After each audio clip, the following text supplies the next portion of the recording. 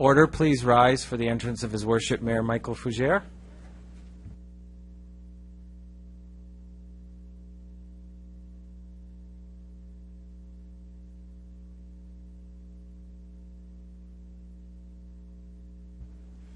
Good evening, everybody. We'll begin the meeting with a prayer. We beseech thee, Lord, to bestow wisdom upon members of this council in order that their decisions may be founded in justice and prudence. Amen. Please be seated.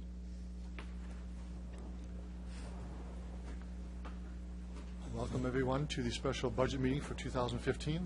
I have a motion to confirm the agenda, please. I'll move the agenda. Councillor Bryce, seconder, please. Councillor Young, all those in favor? Opposed? Carried. There are several budgets being reviewed tonight. The first one is the police service budget. That's the Deputy Mayor to please take my seat.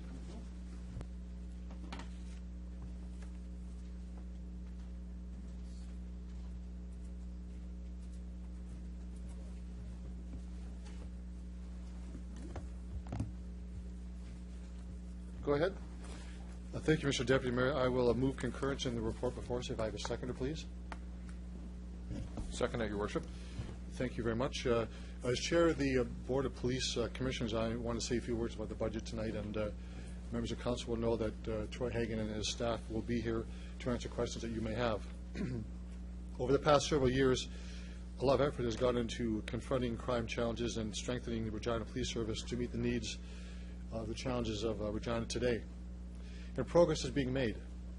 For Regina, compared to 10 years ago, overall crime level has gone down by 41%, property crime by 49%, motor vehicle theft is down by 69%, residential break-in enters is down 70%, and violent crime is down 32%. These are all very encouraging numbers, but of course much more needs to be done. The RPS works every day to keep our community safe, taking into account initiatives like working with our community associations and City Council to strengthen the service's community policing initiatives, working hard to build strengthening positive relationships with our diverse community, and actively participating in many community events such as Round Dance and the RPS Half Marathon. Continuing to expand the use of social media to communicate with Regina residents, the service has over 18,000 followers on Facebook and over 23,000 through the Twitter account at Regina Police. Continuing to focus on attention for children ages 11 and under who are identified as at risk for involvement in the criminal justice system.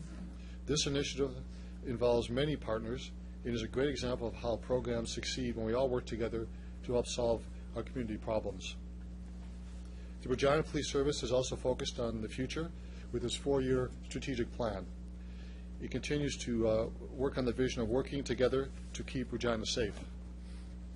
This budget supports the strategic direction of the RPS and was built on the principles of accountability, transparency, fiscal responsibility, innovation, continuous improvement, and excellence in policing. The 2015 budget includes salary and operational adjustments.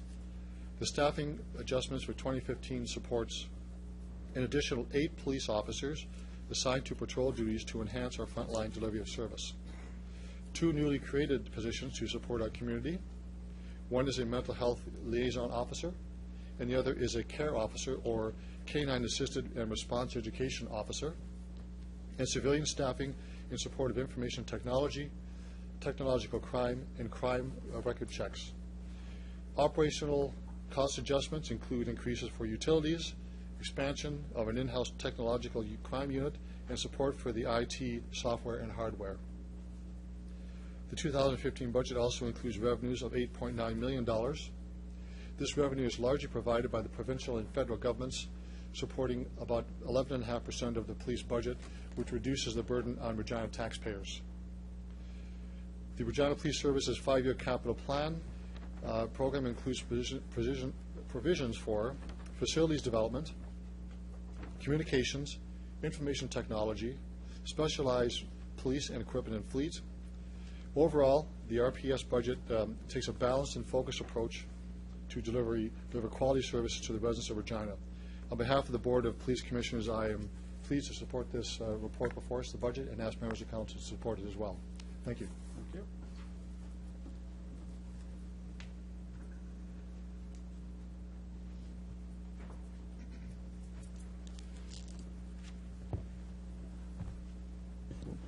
Thank you, Councilor Flagel. Are there speakers to it? Councilor Donald. If I may ask questions, Yes. please. I invite the chief to come forward. Chief, could you come up with your help and answer questions?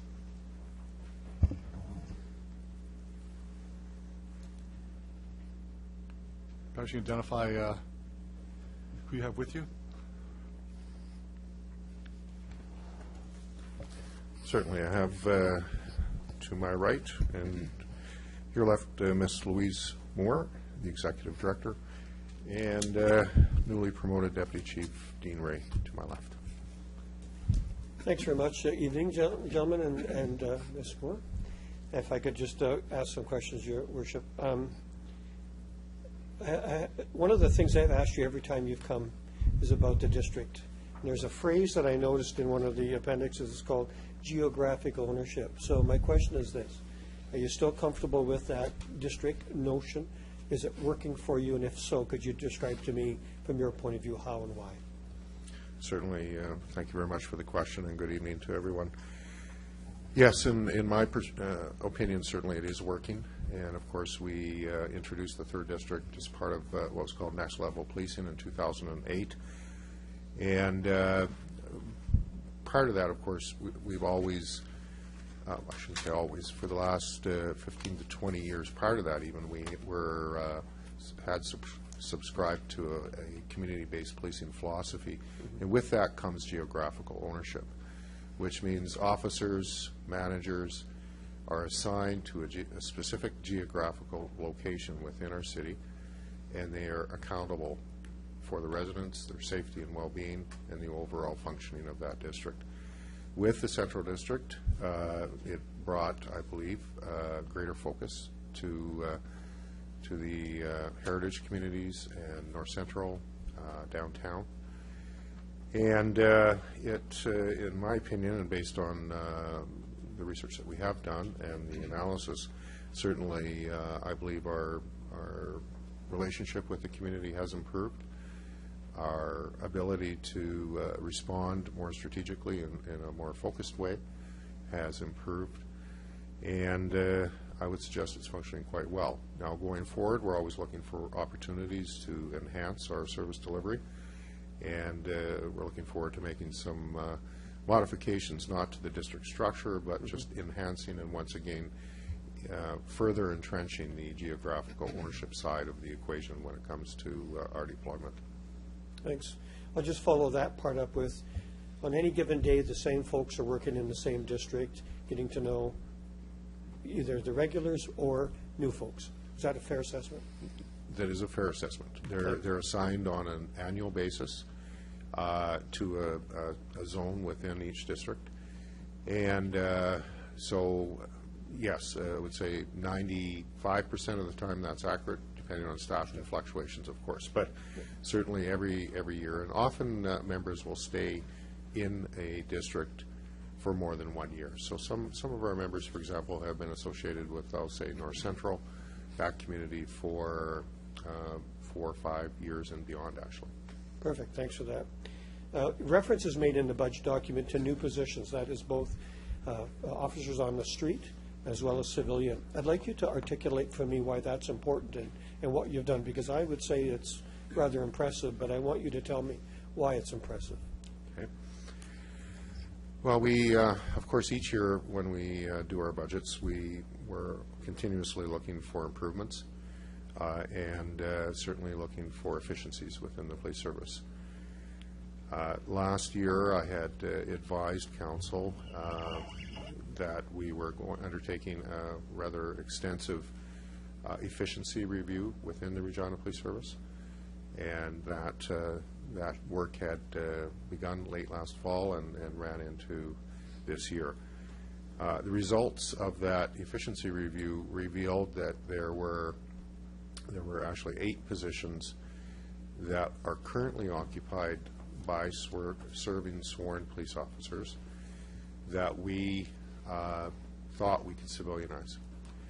And not only based on cost savings, because they are relatively substantial, but also to looking at other aspects of our work in terms of trying to attract people perhaps with specialty skills that would complement our operations and support our sworn police officers. Sustainability in some of these specialized positions. So there were 8 positions that were identified, and that, of course, is contemplated in the budget. 8 of the 12 positions will then, throughout 2015, will be converted from sworn, once held sworn, to civilian positions. There were 4 additional positions identified in the document, sir, that are above that. Mm-hmm. The net result in terms of cost savings, had we gone a more traditional, I would characterize it that way, ask of just asking for 8 additional police officers and doing the budget increase would have been approximately $500,000 more.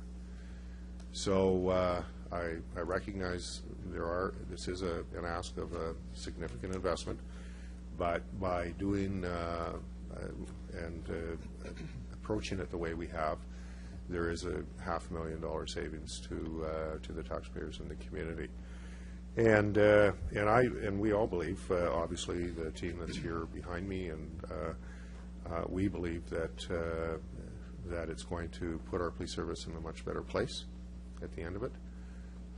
Save dollars, but make those improvements as I indicated to you. Thanks very much. Within the new positions, there's actually some that are specifically named, and I would like you to take the opportunity, please, to tell me why you're going to have a mental health officer and the impact that may have on your ability to carry out your functions. Certainly. Well, there's been much discussion within Canada and, of course, beyond with respect to mental health and caring for those that are in need, that are suffering from a mental illness. And we looked at some emerging best practices. As a matter of fact, early this year, in January, I believe, there was a conference that I attended and others with respect to mental health, and it was put on by the Canadian Association of Chiefs of Police. At that conference, a number of best practices were discussed, and a lot of them were emerging, but certainly it was apparent to myself and others that police services, progressive police services, were actually adopting a model where there was integration between mental health providers and policing services.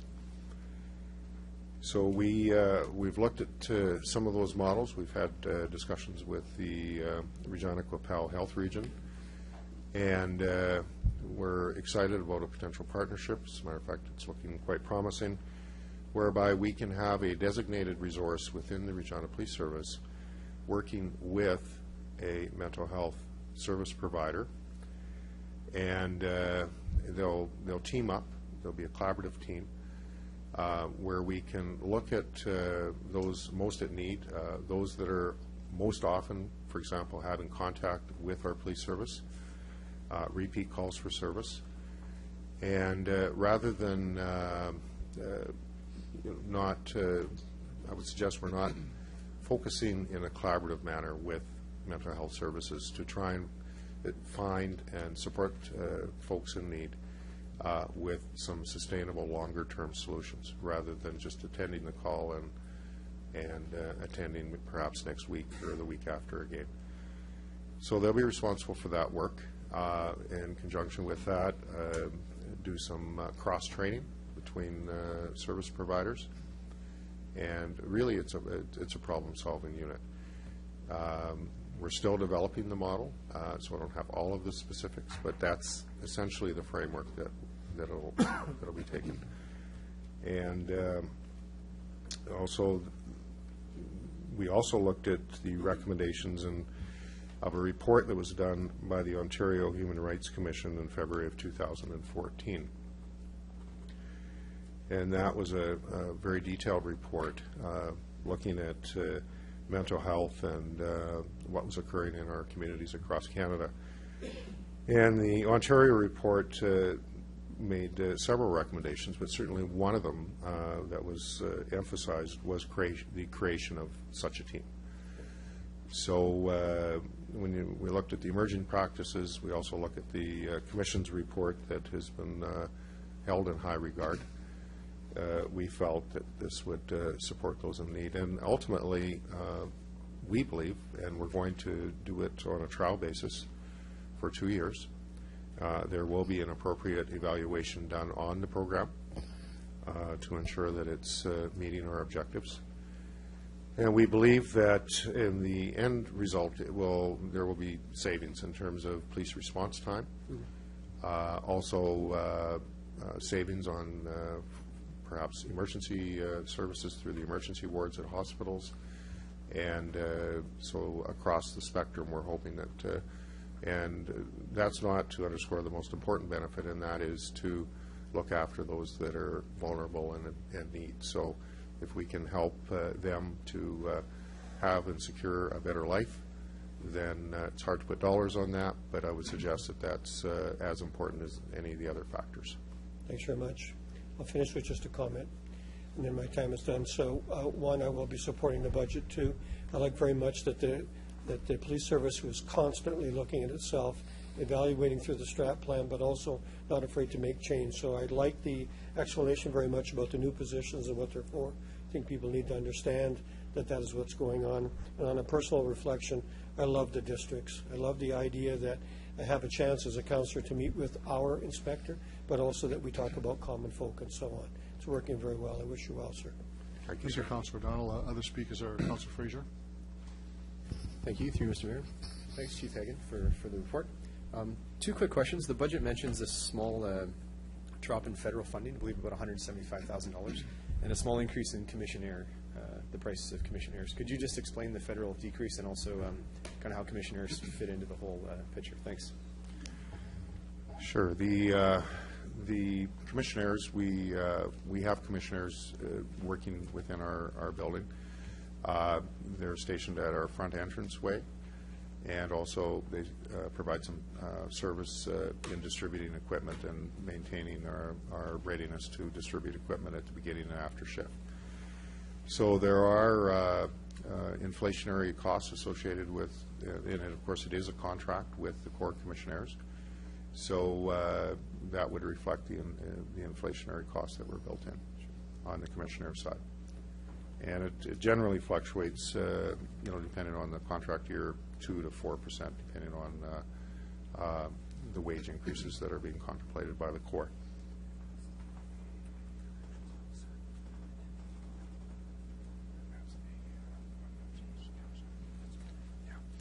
The federal cut that was referenced in the budget refers to the Community Corrections Liaison Officer, and that is a position that we had at the Osceola Center.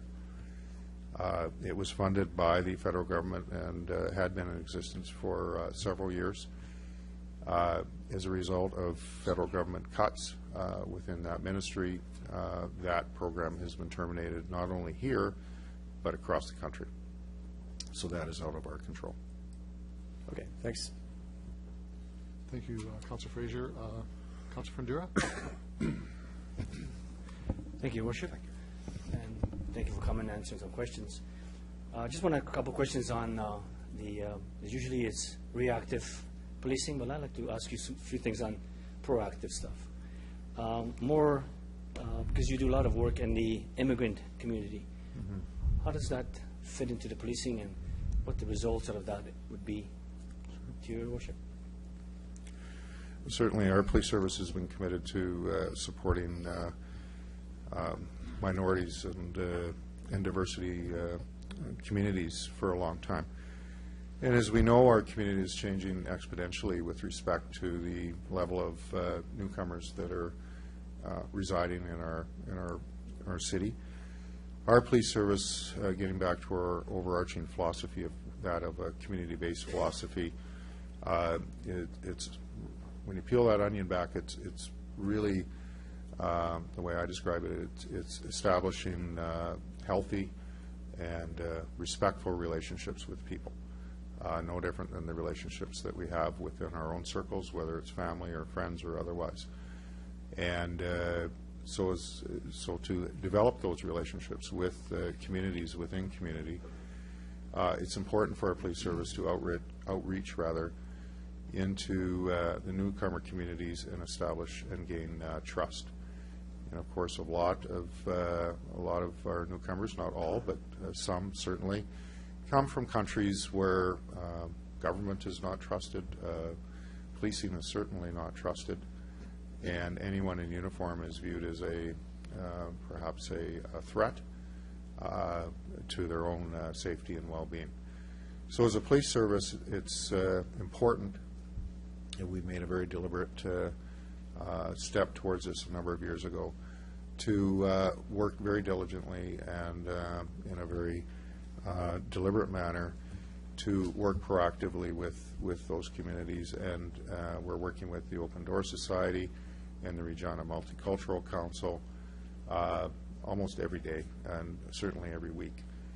And we're working with them in terms of helping them and supporting them with their outreach programs, and also bringing newcomers into our police service for tours and discussions about policing. We've also done, 3 years ago now, we completed first of its kind, actually, a video series in a number of different languages that describe to people in their own language what policing is about, what Canadian policing stands for, sort of the do's and don'ts in terms of being, for example, stopped by a police car. That's one example. So it has been a priority for our police service. We have a very motivated cultural and diversity unit with both sworn and civilian members who work extraordinarily hard to be in the community and be visible and attending everything from First Nations feasts and powwows to working. One of the latest examples was during the holiday that the Muslim community were recognizing. We were very involved in that, and we've had different presentations from various cultural groups as part of our own diversity training within the service on many occasions, including Islam. So it's all about getting to know one another, and we know it's work in progress because relationships are not built overnight. We have to earn their trust and their respect, and we know that, and we're prepared to do that, and we work very hard to that end. Thank you for that, Chief. And one more. That brings the question into education also. That kind of falls right into this piece. Policing its costs, but you are, as a police force, going ahead of that curve and bringing education to the community. You've been doing that for a while. If you just give me a couple more examples, or how well is that working? When you, instead of going to a react, you're proactive. And, what kind of benefit is community seeing from that? Through your worship? Well, I think it has tremendous benefits, and we're there are so many different examples, Councillor. I could just name a few. I mean, everything from our school resource program that the Regina Police Service had the first school resource officer in Canada in 1945. So this has been a long journey for our police service to build and teach and work with people. The Citizens Police Academy that we have has been a tremendous success, and they're still wait lists for that class that's held twice a year. We just had a recent graduation here with the Citizens Police Academy, and that's about teaching, but also in any opportunity where you're teaching, you have an opportunity to learn as well. And we get to learn by having those discussions and conversations with our community on their general feelings and sentiments, and then we always take things back too. So there are countless things that we have in motion with respect to our community. We also are very excited about a new program that was launched in the last year, and that's Campus Public Regina, located at Cochrane High School, which is put on by the Regina Board of Education, Public Schools, and it's a brand new, emerging, and very exciting, I would suggest, learning model where students have an opportunity to almost pick whether it be a trade or a profession, policing being one of them. And to our knowledge, we're the first in Canada to adopt that model as well. And so we have an opportunity to have young people in high schools, grade 11 and 12, that aspire or at least are interested in policing. And we have a school resource officer that's there delivering that class on a regular basis. So it's work in motion. There's always more that can be done, and we're always looking for new opportunities to do more. But I would suggest that we're doing a good level of education in our community.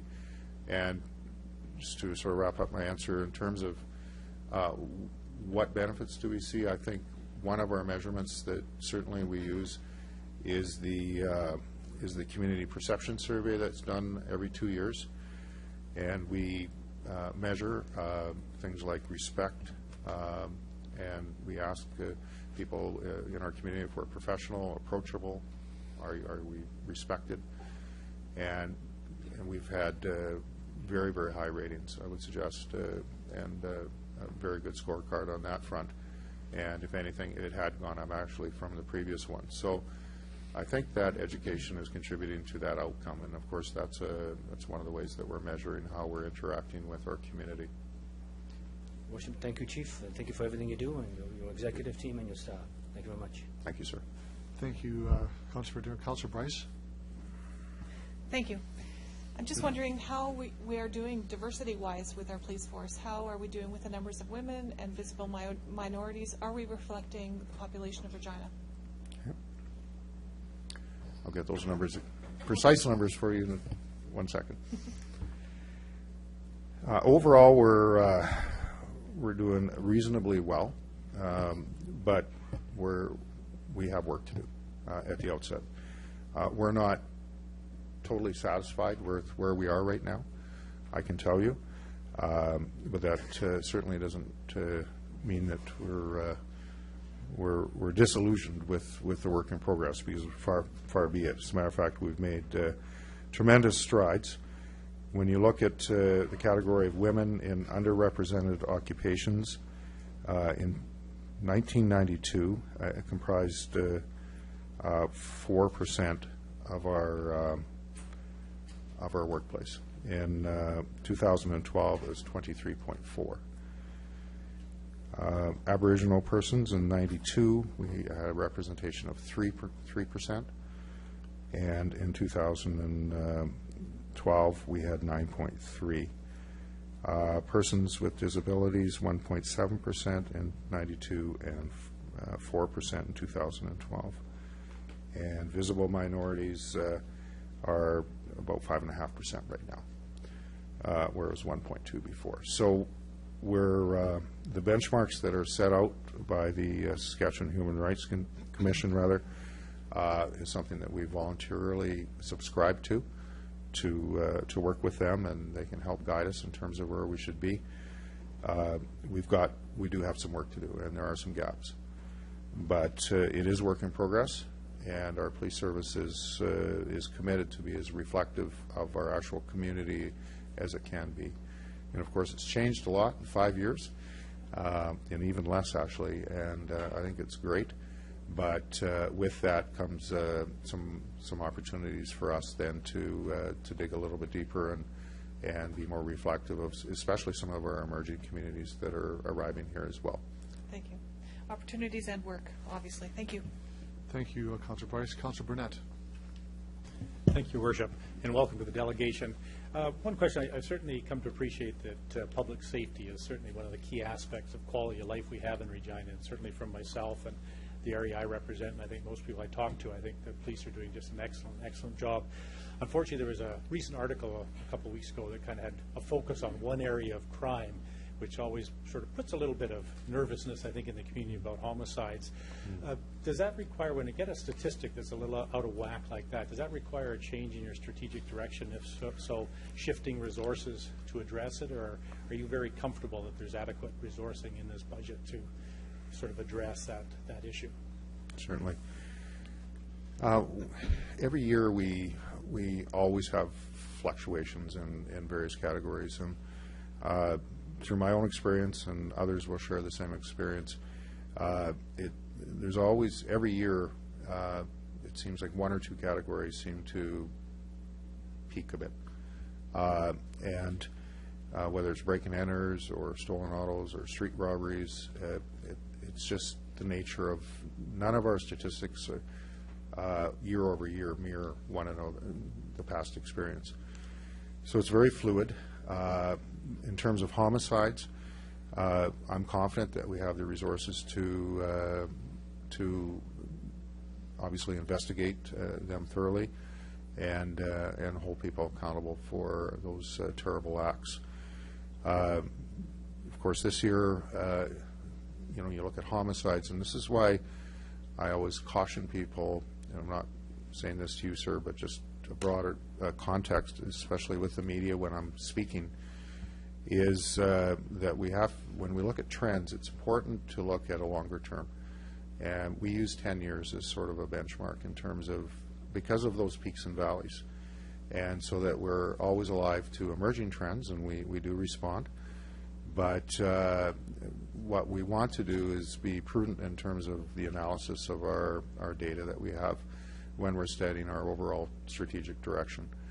And we find that a longer view of crime trending informs us better than, say, an annual snapshot or even a monthly snapshot, so that we're not adjusting resources continuously for what often turns out to be temporary blips, I suppose, in terms of overall trending.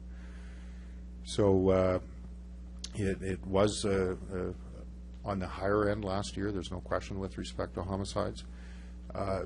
Again, the overwhelming majority, if not all of those homicides, there was a relationship between the offender and the accused, and that doesn't diminish the significance of the crime. Excuse me. So we investigate them thoroughly. I'm satisfied we have the resources. And, of course, this year there are 5 so far, 4 of which occurred in the city here, and 1 ended up being an RCMP charge. So it just sort of demonstrates that things tend to ebb and flow. They're obviously, each homicide is significant, and I always say one homicide is too many, because it's profoundly hard on the victim's family. No, thank you. I just appreciate hearing your comfort level that you've got the resources to sort of deal with these sort of trends. So thank you. Thank you, Councilor Burnett. Other questions or speakers? Councilor Murray. Thanks very much, Your Worship, and thanks very much, Chief, for coming forward and taking some questions. I'm just going to make my question really short, just looking for a really simple answer. What percentage of the overall city budget is covered by the police? Obviously, every year that changes depending on how the city budget changes, but I'm just curious, what does it look like this year versus last year, if we just have a percentage number? It's 17.9%, which is a significantly lower than it was even a few years ago, where it was over 21%. Thank you. That's a significant drop. Obviously, we're still able to do the work that the RPS needs to do, but doing it leaner and more efficiently. Would that be a correct way of putting that? I'll say that we're striving for efficiencies continuously. Well, it would appear that way, Your Worship, when we've got a number that's dropped from 21% all the way down to 70% of our overall budget. Thank you very much for the hard work you've done, and thanks for taking my questions.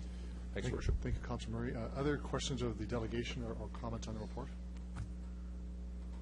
You can stand now, Chief, for you and your staff. Thank you very much for answering questions. If there's no more speakers on the report, I'm going to call the question on 14-120.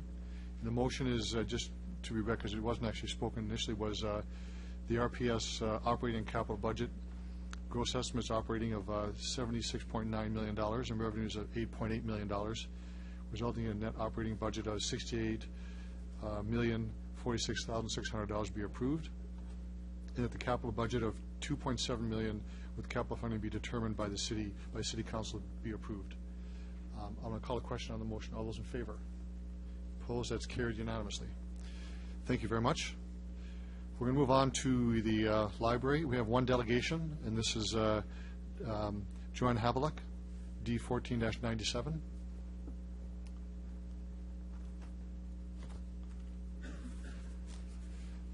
Ms. Havelock, if you could identify yourself, who you represent. You have 5 minutes for your presentation, and there may be questions after.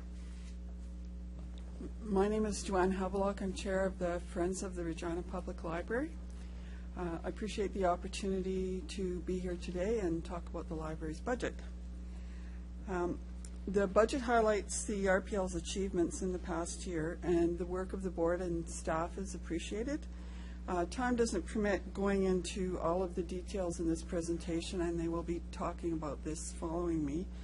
But some of the interesting highlights this year were the RPL's sponsorship of John Pateman's presentation, Developing a Community-Led Public Library. He has some very interesting ideas that I think would be great to further adopt in the city of Regina. There was a Geek Summit and a Makerspace Conference. The literacy cafes and language kits are things that have been developed. Dunlop Art Gallery has a lot of interesting events and exhibits this year.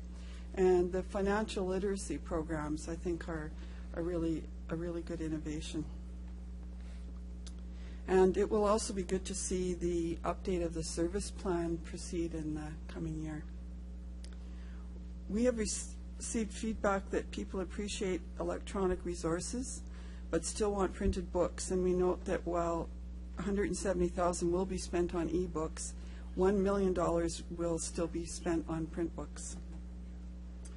There is concern about the significant funds for self-service checkout machines with targets that would mean only 10% of checkouts would be face-to-face. Unless a patron searches out a staff member, they do not have the opportunity to interact and discuss what they are reading or hear about new books, movies, music, or programs. And some people feel that this creates a lacking in what is going on at the libraries. 2 years ago, we noted the need for library resources in many languages as our province gains from newcomers from around the world, and the continued importance of services related to Aboriginal culture and community members. FERPL appreciates that the Saskatchewan Library Trustees Association continues to highlight the need to support these services through all Saskatchewan libraries and present these issues to the provincial government. We also recognize the value of equipment and services supporting the use of the library's materials by people with disabilities. While fundraising can support some capital expenses, FERPL continues to emphasize the importance of a strong publicly funded budget for maintaining the library's buildings, high-quality services, and staff. Thus, FERPL supports the request for a 2.7% increase in the mill rate to support the RPL's 2015 budget. Negotiations are continuing on the CUPE Local 1594 staff contract that expired December 31st, 2013. Library workers are the heart of the libraries, and we need to ensure adequate funding for RPL staff and for ensuring good working conditions and a positive atmosphere. Improvements to the Glen Elm, Sherwood branches, the Dunlop Art Gallery, and the Children's branch will help serve patrons better, and plans are proceeding on the North Central Shared Facility, which will be interesting to see develop. FERPL was pleased to see the RPL initiate a new consultation process about Central Library, and we encourage citizens to take part. We look forward to the consultant's report. The RPL has stated is holding back on expenditures on the Central Library building. This raises concerns that it could be like Connaught School, where neglect led to what was avoidable problems, causing the demolition of the building. The phrase, "the new Central Library will become a distinguishing city landmark," seems to indicate a predetermination of a new building involving demolition of the current building. And again, our feedback has been that people would like a design that renovates and adds to the current building, and that the cost of upgrading Central Library should be kept to a reasonable level that doesn't necessitate public-private partnerships. Previously, we have noted that new demands are being created for library services as Regina's population grows and neighborhoods develop and change. And again, we were asking what progress has been made by the library Ms. Havelock, board. you have 30 seconds. Okay, in developing initiatives to address these changes. How has City Council recognized the impact of new developments? So we're talking about 21st century libraries, and we hope that this will be not just trends, but sustainable initiatives. And as always, the citizens of Regina support the libraries, and we're pleased to be here to support dialogue and discussion. Thank you. Thank you very much for your presentation. Are there questions? Councilor O'Donnell? Thanks. Good evening. I just want to make a comment first. I appreciate the balanced approach that you take in your presentation. It's important for us to hear both the good and where you would come from for change, so thanks for that. I have one question. When you were here before me one time, sorry, not me, well, maybe me, and you asked, and you were instructed or asked or hoped or dreamed to contact the provincial government about funding. You told me you did. Did you ever get a response?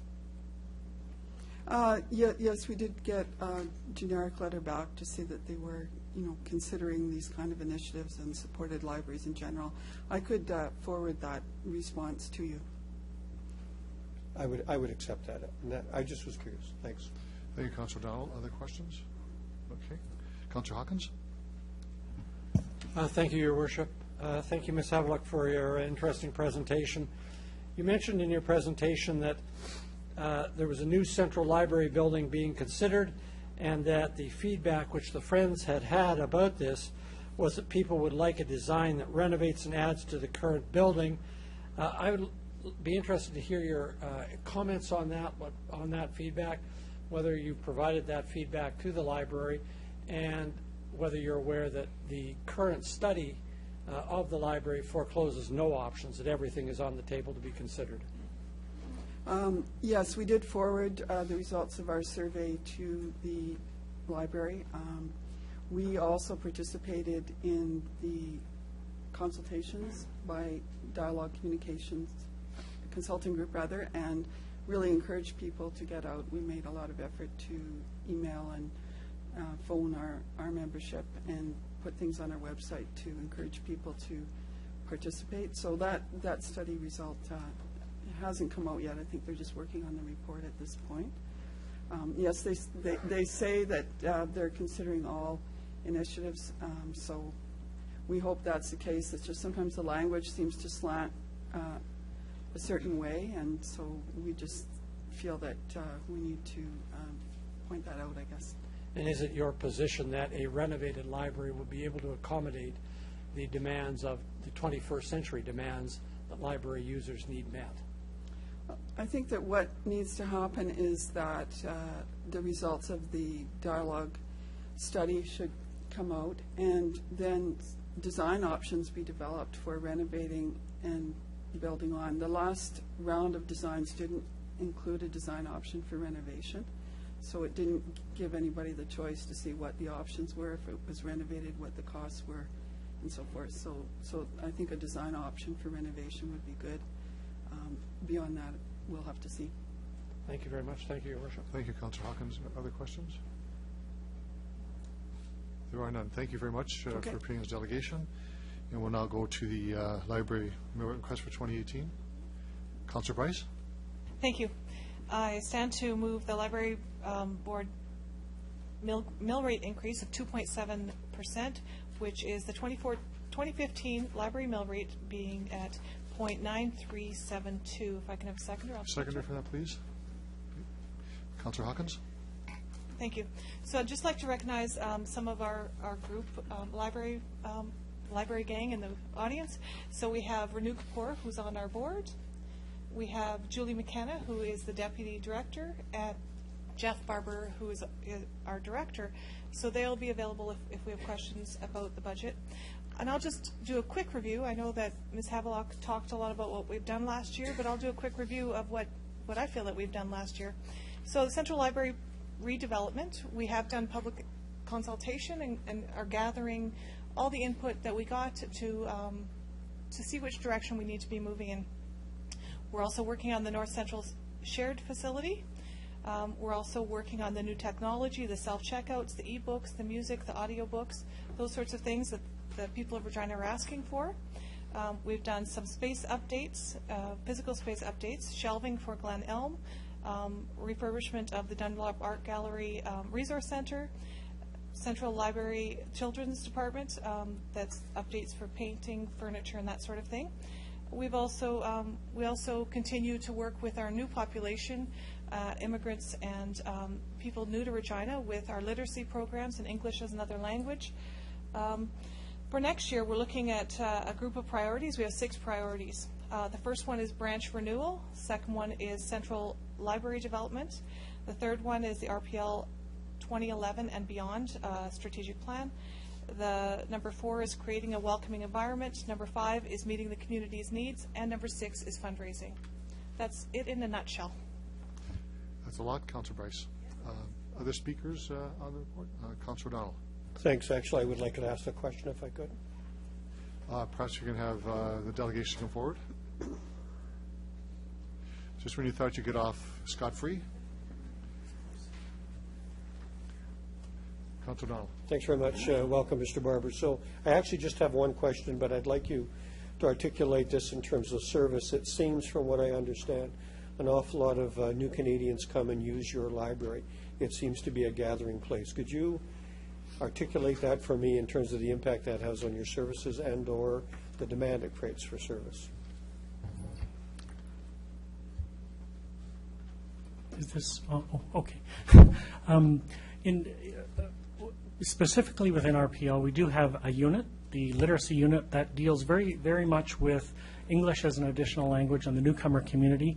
But within our system, with 9 locations throughout the city, it is actually a service support that is provided throughout the city, and we have literacy tutors that meet at the Bothwell branch with their learners. We have conversation classes that happen downtown, led by volunteers, working with that community, and a lot of that because the one-on-one tutor sometimes has a backlog of candidates waiting for tutors but unable to fill. Some of those volunteers then teach groups of learners while they're waiting for an individual one-on-one tutor.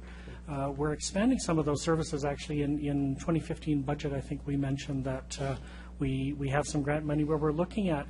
We've done a lot of work with helping newcomers become fluent in English in terms of spoken English and being able to understand English from a spoken perspective. But that next step in some of that personal freedom and ultimately economic potential is in written English, and being able to communicate in the written language to make that next move in a job or improve your economic possibilities. So we're starting to get into some of that starting in January as well, with a pilot program to work with newcomers in written English.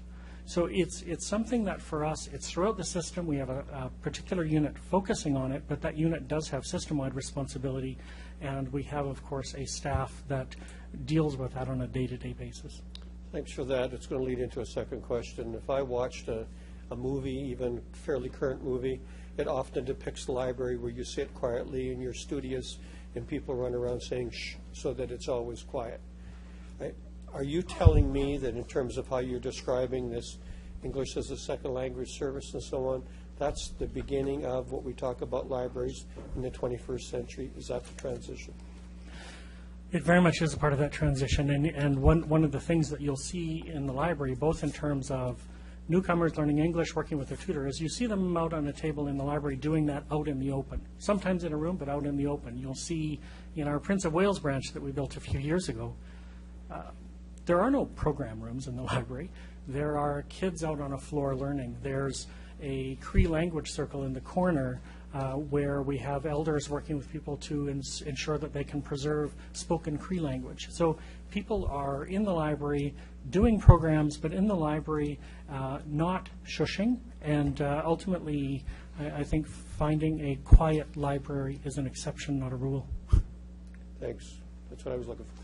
Thank you, Councillor O'Donnell. Other questions of the delegation? Councillor Fundura? Oh, I'm sorry. Councillor Young. Then Councillor Fundura. Thank you, Mr. Mayor. When I was at a meeting with your board, I think it was last year, you also spoke about the percent of people who use the library in many different ways, and the work you do with people who are new to this city is absolutely outstanding.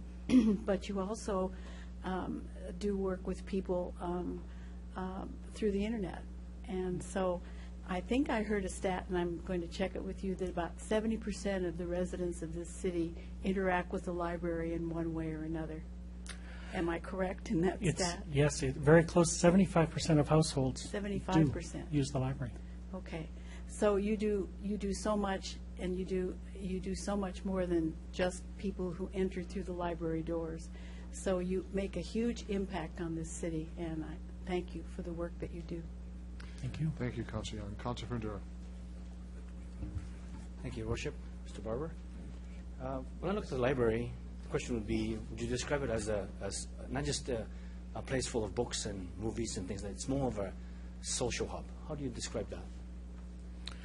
It is. I guess we, excuse me, we generally will refer to it, I guess, as a community hub. And again, getting back to Prince of Wales as one of our newly built examples, certainly we also have those characteristics, though, at all of our locations, where we're looking at building the public library as an engagement place for the whole community, whether that is books or videos, or whether it's learning from each other, having programs in a room where one member of the community can teach others about, and the Geek Summit is one of those examples where geek in its modern sense is about someone who's very passionate about something, and where you get that person coming, teaching their passion to others and letting others know, using that learning opportunity to teach others about what it is that you love.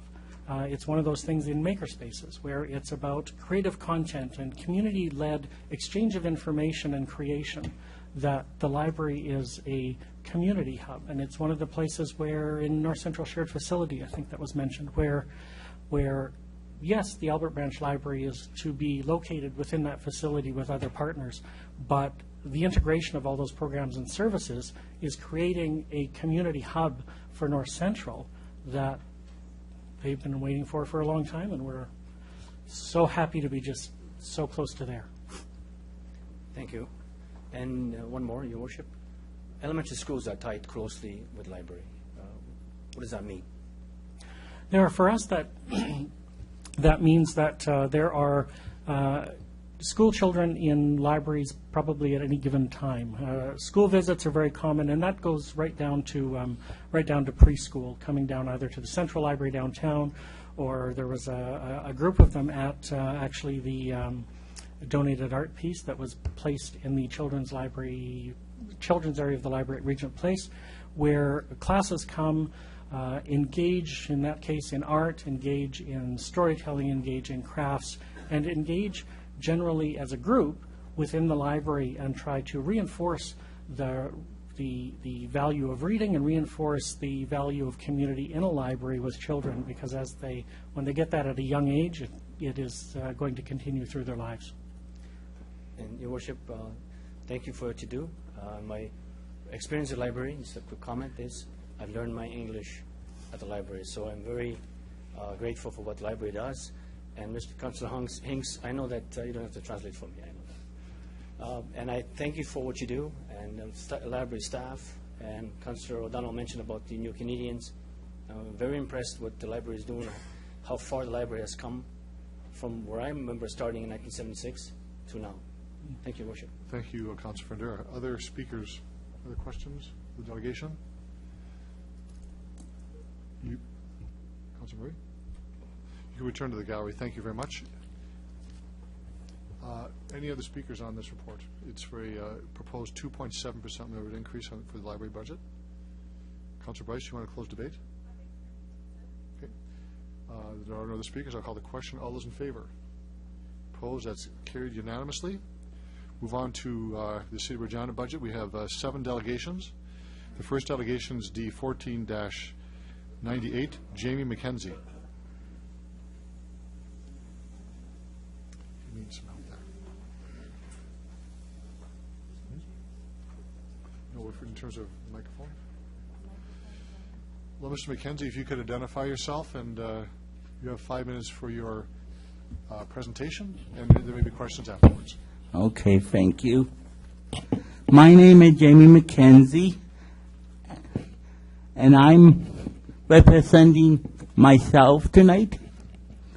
His Worship and honorable members of City Council, thank you for letting me speak tonight. Because of Regina City Council decisions in the past not to fund Regina paratransit service and provincial government not increasing their share of funding under Regina paratransit under the Transit Assistance for Disabilities, people with disabilities.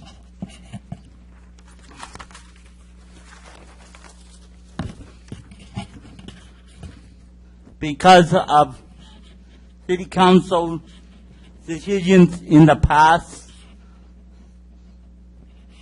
that is having hardship on customers of Regina paratransit service.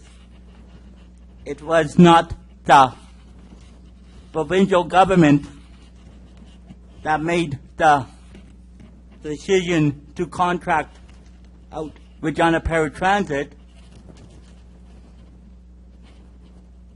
service to a private contractor like First Canada, because the contract with First Canada increases every year of the contract. Regina paratransit customers have hardship when you are told paratransit bus is all booked up.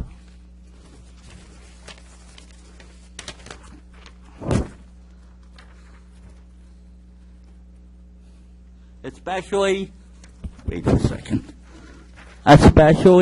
when you want to go grocery shopping or any other social activities.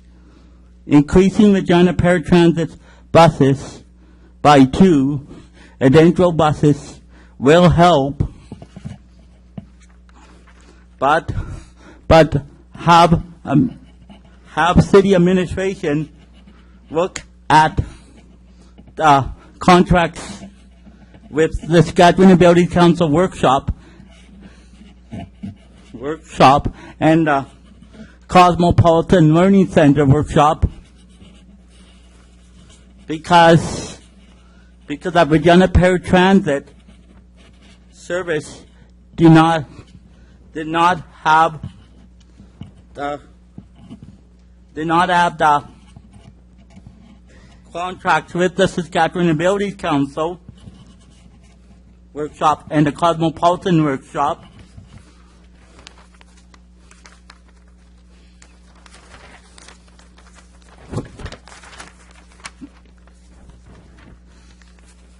They could increase public service trips funds, because provincial government part of Regina paratransit service. Thank you. Thank you very much, Mr. McKenzie, for your presentation. Are there questions of the delegation? Councillor O'Donnell. Thanks, Your Worship. Welcome, Mr. McKenzie. I want to ask you a question about accessible cabs. We issued some licenses in the last while. I'm wondering if you have any information whether that's made any difference. I don't know. Okay, thanks. Let me speak. Okay. I don't know that for a fact yet. Okay, thanks very much. I have one other question.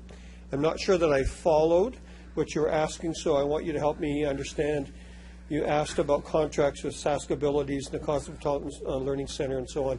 Could you describe for me what you mean by your last paragraph? Okay, this is my experience from 1998 in Saskatoon. They contracted. They do no longer do contract with the Cosmo Industries or the Saskatchewan Abilities Council. It's contracted out with First Canada, and I would like to see that here in Regina, so it would free up more service. So you could get more trips, so you could get more funding from the provincial government.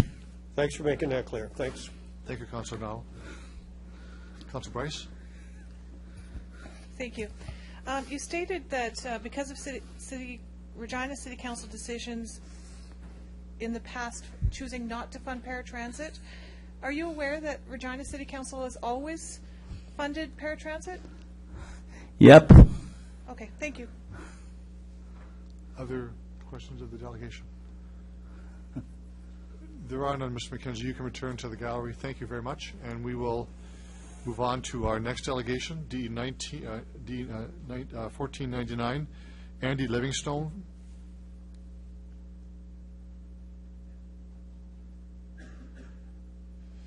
If you could identify yourself, who you represent. You have 5 minutes for your presentation, and there may be questions afterwards. I'm not sure why I should be here with the mic. But okay. My name is Andy Livingston, and I'm a representative of the Saskatchewan Human Rights Commission. I'm the Systemic Advocacy Specialist within the Investigation Unit, and it's a pleasure to speak to you this evening. I'm going to speak about some of the work that the Commission has been doing with the City in regards to transportation with people with disabilities. The Commission is pleased with the work carried out by the ASAC Group, focused on improving transportation initiatives within the City of Regina. A lot has been accomplished in approximately 1 calendar year to improve access to transportation for people with disabilities. The Commission is encouraged that the focus of accessibility has been highlighted throughout the circulated budgetary documentation. The Commission is pleased with the steps that have been taken in the last year, but is cognizant that the work is not yet completed. The Commission notes that there are significant proposals made within the budget materials circulated for discussion this evening. The Commission supports the review of the paratransit system and service, the commitment of $3 million to rejuvenate the existing paratransit fleet by the purchase of 6 replacement buses, and notes that the new commitment to allow administration to use private hire taxi cabs to ease the burden on the system during peak times. However, the Commission does note that the refusal rate experienced by citizens in the City of Regina is still significantly higher than the acceptable refusal rate of 1%, and the City has yet to make a commitment to expand the existing fleet. In the area of conventional transit, the Commission is encouraged by the commitment of the City to convert to 100% low-floor buses, allowing greater access to those citizens with disabilities. I'll add, along with the hotspot snow removal initiative, the Commission is pleased to note that the City is intending to pilot a barrier-free bus stop in the near future, and it is hoped that this bus stop, if successful, can become a template for all new stops in the future. The Commission strongly supports the continuing implementation of automated bus stop announcements. However, it does not appear to be mentioned in the budgetary material. The Commission expects the City to work with transit operators to implement acceptable alternatives until the point in which the automated system becomes fully operational. The Commission would also like to commend the City for an increased commitment on accessible pedestrian signals. We look forward to working with City administrators to continue to improve access to this technology within the wider community. The Commission does note, however, that the implementation of APS in Regina is significantly below other municipalities within the province and nationally. The Commission looks forward to working with the City to eliminate this discrepancy. Thank you. Thank you very much, Mr. Livingston, for your presentation. Are there questions of the delegation? Councilor Dowell. Thanks very much.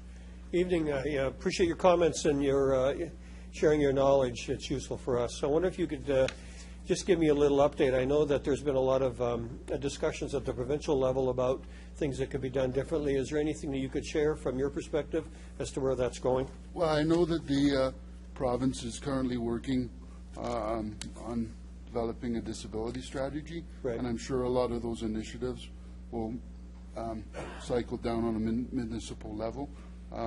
but we are continuing the work within this municipality on various accessibility initiatives. It wasn't mentioned in my presentation, but the taxi cab initiative that was mentioned in your question to Mr. McKenzie earlier, it appears has been successful from what we've been able to garner within the community. There are now 10 cabs that are operational within city limits, and we understand that those cabs are operational 24/7, which is a significant improvement over what was in place before. And we look forward to the city honoring their commitment of more taxi cabs in the following years, and also the analysis that will inevitably continue into that service. Thanks very much. And because of what you just said, I'll ask you one more question. So you acknowledge that we've gone to low-floor buses, and that was very much on purpose. Has that made life any different? That's difficult to tell. Of course, unfortunately, yourselves and our office can't take into account Mother Nature, so the low-floor buses appear to be useful for those with disabilities during the summer months. However, there are some challenges during the winter months, but we are working with the city on a snow removal hotspot initiative where a number of the hotspots that appear to be used by those with disabilities will be cleared at a more significantly quicker rate than was previously. So that's a big initiative that we're hoping will allow more patrons to use conventional transit and in turn take some of the burden off your paratransit service as a municipality. And also, as mentioned, we are encouraged that there is some money that has been put in place to allow those cabs that I mentioned earlier to be used by the administrators of paratransit to ease the burden during peak times. However, it appears to be a small amount at this time, but we're hoping over time that will prove to be successful and that money will be increased. I appreciate your insight, sir. Thank you. Thank you, Councilor Donald. Other questions? I have one, and I want to thank you for being here to present your interaction with our administration, who are working hard to meet your objectives. Do you also meet with the provincial government with respect to accessibility, particularly with paratransit and how they can participate in the program they established with us first? Of course, we're always in touch with your provincial counterparts and working with them to improve accessibility throughout the province. Good. Thank you very much. Thank you for your being here tonight. You can return to the gallery then. We'll move on to our next delegation, Gord Archibald.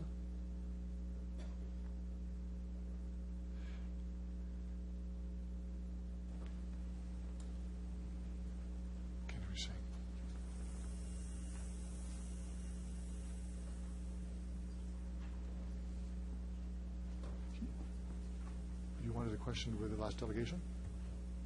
Okay. Yeah. Good. If you could just identify who you represent. You have 5 minutes for your presentation, and there may be questions afterwards. My name is Timothy Toju. I'm with the Association of Regina Realtors, and here with me is Gord Archibald, our CEO. The purpose of the submission is to inform City Council of the effect that property taxes has on housing affordability, comment on the issue of funding for local governments, and to provide the association's view on the 2015 proposed budget. Some of the quick facts. The Association of Regina Realtors operate the multiple listing service system in Regina and area. It is projected that 3,700 properties valued at about $1.2 billion will exchange hands through the system in 2014. It is estimated that the economic impact of residential sales through the MLS system is to the local economy through ancillary consumer expenditures. Sales in 2014 was about $150 million. The association represents 40 member offices and 490 individual realtor members in Regina area. So how does property taxes affect housing affordability? There's five primary cost factors: the purchase price of the home, the cost of financing the purchase, so your mortgage, utilities, insurance, and property taxation. Consumer survey done in recent years by the association consistently indicate that property tax is a key factor in determining purchasing decisions. A survey conducted earlier this year for the association found that property taxation only ranks behind the purchase price and monthly mortgage payments and ahead of insurance and utilities as factors when choosing a home. Although there's been some moderation in the past year, the price of homes in local market has increased 2.7 times in the last 10 years. The impact of rising prices on affordability during the period has largely offset by historic low mortgage rates. This offset, however, has a temporary nature to it, in that mortgage rates will inevitably rise. When rates do rise, this will add more cost to homeownership. Increasing taxation affects affordability of housing in the community. It is not necessarily the relatively small dollar impact in any one year, but the cumulative effect of the total property tax bill over a longer term. The amount of property taxation on a home being purchased is taken into account by mortgage lenders when approving financing. The higher the level of taxation, the less financing there is available to purchase a home. In addition to home purchases, affordability may also affect existing home owners, in particular those on fixed lower income. The property tax is regressive in nature, having no necessary relationship to the income of the homeowner.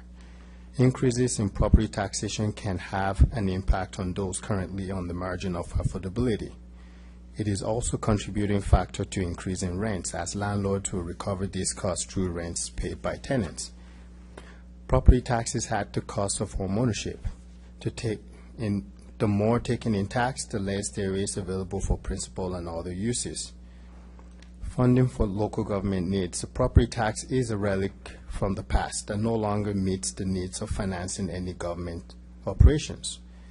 It is a tax on the capital of families, farmers, and businesses, with no necessary relationship to income of the property owner, and as such distracts from housing affordability.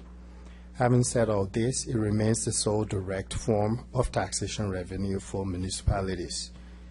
We do acknowledge that municipalities face a very significant challenge regarding infrastructure, funding both the renewal of existing infrastructure and creating new infrastructure arising from growth. We do not believe it is reasonable nor sustainable to expect funding for this to be addressed only through You the have narrow 1 minute to go in your presentation time.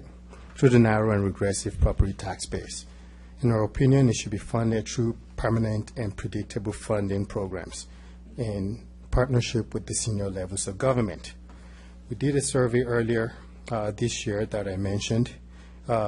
People talked about taxes, property taxes not being well received.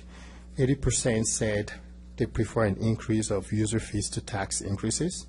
70% support dedicated tax increase to pay for specific needs, and 70% said the growth in Regina is positive and brings benefits. So, in summary, the association believes that the association does support the proposed 2015 budget for 2 primary reasons. Increase of 3.3% is reasonable and more in line with inflation and the cost of supporting growth, and the idea of dedicating 1% of the overall increase to street renewal. Thank you. Your time is now up, unfortunately. Thank you for that. You have to stop it at 5 minutes. Councillor Hanks, you have a question.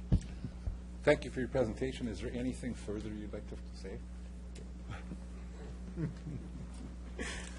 Thank you. Please do. All right. Well, I just want to say, municipal council has a very difficult job, as they generally are not able to receive benefits of increasing taxation revenue due to growth in the economic activity. But that being said, we do appreciate that, this year's increase is not as high as other years, because we cannot expect a zero tax increase as we've seen in previous years. And also, thank you very much for the dedicated tax that goes to a street renewal, because that is great for Regina community. Thank you. Councillor Hinks? As I am a member of your association also, I want to make, and hearing what realtors have to say about things like and Gord's used to getting this question every year from me, increasing taxes by a percentage, don't you believe that it's kind of a backward way of taxation, because the gap gets greater, 4% of $1,000 from the inner city tax bill and 4% of $4,000 taxes, as we go on and on and on, that gap gets greater and greater. Do you not think that would be a better way to do it with the base tax, or every house or every property gets raised the same amount of money? Well, it's definitely one way to do it. I believe base tax is definitely a way to go. We had this same conversation with SAS Party MLAs, and one of the suggestions was, why not tax the land as well? So there's different options that you can look at that would make it more equitable. There are many communities in Saskatchewan that do have a base tax. Have the realtors investigated some of that and maybe prepared to bring a presentation forward to talk about that? It is something that we have been working on the Saskatchewan Government Relations Committee, and perhaps, hopefully, we'll have something for you next year. Thank you. Thank you, Councillor Hinks. Other questions of the delegation? Councillor Donald? Thanks very much, gentlemen. Probably I'll address this to Gord, Tim, if you're okay. So, Mr. Archibald, in years past, we talked about at a national level the need to talk about where the property tax sits in. Can you maybe tell me where you are either provincially or nationally on that kind of front? In other words, the idea of funding for infrastructure. Realtors in Regina and Saskatchewan, for that matter, have been talking about new sources of or a reform of funding for municipalities for many, many years. That's one of the reasons why we approached the provincial government quite a number of years ago with some success to move to a model where funding is based on, comes from broad-based taxes of the provincial government. It manifested itself into the 1% portion of the property tax. The infrastructure challenge in not only in our community but right across the country is massive in nature. I can tell you that realtors at the national level have not taken it on as a national issue. So it's something we've taken on at the provincial level and done quite a bit of work and have dialogue with the provincial government on it. There's no immediate answers to it. One of the things we're looking for at the provincial level right now is reform of the assessment system altogether. That doesn't necessarily address the infrastructure issue. As we mentioned in our paper, the two senior levels of government must step up to the infrastructure challenge, particularly at the municipal level. Property tax base isn't good enough. When you talk about reassessment, are you looking at it happening more often instead of the current rotation of 4 years? Are you looking at one or two? Does that make a difference? We're looking at a number of different factors. That is one of them. Okay. I would say the major thing we're looking for is simplification of the system, and with a notion of moving to taxation based on the size of the property, as an example, the frontage, as opposed to the value of the property. Okay, thanks. I just want to be clear. So you mentioned certainly as a group in Regina, is it consistent across the province that all realtors see a need for a change in terms of funding, and I'll be specific again about infrastructure. Is that universal across the province? I would say that would be a fair statement, yes. Okay, and would you as an association be prepared to take that to your national body again and have a dialogue to see if that can't be effective? We could certainly do that. I know the Canadian Real Estate Association has had dialogue with FCM on the issue. Yeah. I've read material from our national association, just not sure where it sits right now. I appreciate that. I know it's not a frontier issue. I got you. Thanks. Thank you, Councillor Donald. Other questions of the delegation? Councillor Burnett? Thank you, Your Worship. And thank you, gentlemen, for coming forward, and certainly I think in your support of the budget. In your correspondence with your members in the in the Real Estate Association. Do you have a special sort of dedicated sort of process just to talk about the budget and the issues? Because the reason I ask this, I don't know if it's a question or a request, but in the sort of strategic content piece of the budget, I think there's a lot of relevant information that would be very valuable, I think, for your association. And just a couple examples are, there's one tax fact where it shows Regina has probably the lowest property taxes of most cities in the country. And I think, to me, that shows that I think councils have been very diligent in maintaining low taxes. But as you had mentioned, we now have this massive infrastructure deficit. And the other piece I think that's extremely, valuable is to show where the priorities of where this tax increase is going. Things like improving local streets, protecting from flooding, improving transit. Councilor Burnett, there's a question. Et cetera. So I guess I'm just asking, is there a way that we can better communicate sort of the strategic framework of the budget as opposed to just the number? Because sometimes people get caught on a number and sort of just question whether that's too much, too little. But I guess, again, I don't know if it's a question or a request. We have a number of communication channels with our members. We will be communicating our submission, and we can certainly include the summary budget information in that communication as well. Sure. I thought it might be valuable to have bereference to this material because I can see it being valuable to your members. So thank you. Good point. Thank you. Thank you, Councilor Burnett. Other questions? There are none. Thank you for your presentation and your support. Thank you very much. The next delegation is D14-101. This is Jim Elliott. Mr. Elliott, if you could identify yourself, who you represent. You have 5 minutes for your presentation, and there may be questions of members of council afterwards.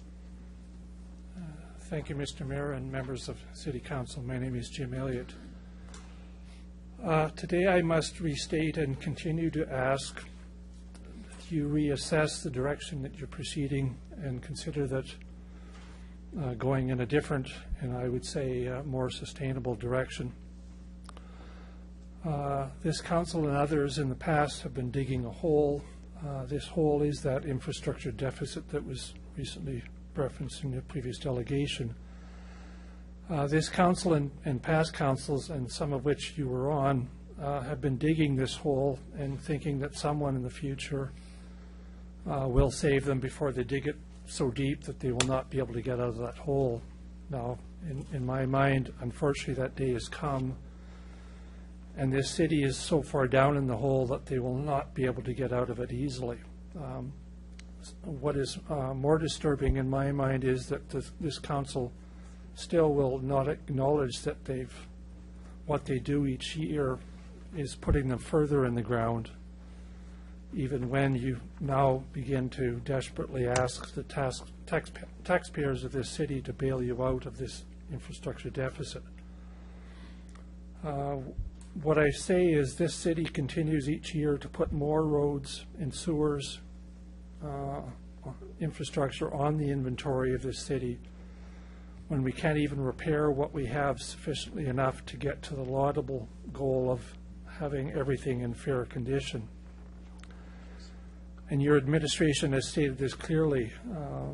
I won't repeat the comments. So, as stated before, this council must begin to rein in the development industry and make them begin to renovate and rejuvenate or build communities such that more than 50% of what they do is done where the infrastructure is currently in place. We have to stop building outward and sprawling across the valuable agricultural land that is beside our cities. Your second substantial action that is seen by many others to be deplorable is your treatment of the disabled community. For many years, this council will not adequately provide a basic mobility service to our disabled community such that they can manage their lives without hardship. They have daily barriers put in front of them to be active and productive citizens in their city.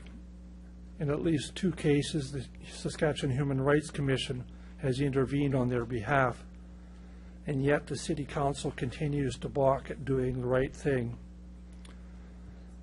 As stated before, this council must begin to redress this inequity by providing at least 2 additional paratransit buses on a daily basis for about $400,000 a year. This should be considered an ongoing yearly addition to the operation budget of this city until such time as the refusal rates go down below 2%. Now, in response to the statement, assuming provincial government support, my concern is that you're giving yourself permission to violate someone's human rights just because someone else doesn't value those same human rights. My other recommendation is to save the city some money and return the paratransit to the city of Regina and have it managed and serviced by Regina City employees.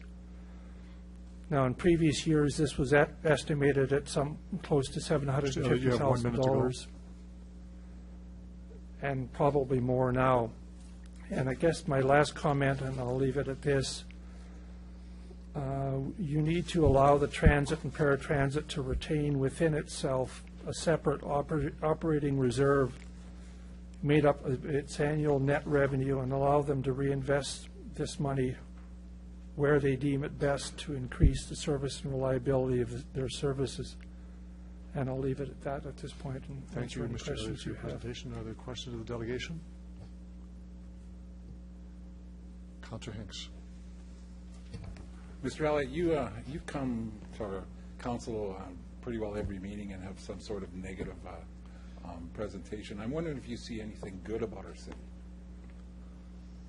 Well, I guess some would say my assessment of the city is that the cup is half full.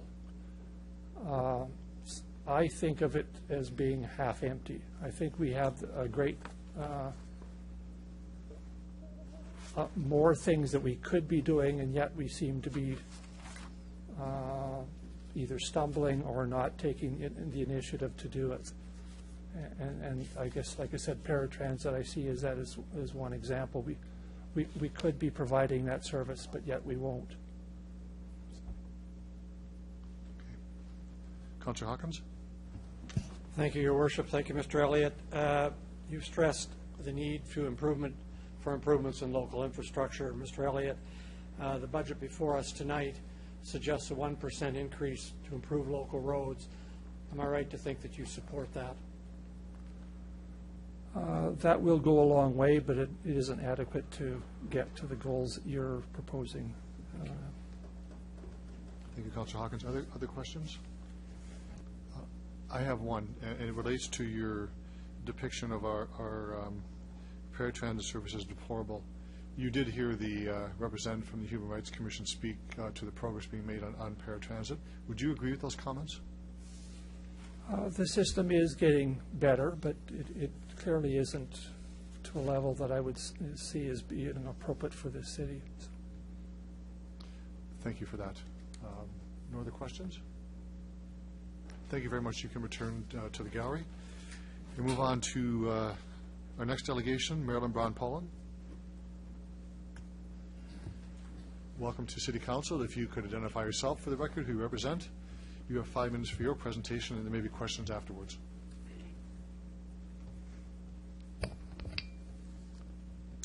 Well, good evening, Your Worship, members of Regina City Council. My name is Marilyn Braun-Pollan. I'm the Vice President for Prairie and Agribusiness for the CFIB, and I'm pleased to be here to provide our Regina small business members' views. As my written submission is quite lengthy, I'll just provide some highlights for that and then open it up for questions. By most measures, Saskatchewan is really a great place to own and operate a business, and in many ways we're the envy of the country, envy of entrepreneurs and business owners right across this country. And we really need to ensure our policies help maintain our competitive edge. And we noted that your budget theme is strengthening our foundation, and certainly I think we can all agree that the foundation of a strong economy is a vibrant, growing small business sector.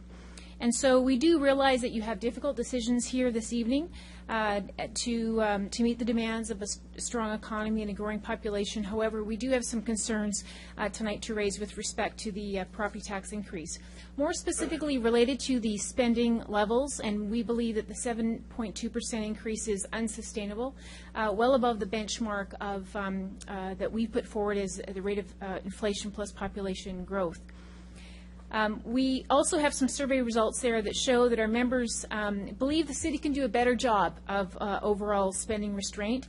We do recognize you've done some work on providing efficient services and have achieved those savings over the last 8 years, but we believe a core services review should be considered, something that has been pledged by our mayor, and it's disappointing it's not occurred to date. So I think without greater ongoing fiscal discipline on operational spending, I think the pressure just to simply hike taxes every year or ask for new taxes will only grow.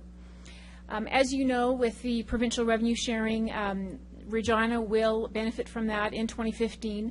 Another increase to that of to about $41 million. But over the last 8 years, it's a 162% increase in revenue sharing.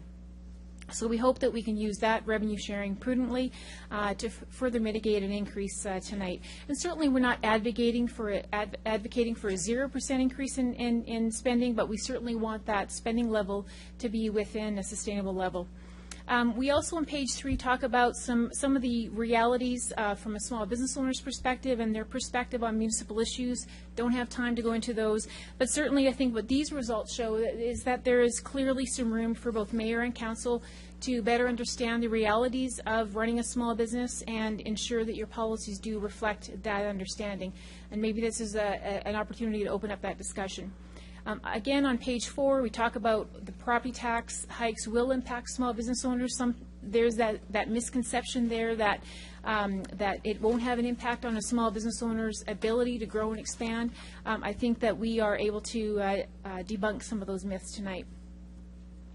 Then finally, just with these facts in mind, we asked City of Regina tonight to limit your year-over-year spending growth to a maximum of inflation plus population, but also look at what's driving that spending growth. And as again, we talk about the fact that we need a core services review that could be conducted, but also I think taking a page from the province, which has within a $12 billion budget looked at reducing the footprint of the civil service. And we know that retirement is a huge issue for the City of Regina. It's 1/3 of its workforce will be eligible to retire in the next 6 years. And so we really think this could be an important once-in-a-generation opportunity to right-size the footprint of civic government. And I think we have an example here from the province. I think we've talked about our commercial to residential. You have 1 minute left in your presentation time. Sorry? 1 minute left in your presentation time. The commercial to residential property tax gap, and again, we fare fairly well when you look at the report that we've released. However, again, how can we look to further reduce that gap?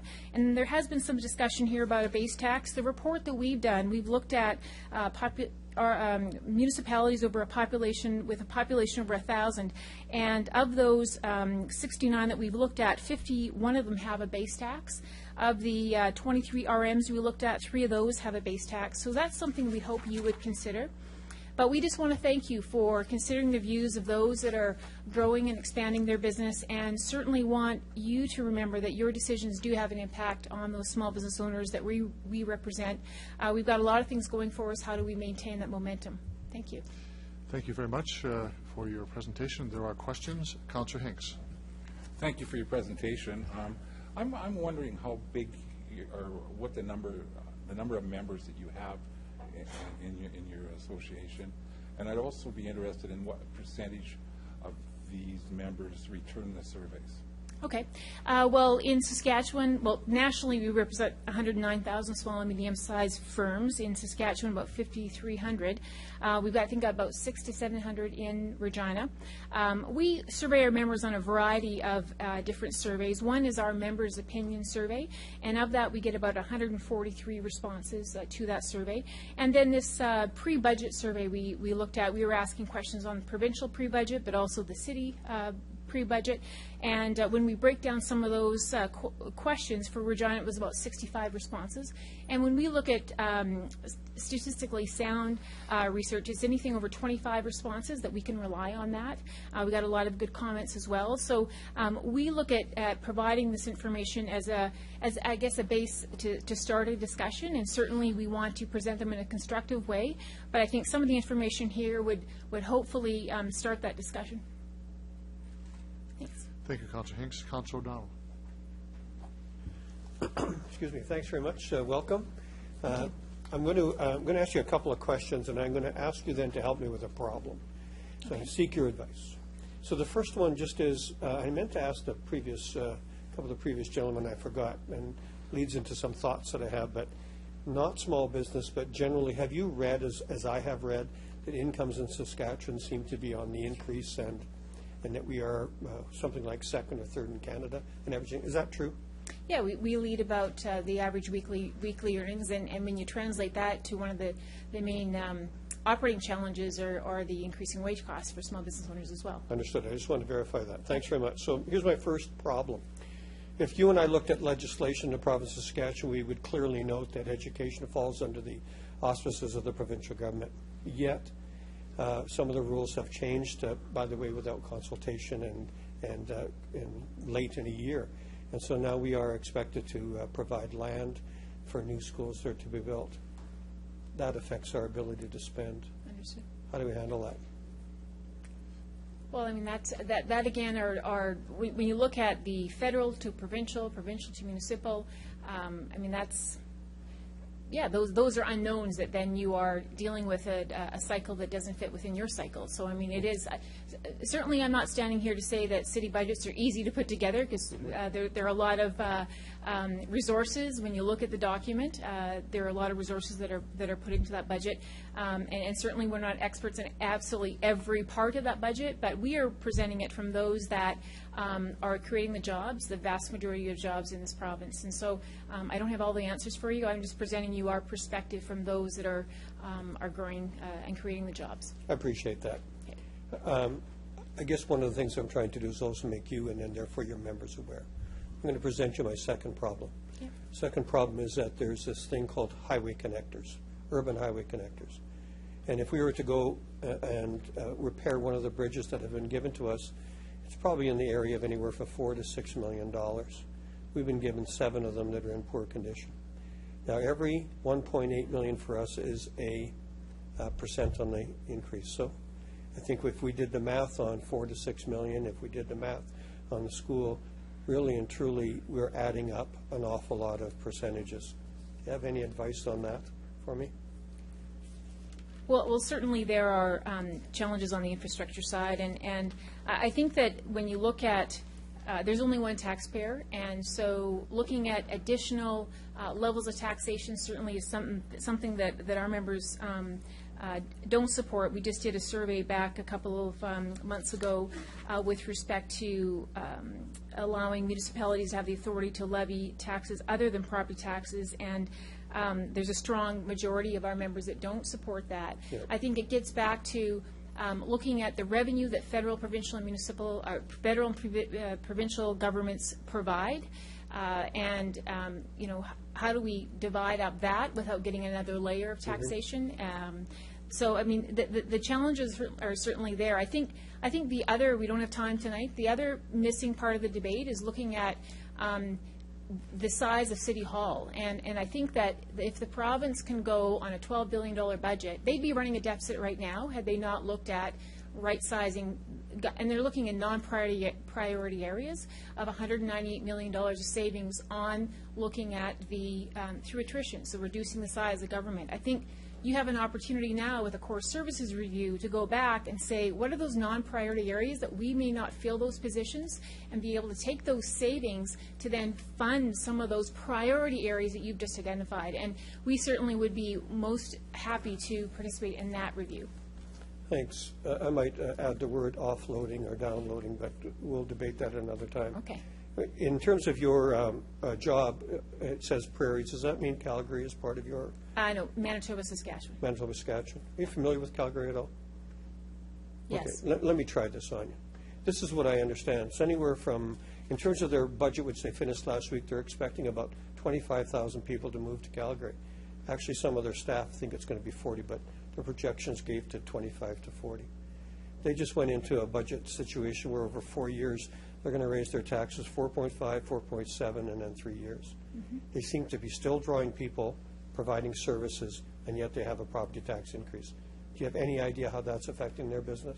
Well, most definitely, and we have my colleague who is at City Hall raising a lot of the same issues that we raise in other city halls with respect to their spending levels, and they're not as competitive. I mean, they still have a business tax, so I think there are some of those areas that we're looking at. Can they even spend more effectively and efficiently within their city budget on the operating side? They do have challenges as well, but the message is very similar. The ones that my colleagues provide and present in other city halls across this country. Okay, thanks. Thank you. Thank you, Councillor O'Donnell. Councillor Hawkins. Thank you, Your Worship. Thank you for your presentation, Ms. Brown-Paulin. Do any of your surveys ask, particularly with respect to Regina, do any of these surveys explore the satisfaction of your members with the services that our municipality provides to them? Yes, they do. And with respect to things like police, fire, transit, garbage, parks, rec, library, what's the satisfaction level that is recorded?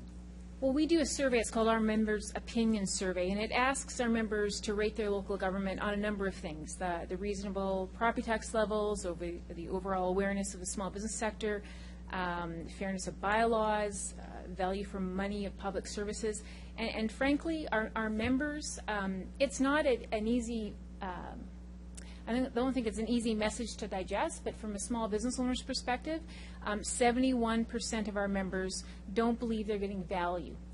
What percentage of your small business owners are satisfied with the police service in our city? But we haven't asked specifically the police service, and certainly I'd be interested in working with the police service. We've done this in our Vancouver office, looking at surveying our members on crime and how do we work better with business owners on that level. But we haven't asked specifically of their satisfaction on those specific services. Have you asked specifically with respect to the satisfaction of water and wastewater treatment services? Haven't asked that. And that's something we could consider in the future. Have you asked specifically with respect to any of the lists that I've given? Well, we've asked all about control of government wage levels. I think the overall value. We've asked a number of, but you've raised some issues that we could consider in the future, but we've not asked those specifically. No. The reason I think it's important that we ask about services is it ties to, I think, to your next point when you talk about right sizing. Right. Do your members tell you which services they would cut? Well, I think that would be I think the city's responsibility to conduct a core services review to say what are the priority needs, what are the non-priority needs. If we've got a retirement, what's our attrition rate? If it's 10% or 8%, could we give up a couple points? I mean, I think you spend about $152 million on salaries and benefits. I'm going off the top of my head. What would be giving up a couple percentage points of that in the non-priority areas that you could then divert that money back into those priority areas? And I don't know if you mentioned, if you saw in my submission, but the City of Montreal is looking at just that, reducing their municipal workforce by about 2,200 employees over the next 5 years. I don't know what percentage of that is in relation to the size of it, not looking at police or fire, but looking at those areas, and it's going to save the City of Montreal $240 million during that next 5 years. So they are looking at how do they reduce the footprint, and we're not talking 20%, 25%. We're talking what would 2% look like. But I think a core services review and looking at specifically like that with an opportunity with your retirements being at a pretty critical level, I think that's an area that would provide the city with some much needed information that frankly we think is missing. But the important point here, as I understand what you're saying, is that your members haven't to date told you that the size of the police service, the size of those looking after our water and wastewater, the size of our library services, those providing roads in the city, those providing garbage, those specific things are not things that your members are saying to you. That's correct, isn't it? What they're saying is that they would hope that their city hall would conduct that type of research. What they're saying is if the province can do it on a $12 billion budget, and I haven't received one call from a small business owner saying, I am not getting service from the province, I think it's an opportunity for the city to look at how can we provide some fund, shore up some resources for those priority areas, I can't imagine that every retirement, that every single position that the city that you're going to have retiring in the next how many years is an actual fits into that priority area. I don't know if it does or doesn't, but I think a core services review would answer some of those questions. And if the city can say that absolutely every position has to be filled and we cannot leave that through attrition, I think it's a responsible way to right size. And frankly, we're asking the province to go another 5%, not just at the provincial level, core services or operational spending, but also the crowns and third parties. And that's something that I think our members would certainly support. You make an interesting point about a core services review, and that may be in the offing, but I'm especially interested that your members are not saying to you, reduce municipal services. Thank you very much. Thank you, Councillor Hawkins. Councillor Young. Thank you, Mr. Mayor. Thank you for your presentation. Many of the things that Councillor Hawkins mentioned are the services that the city offers actually contribute to the ability of a small business owner to do business. The quality of life in a city brings people into the city, and it's important that the city services are an important part of a small business owner being successful. And one of the things you mentioned was that we should have a dialogue about some of this. And I'm looking at one of the questions in your survey, understanding the realities of running a small business, and it says Mayor and Council's understanding the realities of running a small business, and that many of your members do not think we understand the realities of running a small business. And so in order to further that dialogue, might you consider a question in your next survey of how might small business owners understand the realities of running an urban municipality?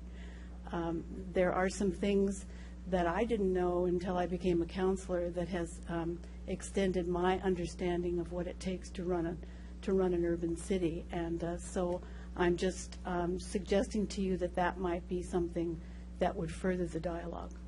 No, most definitely. And I think that my 5 minutes didn't allow me to get into this, but I think what this shows is that this is a snapshot, and to me it says there's a bit of a disconnect. And I think when you look at things as simple as, would the city consider proclaiming Small Business Week? No answer. Nothing. Not thank you for the letter. Would be interesting to consider. I mean, we've reached out. We did entrepreneurial cities, in most entrepreneurial cities in the country. It was a good news story, not a peep from the city. You were top 10 ranked, right? Most entrepreneurial city in the country. Good news story, not. So it works both ways. I think sitting down to say business owners wear many hats. I think they have, they can problem solve. They live within their means on an ongoing basis. All they're asking is that their city do the same. And I think they come from a pretty good place of how to do more with less. And all they're asking here is, can you consider some of these things? And I like the idea of a dialogue. I mean, we have lots of things like Red Tape Awareness Week in 2015. Are there things from a red tape perspective? Can we reduce the amount of red tape at City Hall?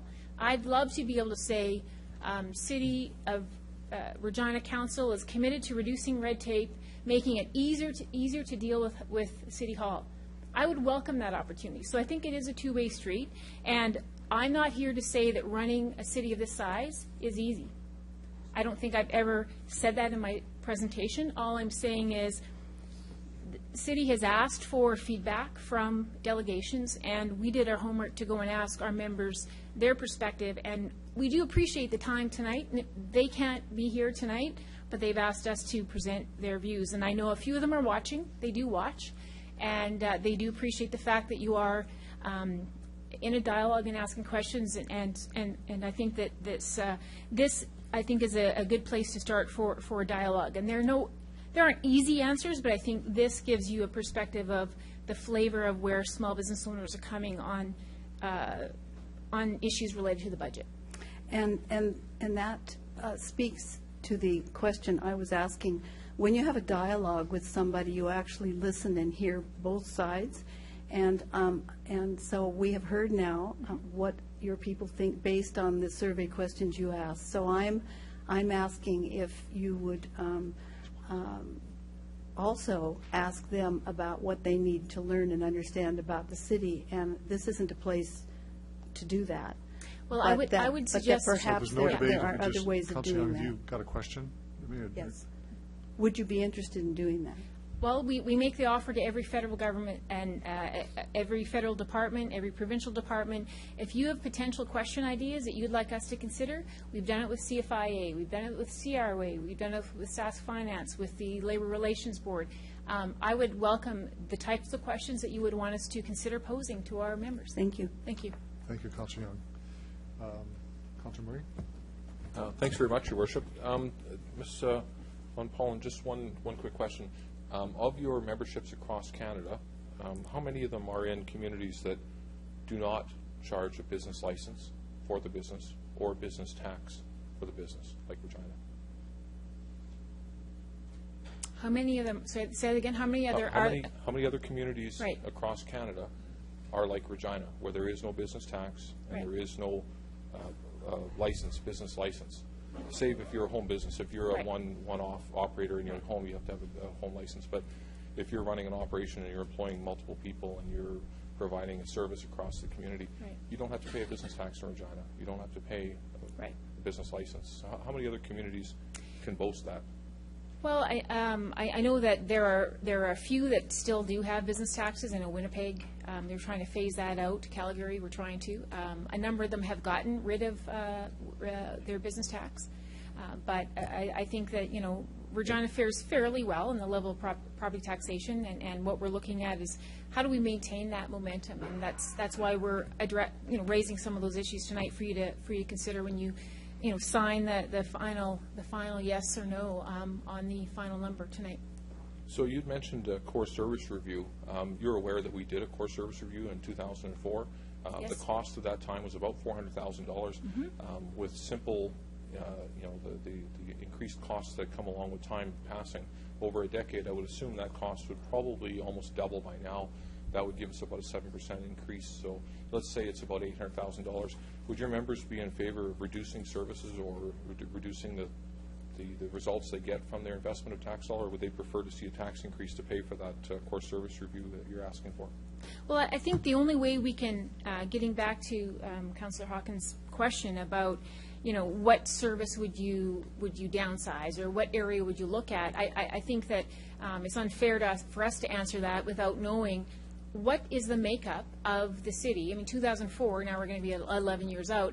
I do think it's time. We are at a record level of retirements coming up, and this is I think a great opportunity for the city to look at where are those priorities, and there are non-priority areas. I think that maybe that's a question we ask if the city's looking at it.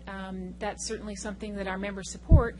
I think the information you would get out of that would help you make better decisions of where the money should be or shouldn't be going in specific areas.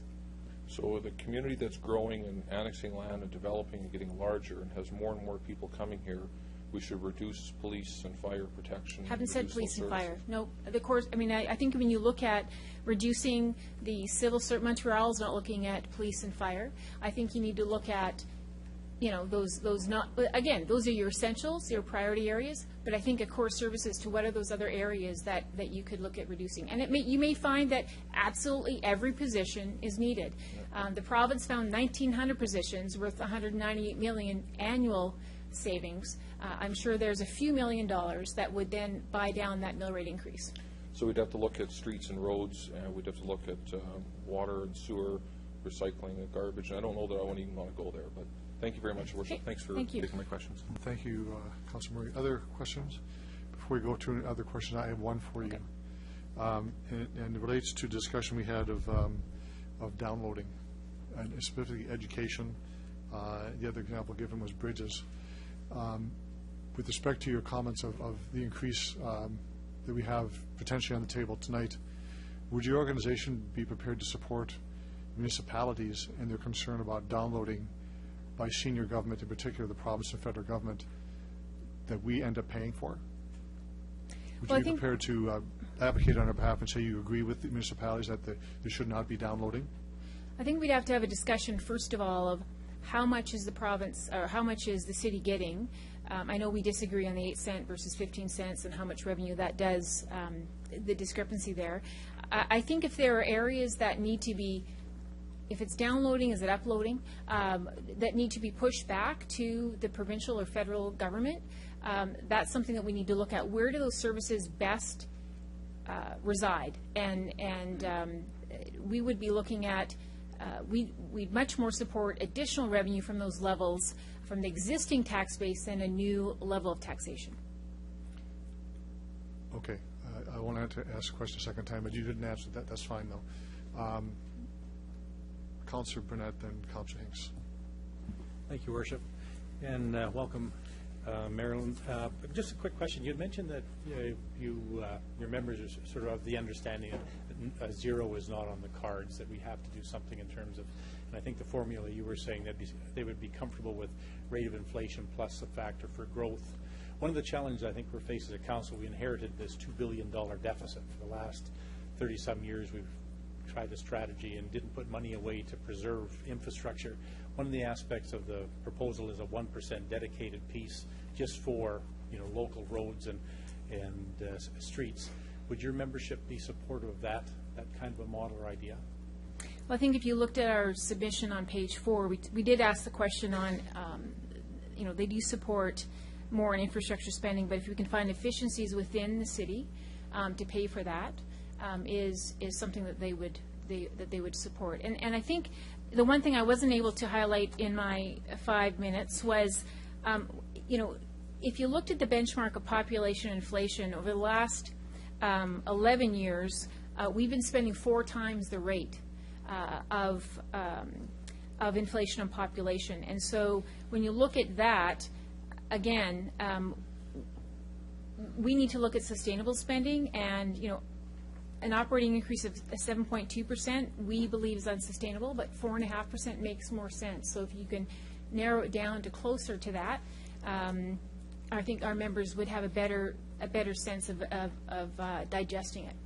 Just one thing I've certainly discovered, I think, being on council, is just understanding the magnitude of numbers sometimes, because certainly efficiency gains will save you money, and I'm not opposed to any kind of a core services review, but when you're talking about a $2 billion deficit, the size and magnitude of that expenditure, and even comparing provincial taxing models versus property tax, there's quite a difference in magnitude, and I think it's important to sometimes understand that component. So that's, I think, an important part, too, in the dialogue as we go forward. So thank you. Thank you. Councillor Hinks. I don't know if you know this, but about at least 5 or more of us here operate our own business, plus our own city council, and we can see things from both sides. Have you thought about getting some of your members to get active and sit here with us so that they can understand it too? Well, I mean, that's up to their individual, I guess, desire to run politically. But I do think it would be helpful, and one thing I posed to in meetings with the mayor is a small business roundtable to bring together those small business owners that do have constructive feedback. Okay, my second question is, do you know that there are fewer, as many city employees today as there was in the 1980s? And don't you feel you should be crediting, or your association should be crediting us for that? Well, I think the fact is that we need to look at what is the right size now, and I mean, adding where you need to in priority areas, but the fact that we don't know where specifically all those, I mean, the question that I would like to ask the city is that when you look at all these retirements, is the city going to fill absolutely every one of those, or are they going to look at saying, let's not fill that position, we can take that and put that money towards a priority area. So, I don't think I'm going to debate 1980s numbers at this point, but I think that our members are saying, here's a great opportunity for the city to look at what is essential and what is non-essential, and I think the province is a pretty good example of how they've been able to look at reducing that footprint without any riots in the streets. Councilor Hinks, I know where you're going with the question, but this is almost becoming a bit of an argument or debate, so I'm going to ask you, this finishes off, okay? Okay. So in those years, we had 150 or 60,000 people in Regina. Today, we have well over 200,000. So are you suggesting we should, even though the population and services and facilities are increased, we should reduce employees? Well, if you look at the province as an example, we've never had more people living here, never had more challenges of growth, and yet they believed it was important to look at efficiencies and reduce their footprint by 1,900 positions. They would be running a deficit now had they not done that. So all we're saying is, let's ask the question of what would that look like if we say maybe it should be 4%, maybe the city decides at 2%, but it certainly then would move us in the right direction. Thank you, Councilor Hinks, for your question. No other questions? You can return to the gallery, and we'll now move on to our next delegation.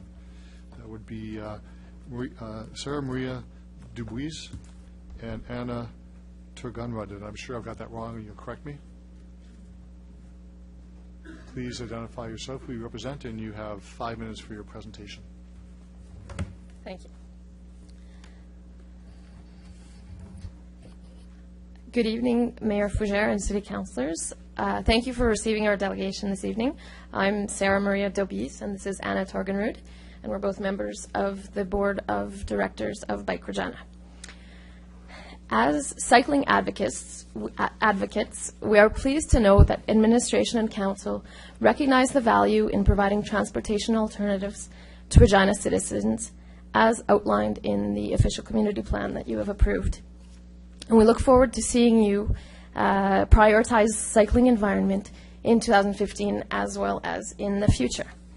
As regards this budget, we were happy to see that there was funding allocated for cycling infrastructure.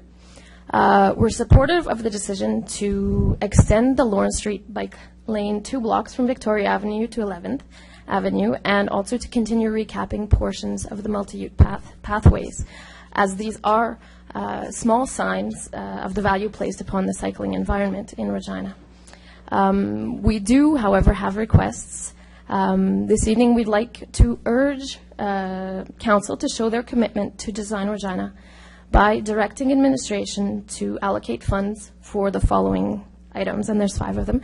You might recognize some of them, as we've mentioned some of them in 2013 and 2014.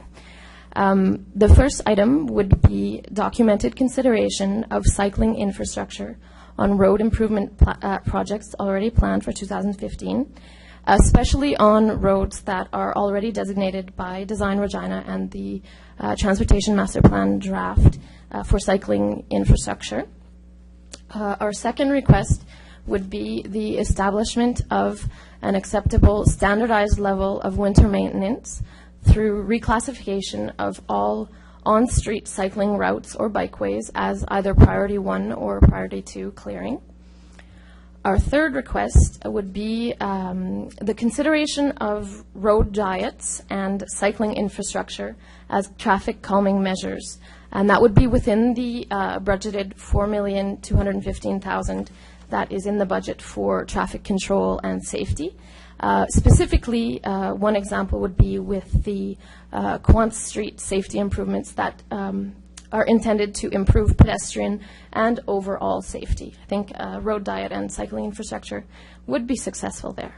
The fourth request would be documented consideration of the 37 spot improvements that Bike Regina submitted to administration during the 2013 Design Regina meetings.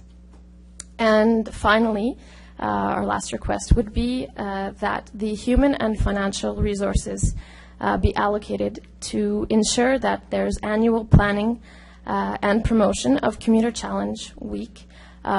This request was supported by the Environmental Advisory Committee, and I understand there was a motion of concurrence for it at the Public Works Committee meeting in June of this year.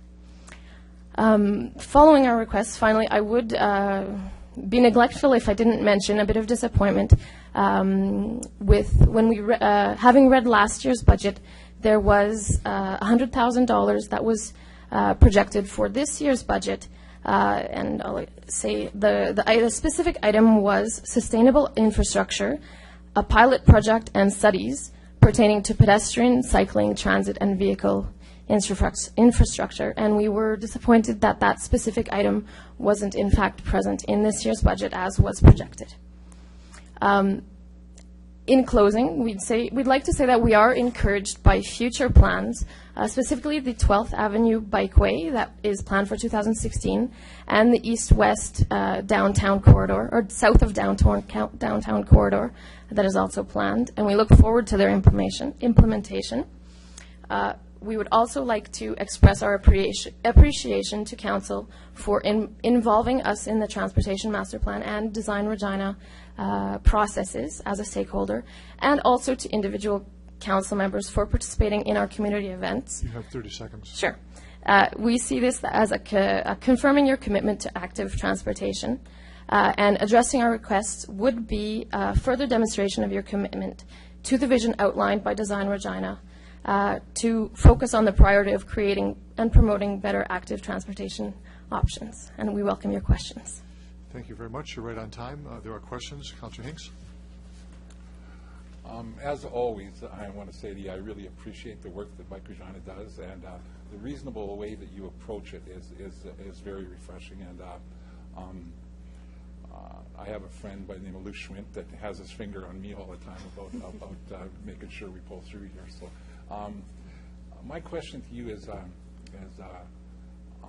if I were to make a motion tonight to the administration to go back and find a costing of all these items for us and possibly budget it into the future, would that satisfy your group, do you think? It would make us happy.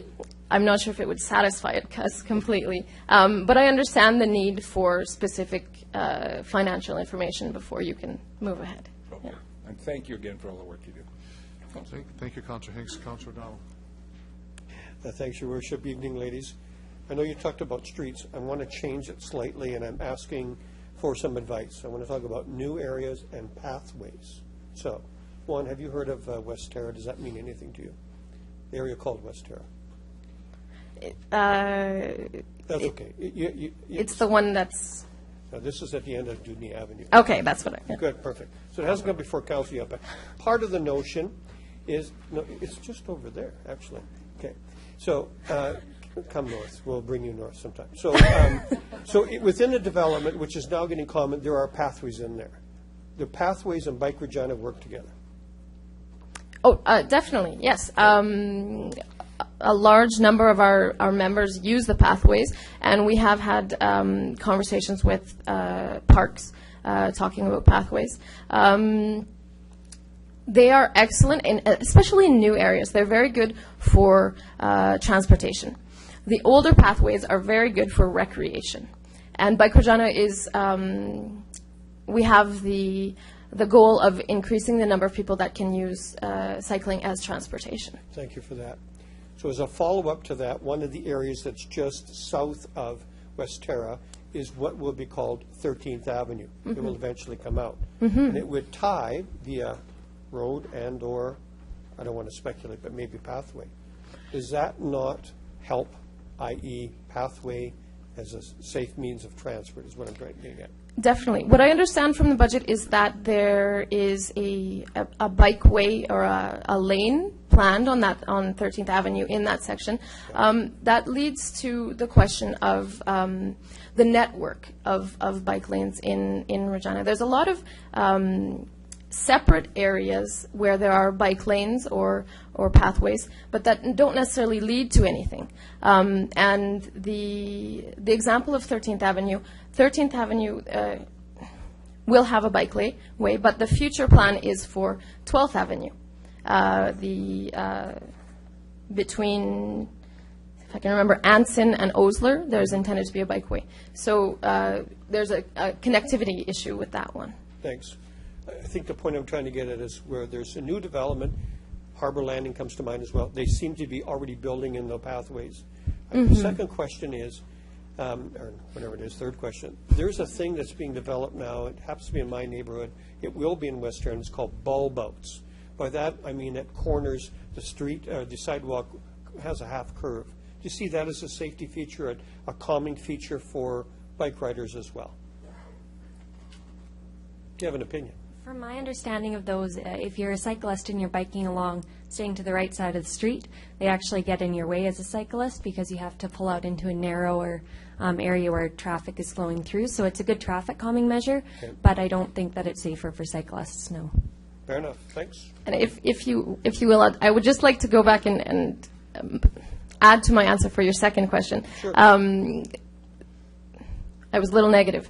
In new developments, actually, there's a lot of positive things happening, and we've been contacted as to give our opinion, both with Coopertown and Dream Developments has been asking us to give feedback on those developments. So there's positive things happening, and we're hoping that it will lead to connection with the rest of the city. So there seems to be a notion that is developing that as we spread to the new areas, that biking is part of the design work that goes in. Is that fair? I think it's part of a modern city. Thank you, Councilor Donald. Councilor Flagel. Thanks, and welcome this evening. If you come north, you'll see me, 'cause I'm the north. I work on 9th Avenue North There you go. and bike There there. you go. These guys are more west. So, but the most of the comments you made tonight in your summation was mostly to do with central downtown, 12th Avenue, 13th Avenue, as you just talked about. For years, it's been talked about looking at it, talking to Enbridge about putting a bike trail, a bike path on the north side of the pipeline. Mm-hmm. You didn't mention that. I think, I can't remember, I don't think it was you, but last year in the Market Square, we talked about Enbridge, the pipeline, but you didn't mention that today. And the other one was North Broad, because of the Uplands people, the Argyle people, they're looking for bike lanes. How do you, as an organization, bring that forward to us? Okay. That is actually a quadrant of the city that even 30 years from now is unfortunately going to be ignored by the Transportation Master Plan. It's my commute. And so we do mention it when we're invited to meetings with administration. We haven't received satisfactory responses for those areas. There's a little more that is planned with the Transportation Master Plan, the draft a little farther towards Albert Street, but that's a quadrant of the city that would need infrastructure. Sure. So if I could, thanks, Mr. Mayor. So have you actually, your organization, gone to the east-west pipeline that runs through the north part of the city? If you know where, you know where it is? We have been contacted about that maybe 18 months ago, and it didn't go any further. Okay. Okay, that was the one thing. Broad Street. How do we, or you as an organization, bring something like that forward? Because I get the calls from Uplands, and people are saying, when? We go back to administration, it's talked about, it's looked at. But as an organization, where do you come in that role to make us a little bit more aware of opening up Broad Street? Or I don't think we'd ever do Albert Street, it's just too busy. I'm sure you'd agree. Well, we have members of our board that have done extensive research on what infrastructure is possible and could make specific suggestions. One for Broad and would also work with Albert, and we've made it to the suggestion to administration, and they're considering it for the TMP, is having bus lanes be bike bus lanes. This is done in Edmonton, where I guess it's not more complicated than that. A bus lane is also for cyclists. Cyclists and buses travel at approximately the same speed, and as far as safety goes, it's much easier to train the bus drivers the limited amount than to train the entire city to have a safe environment for cyclists on such busy streets. Okay, good. Thanks. Thank you, Councillor Flagel. Councillor Young. Thank you, Your Worship. Thank you for your presentation and for your patience.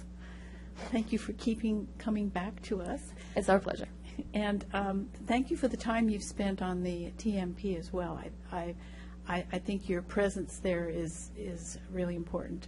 I just have a question about the 37 spot improvements. Can you just give me an example of what that is?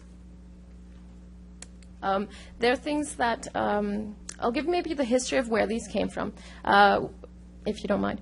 When we were involved with the TMP 3 years ago, there was discussion with different stakeholders about how can we provide feedback to the city about small changes that could be made that would improve the cycling environment greatly. And we received suggestions from stakeholders, and they're small things like a curb cut to lead from, I think it's Pasqua, down onto the multi-use pathway. So if you're using Pasqua as transportation and you want to go into the north west area of the city, it's hard to get onto the pathway. So a curb cut is an example. And so there are specific areas with specific changes suggested. Thank you. Thank you, Councillor Young. Other questions of the delegation? Councillor Fraser. Thank you, through Mr. Mayor. Thanks a lot for your presentation. Certainly a lot of exciting things happening in the cycling community in Regina in the past few years. So what I really appreciate about all the pieces you brought forward is, Councillor Hinks mentioned maybe costing these out. I actually don't think any of them are really going to be that expensive. Certainly there's some cycling infrastructure pieces that we could use around the city that are cost prohibitive. I think this whole list likely isn't, so I appreciate you taking that approach.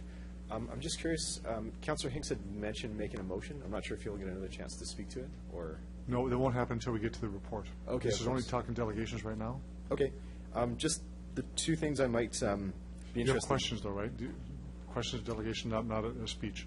Okay. Question for you then. Would you be interested in also hearing what it would cost to make bike routes as snow route priority number 1, along with number 1 and number 2? Or have you spoken with administration with that? Thanks. We have indeed spoken to the administration. We had meetings with Chris Warren and Neeraj Saraj, but we would be interested in the exact figures. Our understanding is that there's approximately 9.4 kilometers of on-street bike lanes, and only approximately 1.4 of those kilometers are priority 3. The rest are priority 1 and 2. So it's not a big change. It would be just bringing a little bit up to priority 2 level. What it would essentially really be would be a demonstration of the valuing of cycling infrastructure as a specific entity for the future. Okay, thanks. And also, second question, what's a reasonable timeline, do you think, if we were to hear back on some of these issues? Well, it's the winter now.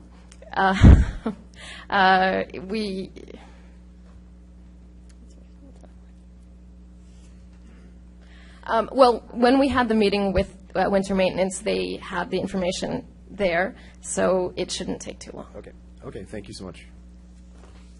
Thank you very much, Councillor Fraser. Other questions? You can return to the gallery, and we'll go to our last delegation. Before I call him up, I just want to remind members of council, I know we're very enthusiastic tonight, but we're tending to get to a long preamble and speech before the question.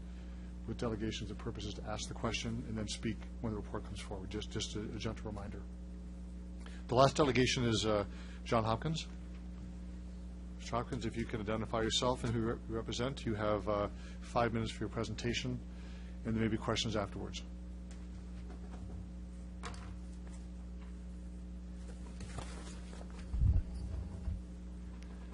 Good evening, Your Worship, members of Regina City Council. My name is John Hopkins, and I'm the Chief Executive Officer of the Regina District Chamber of Commerce. I'm here today on behalf of the 1,200-plus members of our business organization. I want to begin my comments by congratulating our community, as well as the City of Regina, on a number of important fronts. 1, the pension issue appears to be resolved. 2, as a community, we will save $250 million in the life cycle cost of the wastewater treatment plant. 3, we won a national award for our wastewater treatment plant P3 model. And 4, we are the richest city in Canada, according to a recent StatsCan GDP study. Your Worship, Regina continues to be a beacon of light among Canadian cities, offering opportunities for people who are here, as well as to those abroad. We are a city on the move. We are in many respects the envy of the nation. This is not to say that there are not challenges, because there certainly are, but rather when looking at the community as a whole, we are doing very well, particularly when compared to our peers. Prior to the release of the budget, we sent a survey to our members. The results indicate that our members are supportive of a modest property tax increase, which we believe is very close to where we are. When splitting increases into operations and capital expenditures, members are generally supportive of an operating increase, with 51% expressing support for an increase in the 1 to 3% range, with a further 24% being neutral. The remaining 23% do not support any increase and would prefer cuts to programs and or services, or finding more efficiencies to arrive at zero. When looking at higher rates of increase, the message from our membership is very clear in that the majority of members, 70%, would not support a mill rate increase in the 4 to 5% range, followed by 91% who would oppose a 6 to 7% increase, and 97% who would oppose a rate increase in the 8 to 10% range. On the capital side, our members support a dedicated increase that is targeted to transportation infrastructure, with 63% supporting a 1 to 3% increase, with a further 20% who are neutral. 15% of respondents do not support any increase. When looking at a higher rate of increase in excess of 3%, there's once again very little appetite. Your Worship, in another series of surveys over the course of 2014, we asked our members what business issues are top of mind. Infrastructure, and in particular transportation infrastructure, is deemed to be the second or third most important issue facing our members, behind only labor shortage as the top issue. Given our membership's view on the importance of transportation infrastructure, we believe the City of Regina is moving in the right direction in terms of record infrastructure investments. We also believe, as pointed out in the document, that deteriorating infrastructure is an impediment to future economic growth. Having said that, Your Worship, we are firmly of the view that property tax cannot and should not be the only source of funding for improvements. On the contrary, we believe that there must be a national solution developed to address the issues that face us as a nation. On the property tax front, the main issue from our perspective is, are we competitive? According to the City of Calgary's 2012 Residential Property Taxes and Utility Charges Survey, Regina ranks 7th out of 12 when looking at net or total property taxes, and 3rd best out of 13 when looking at municipal property tax in isolation. When looking at total property tax per person, Regina is 5th best. When looking at water, sewer, and land drainage charges, Regina is not as competitive as the other 14 cities, compared with the monthly water and sewer utility costs of $88.53 as compared to the average of $55.30. When combining municipal property tax charge with water, sewer, and land drainage charges, Regina is 4th best, with a rate of $1,526.53. When combining all property taxes as well as water, sewer, and land drainage charges, Regina is 7th out of 12th at a total combined rate of $2,685.53. The long and short of it from a local perspective is we are quite competitive on local property tax, but not as competitive on the water and sewer utility, and middle of the pack when combining all property taxes with the water and sewer utility charge. Turning to the budget specifically, we would encourage Council to look at a number of options to reduce the mill rate increase so that it is under 4%. Some of the options you may want to consider are: 1, use 50% of the projected 2014 surplus; 2, determine if there are any projects that are unlikely to proceed in 2015, which is what happened last year. If there are any savings from the recent pension agreement, use them to reduce the rate of increase. 4, reduce a portion of the transfers to reserves from those reserves which are projected to exceed the maximum allowable. Thank you for the opportunity to be here. Thank you. Right on time. You heard the buzzer? Well done. Thank you for your presentation. Don't walk away. We have people that want to ask you questions. Councillor Murray, then Councillor Hinks. Thanks, Mr. Hopkins. You know that at the end of a commercial, when they put that little piece in there, talk really fast, they have all of it. That's kind of what it sounded like. Would you go over some of that a little bit? I know there was some stuff you didn't get a chance to cover, and maybe just that last paragraph in listen to me tone, so I can hear it. Slow it down a little bit. It's a little too fast, but if you don't mind, could you just add that for me? Okay. Now I've got time. All right. So turning to the budget specifically, we would encourage Council to look at a number of options to reduce the mill rate increase tonight so that it's under 4%. Some of the options you might want to consider, and I have page numbers for all of these if you want. Use 50% of the projected 2014 surplus to determine if there are any projects that are unlikely to proceed in 2015, which is I remember that's exactly what happened last year. 3, if there's any savings from the recent pension agreement, and by the way, congratulations on that again, look to use some of those to reduce the mill rate increase. And 4, reduce a portion of the transfers to the reserves for those reserves which are projected to exceed the maximum allowable as per your plan. Those would be the 4 sort of options to look at to reduce the mill rate a little bit tonight, so we get under hopefully 4%. Excellent, thank you. And for your chamber members, their overall gut feel of having a reasonable tax increase versus having volatile tax increase. So one year you get a 0, next year you got to deal with a 5.5 or 6. What if we just have reasonable numbers each time? Are they confident that that's a good way to go forward? Well, I think that, last year we seen what happened in terms of the increase that was proposed last year. There was not a lot of support at all for that, and I think that a lot of you heard that message, and I think you heard it loud and clear. This year, when we sent out the survey, there was some support for a modest increase. We didn't know what the number was going to be, but there obviously is some support for a modest increase. There also was some support for a capital increase. So I think that where we are tonight is competitive with other jurisdictions. When you look across the country and what's happening across the country, we're clearly competitive in terms of the rate increase. I've heard rates of increase in other cities in Saskatchewan at 9%, some at 7%, and they've gone and looked at that again to try and get it down to 5 something. So when you look at where we are tonight, relatively good. But that's just one part of the story, is to look at a mill rate increase and see how are we doing for the rest of the country. I think some of the telling things are, where do we rank? And when you look at the ranking, at least according to this survey that I have absolutely nothing to do with, pretty independent, other than it was done by the City of Calgary, I guess, Regina does rank very, very well. 3rd best in the country. So I think that's a laudable goal. When you look at it on a per capita basis, 5th, still pretty good in terms of being competitive. I think at the end of the day, what's important is, are we competitive? And are we paying our fair share? Or are we paying more? And I think, relatively speaking, when you look at the documents, we are where we need to be. We're competitive. Mr. Hopkins, would you say that your members are fairly well served by the City of Regina, that their business interests here make them successful because they choose to be here, that we're allowing them to make more money, to be more profitably, more successful, to do more here within our community versus if they went someplace else? Well, I think the answer to that question is, what kind of investment has occurred in Regina? And when you look at the investment that's occurred in Regina, Regina leads the nation in terms of growth, and has for years now. And in some years we might be 2nd or 3rd, but typically we're in the top 2 or 3. And so I think that the proof is right there. If it was a bad jurisdiction, the investment wouldn't be here. And so I think that it speaks volumes that we continue to grow, that we continue to create opportunities in this community. And, are there concerns that are out there? I wrote some down while I was sitting out there, because I thought I would put some out here. What's the biggest issue that's out there other than labor force? Infrastructure.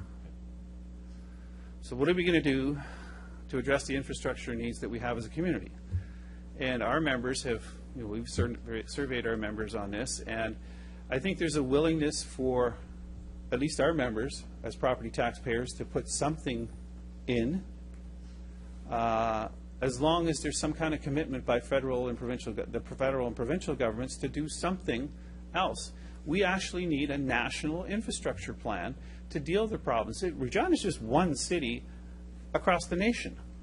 Every single community across the nation faces very, very similar challenges, and we need to find some sort of solution. Now, if I had the power, and I certainly don't, wouldn't there be, there's no better opportunity than like today to do something on the gas tax.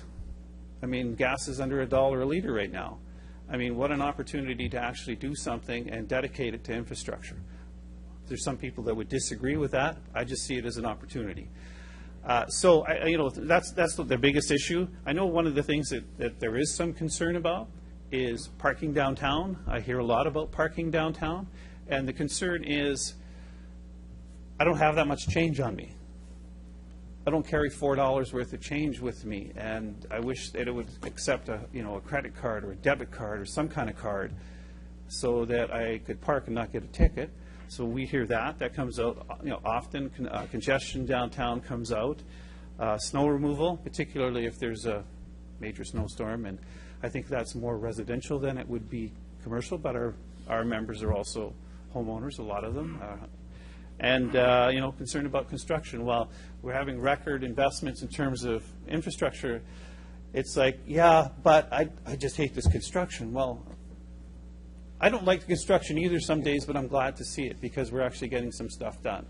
And I really, I should never do this, but on a personal note, I mean, the work that's been done on the ring road has been, it's been great because no longer is it like going down the street like that. It's like it's a good road to go down, and we're starting to see that in more and more areas, and we'll continue to see that in more and more areas. So it sounds to me like what you're saying is when things are really good, you don't notice that they're good. We only notice when they're bad. I'll leave my questions at that. Thank you very much. Thank you, Mr. Hopkins, for coming forward. Councillor Hinks? Thank you, Mr. Hopkins, for your presentation. That was very well done, and thanks a lot. Similar question to and my pet peeve that I asked the realtors about. How would your chamber feel? How do they feel about? There's people in the inner city paying as low as $400 and less taxes, while your business people are paying an amount of taxes there. And these ones that are paying these low taxes are usually rented out for $1,200 to $1,500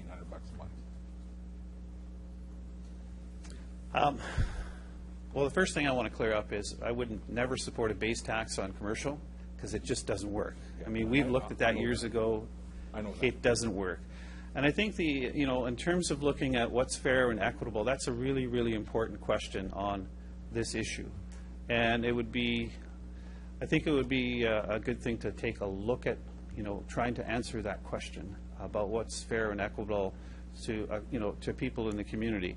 When you look at income tax, there are decisions made in terms of, okay, this is what's fair and equitable. Whether it's right or wrong, I don't know. That we're going to have this many brackets in terms of income tax. And then on the other side of the coin, we have sales tax, for all intents and purposes, sales taxes. And that is user pay. And is that the fairest and most equitable way of doing things? It's an interesting question also. And then probably the worst place is property tax. And I agree with the Real Estate Association, the most regressive tax that's there. It's a capital tax. It's not based on ability to pay. But at the end of the day, that's where we are, and that's what we have to use, at least for, I believe it's around 50% of your revenue. So it's an important question, a difficult one to answer. Second question, I guess it's, would your association consider adding these questions to one of your surveys where you talk about a base tax or the same tax for every house? If you don't have to call it a base tax, but the same increase for every property in the city to get it more equalized, because as we go on, the gap gets bigger and bigger.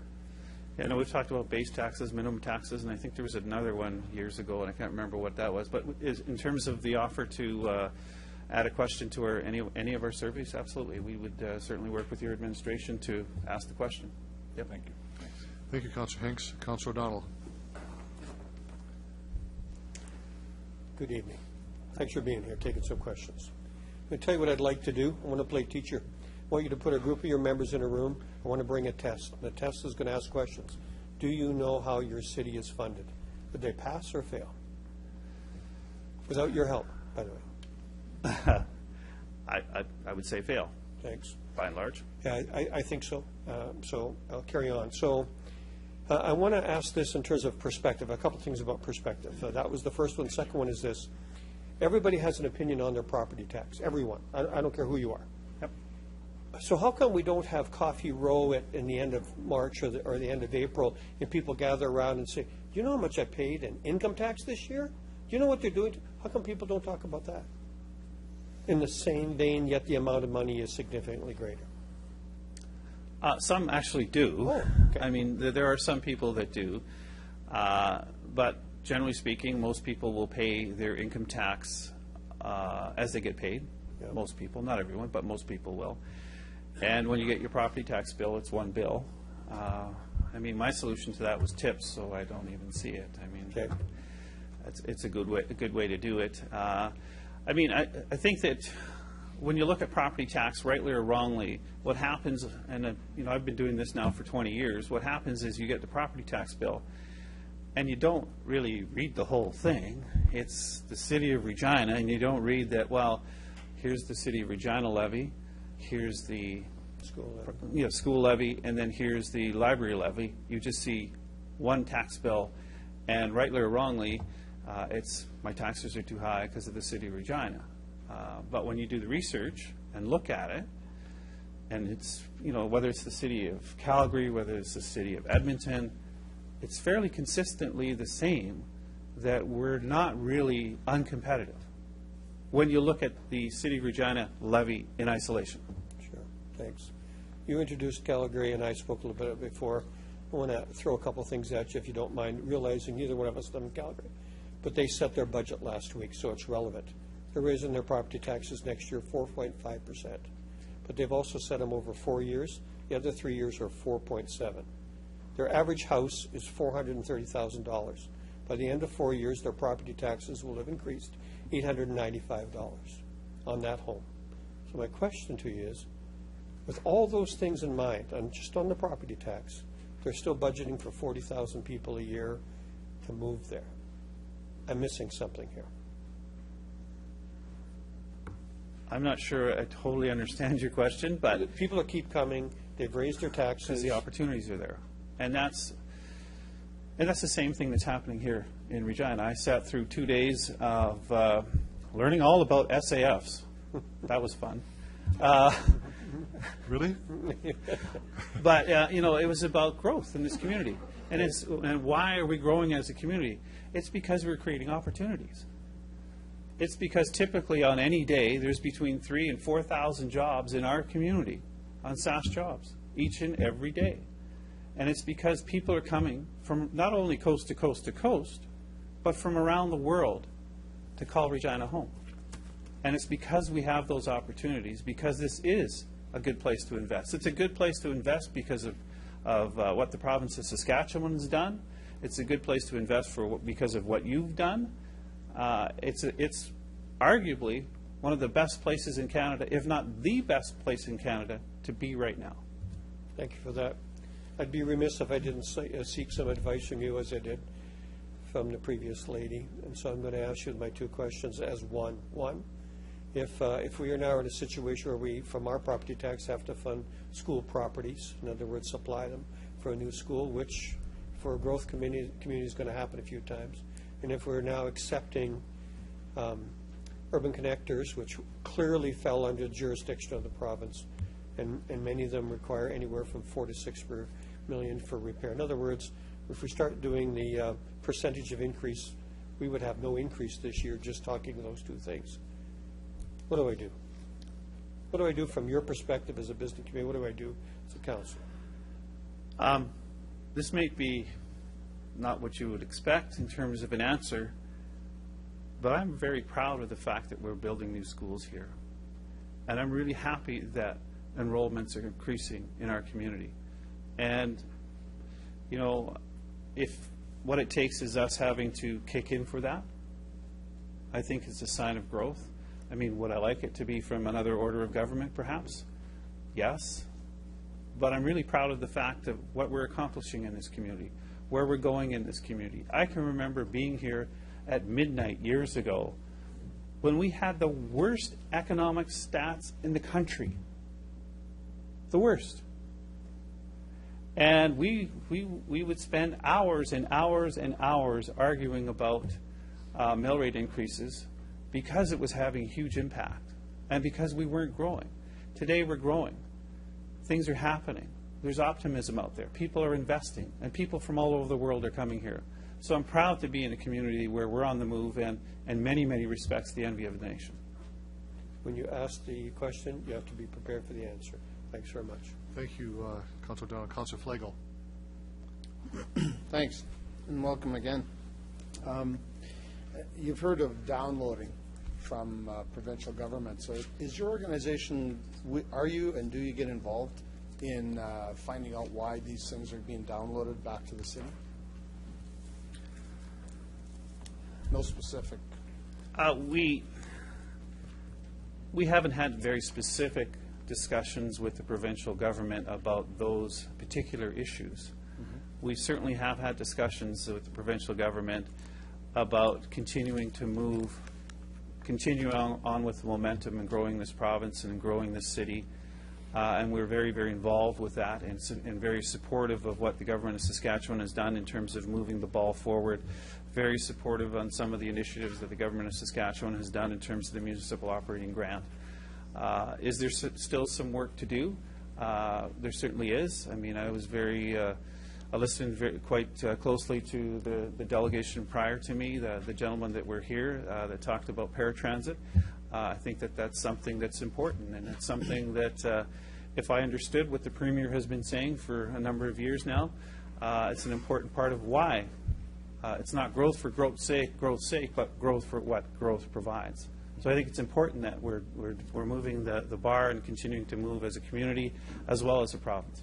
Okay, thanks. And another one is, what's your opinion on, and what does your organization do about revenue sharing with the provincial and federal governments to increase it to, whether it be for infrastructure, general reserve, whatever. How does your organization deal with that? We have been vocal about the need for revenue sharing. I think we've been very, very vocal in terms of infrastructure and talking about the need for a national infrastructure plan. We've been talking about that and working with chambers from coast to coast to coast on this very, very important issue to say that something needs to be done. The current arrangement isn't working. The fact that we have trillions of dollars worth of an infrastructure deficit across this country clearly isn't going to work. And from our perspective as a business organization, the Canadian Chamber of Commerce, representing hundreds of local chambers of commerce, I mean, this is an extremely important issue because if our infrastructure deteriorates and we can't use it, it'll have a very significant impact on our economy. So we need to focus on infrastructure. And one of the things I'm proud of in your budget that you talked about in here, and it maybe wasn't as big as it maybe could have been, is that this council has deliberately moved towards infrastructure. And I think that's a really, really important message that maybe isn't getting out as much as it could and should be. The fact that you are investing in infrastructure. Could it be more? Absolutely. Do we need more? Yes, absolutely. But I will come back and say this. I mean, I think that there is an appetite for taxpayers, business taxpayers, if I can put it that way, because I don't represent other taxpayers, that would say, okay, we'll put something in as long as there's something from both the provincial and federal governments on the other side. So it could be because we need to get something done. And I think the business people that I have talked to have said, we need to find a solution to this. And we need to solve this problem. Good. Thanks. One other thing that it's always talked about, and this is just something that we boast with the city, is we bring events come and events, et cetera, et cetera, et cetera. Use the facilities. And there's been talk about people saying, well, why don't we get an extra tax during those events? Great Cups, Tim Hortons, Briars, it's Scotty's, we just had a whole bunch of different things. Is there an appetite within your organization to say to the provincial government, hey, there's been an economic input of $30 million. There's been an extra tax being paid to liquor, hotels, et cetera, et cetera. You should be giving the city a percentage higher than the normal for those specific events. Would that be something that would, and then that money could be used to go back into helping continue to build those types of programs? I hear what you're saying. To answer the question bluntly, would we advocate for having a new tax? The answer to that would be no. I think that some of that money is coming back through the municipal operating grant. But having said that, understanding some of these events like Grey Cups and other major large events that come to our community as well as communities across the country, one of the biggest winners is government. Absolutely. Not local government, absolutely, but the sales tax, the GST, the provincial sales tax, the alcohol sale or tax. I mean, it amounts to a fairly significant amount of money, whether it's in Saskatchewan, Ontario, BC, wherever the case may be. So I do understand and appreciate there is significant tax dollars that come, but there's also significant development that or significant economic impact that happens in Regina. Some of that is recouped by the Hotel Association that do reinvest back into the community. Sure. Thank you. One quick question. Do you think that the Regina residents and business community know how good we have it in Regina? And I'll leave you to that one, and I'm going to sit down. Well, I will say, I'll be a little bit more than that. I will say that it wasn't that many years ago when the answer to that question was, people would say, where are you from? Oh, Regina. And then you'd hear all the jokes. Today, I would say people are proud to be from this community because people know where we come from. When people talk about the Sea of Green, it's in Regina. And people from coast to coast to coast know about the Saskatchewan Roughriders, and they know exactly where they play. And people are proud to be from this community now. And, you know, I Love Regina was huge for this community, huge for this community. I don't think that we understand as a community how big that actually was. And people are proud to be from this community. And I think that more and more people are happy to be here. And, you know, here's something that's really, really important. And again, it's me personally, and I shouldn't do that, but I will. When I first came here, when I first started doing this job, when you had kids, they left. They went to Calgary, they went to Edmonton, they went to Toronto, Vancouver, Montreal, wherever. It was anywhere but here. But now, my kids don't have to go anywhere because those opportunities are here. And so all of my kids, I have 6, but all of my kids, the 3 of them that are old enough to work here and stay here. And I think that's a huge thing and something that we should be proud of, that our kids no longer have to go elsewhere, but they can stay here and work here and raise a family here. Perfect. Thanks. Thank you. Thank you, Councilor Flagel. Other questions? Thank you very much, Mr. Hopkins, for your answering questions this evening. Before we get to the 2 reports on budget, I'll call a 10-minute recess. 10-minute recess. Seconder for that? All those in favor? Opposed? Carried. Back at 8:30.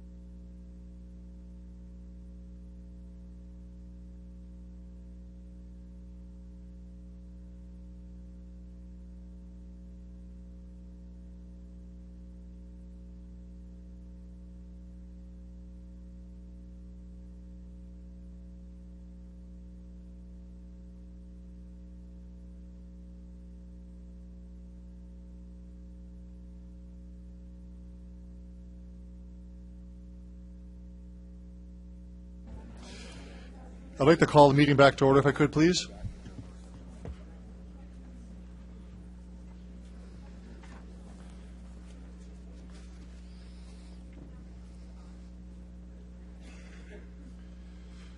Thank you very much, everyone, for your patience. We're going to move on to report CM14-15, which is the 2015 utility operating and the 2015-19 capital budget for the utility. Mr. Archer, would you like to give us an overview of that report before we begin our debate?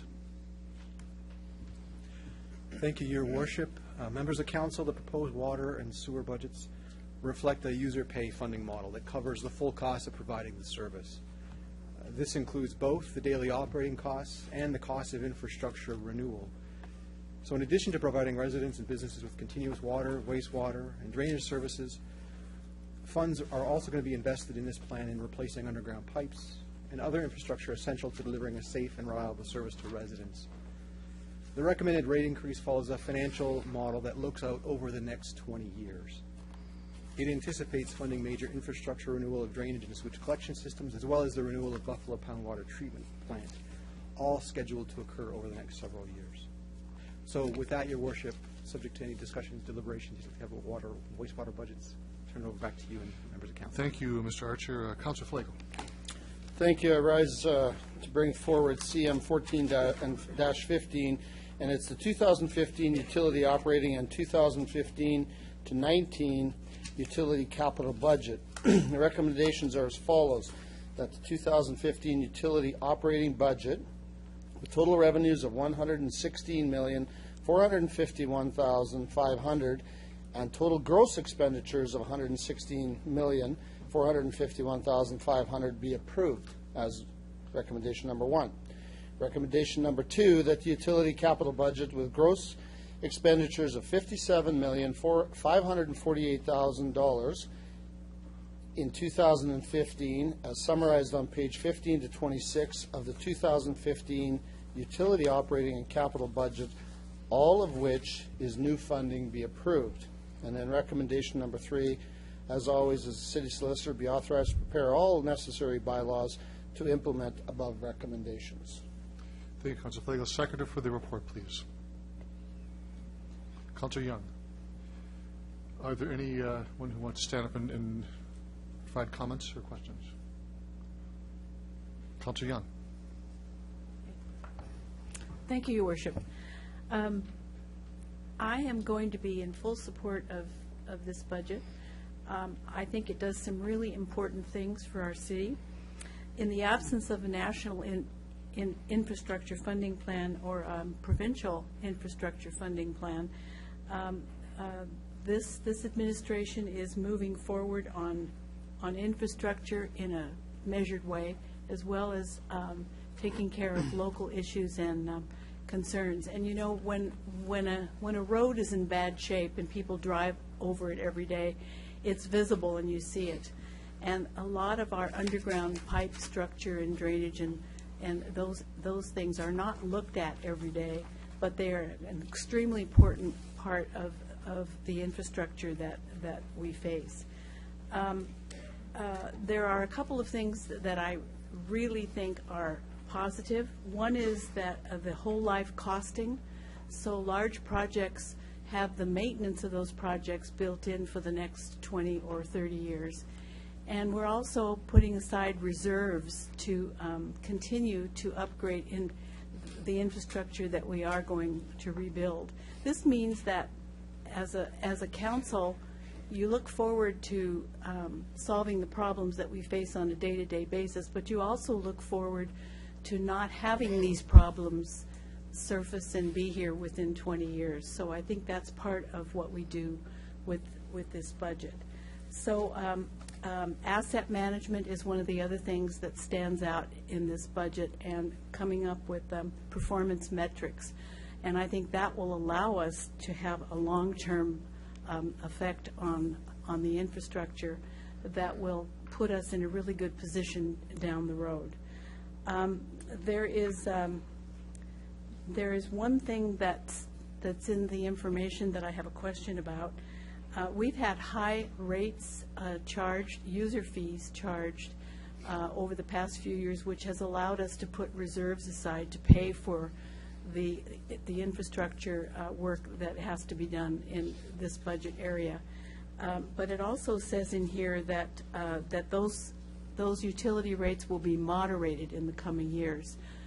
Could I have more information about what that might mean? Mr. Archer?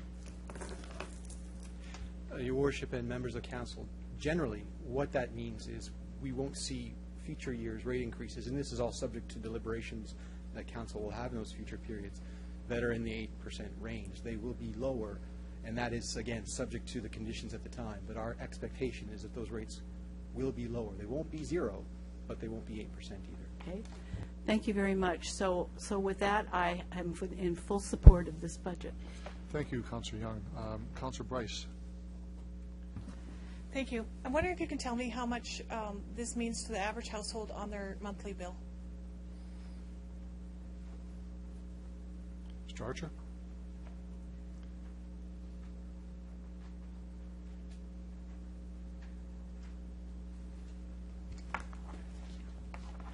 Your Worship and members of council, the information is available on page 22 of the budget, and for a typical homeowner, the annual utility charge will increase by approximately $126.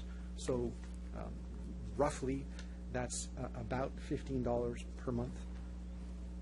Okay, thank you. So to me, it costs X amount of dollars to run something like this, and that's what we're charging. So I see that as a fair thing. This is about public safety. Our water, how we deal with it, how we deal with the wastewater, our utilities.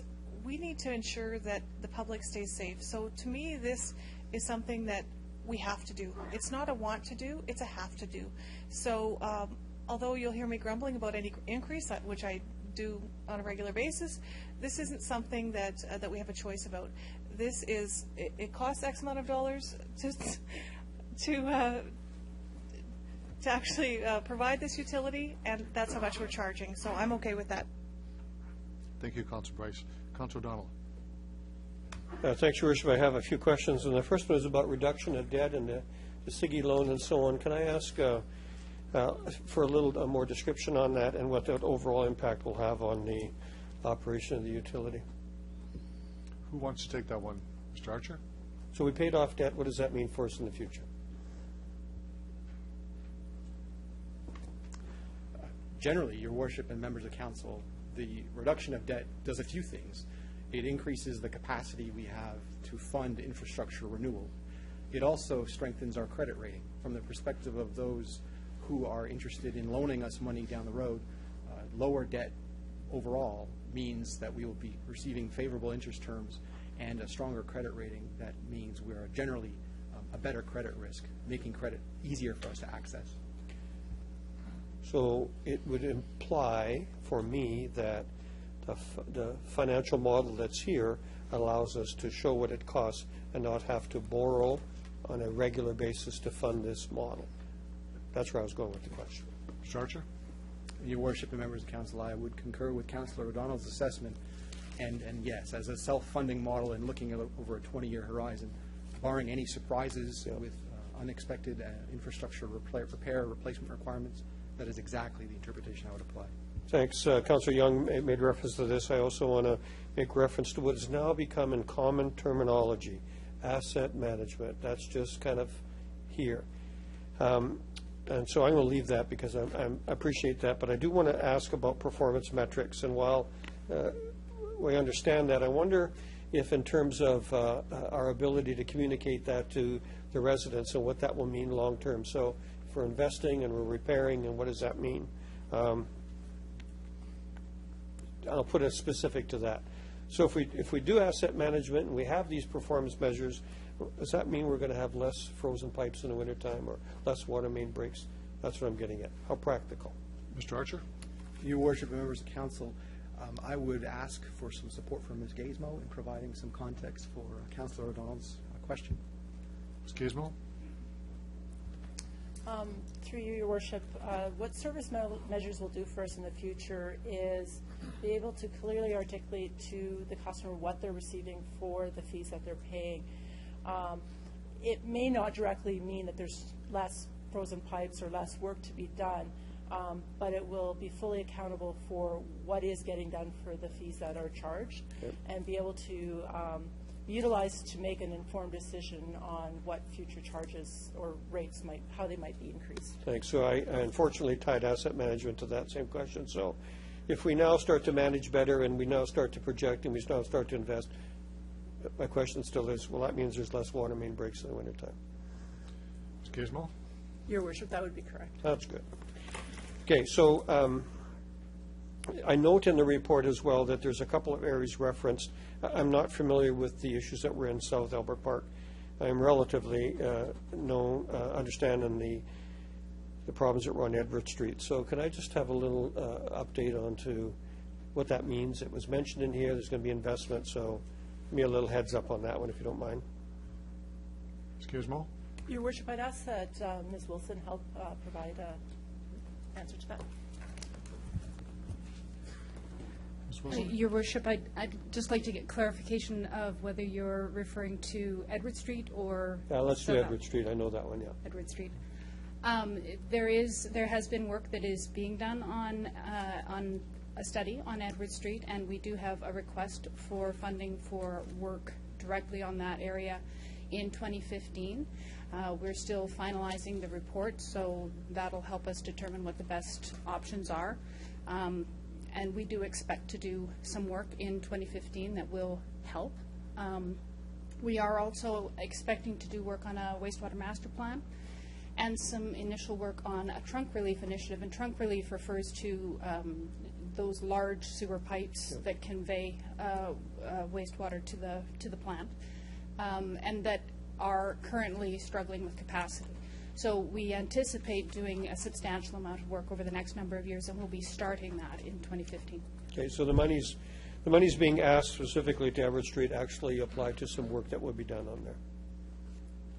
Yes, there is specific work on Edward Street. Thank you very much. Note another thing that was mentioned in the report was about there was some monies left over from a project, and then the end result was that Sherman Park and Rotary Park ended up with berms that will prevent some future flooding. So could I get an update on what that is? Because I do remember specifically going to look at that site and seeing what it was. So can you tell me what Rotary Park or Les Sherman looks like right now and what that'll do long term? Ms. Wilson? Your Worship, through you, Your Worship, the work that was done on Rotary Park or in Rotary Park and Les Sherman Park is essentially small hills that are lined up behind the houses, and as far as we could get back from the creek, those hills will prevent flooding to a 100-year standard or possibly higher. There's some breaks in them so that water can still drain down to the creek, and those can be filled with sandbags should there be a spring runoff event that we need to be concerned about. So would these small hills or berms be similar in size to the sandbagging that was there when needed in the years past? Yes. Oh, perfect. Very good. Your Worship, I'm really good with this. Mr. Archer made a comment a minute ago, and it's certainly clear in the report about a 20-year horizon. We are looking long-term, and we are investing long-term, and I think that a lot of the benefits that will come from this management cycle here will not be seen by me, but will benefit our community. I really like what's here. Thanks. Thank you, Councilor Dowell. Councilor Murray? Thanks very much, Your Worship. And I want to say thank you to Mr. Archer and his team, because Mr. Archer's first budget for us, before us, and I really appreciate the way it was laid out, the way it was done. And Your Worship, I got thinking about how often we're compared to other centres. We're compared to a Saskatoon, or to an Edmonton, or to a Calgary, to pick another place, and all these major centres. But often we don't take the time to realize just how different Regina is and why we shouldn't be compared. We are not on a natural body of water. There is no simple solution for our pollution. So there's no big lake to dilute it into. We have to treat it to the highest standard. We have to take that water that we drink and we use as consumers here in our city and bring it here from kilometers away. It's not the same as any other city. And the fact that we can do that and be competitive and be comparable to those other cities, I think is fantastic. At the end of the day, Your Worship, we have a great service that's provided to us at a reasonable cost, and I think it's time that people stop and realize just how fortunate we are that the people who work in this building and in our plants and our facilities work on their behalf. Just in this room a couple of days ago, I had Troop 86, some Boy Scouts, so he came through and did a tour about City Hall and talked about it. And standing in this room, in this location, we discussed what does water cost. And if you were to buy a liter of water, Your Worship, it's about $1.75. And we explained to these youth that you can buy a cubic meter of water from the City of Regina that's at a higher standard than that bottle of water is, because it's tested continuously. It's chlorinated, and we take it and run it through carbon filtration, and we pump that water directly to your home. And you use it as you wish. And when you're done with it, Your Worship, we take it back and we return it to a high enough quality we can put it back in the environment. And we do all of that for $1.75 for a cubic meter. It's an incredible amount of work that happens. And I think on behalf of the residents in my ward, we're appreciative. We don't always realize it. We don't always say it, but I really appreciate the hard work of the men and women to keep these numbers low and to keep giving us the high-quality service we receive. Your Worship, I'm definitely in favor of this budget. Thank you. Thank you, Councillor Murray. Councillor Hawkins. Thank you, Your Worship. Like Councillor Murray, I too am in favor of this capital budget. There's much talk about infrastructure. This is a document that deals with infrastructure in a responsible way. The user pay principle is really the only principle in the end that can support the kind of infrastructure rejuvenation that this city and indeed this country needs. I have one specific question triggered as a follow-on from Councillor O'Donnell's question. This spring's flooding, and particularly the two floods in the early summer, affected very much the people who live along Pasqua between the highway and then going right down. There were many basements flooded, many backups.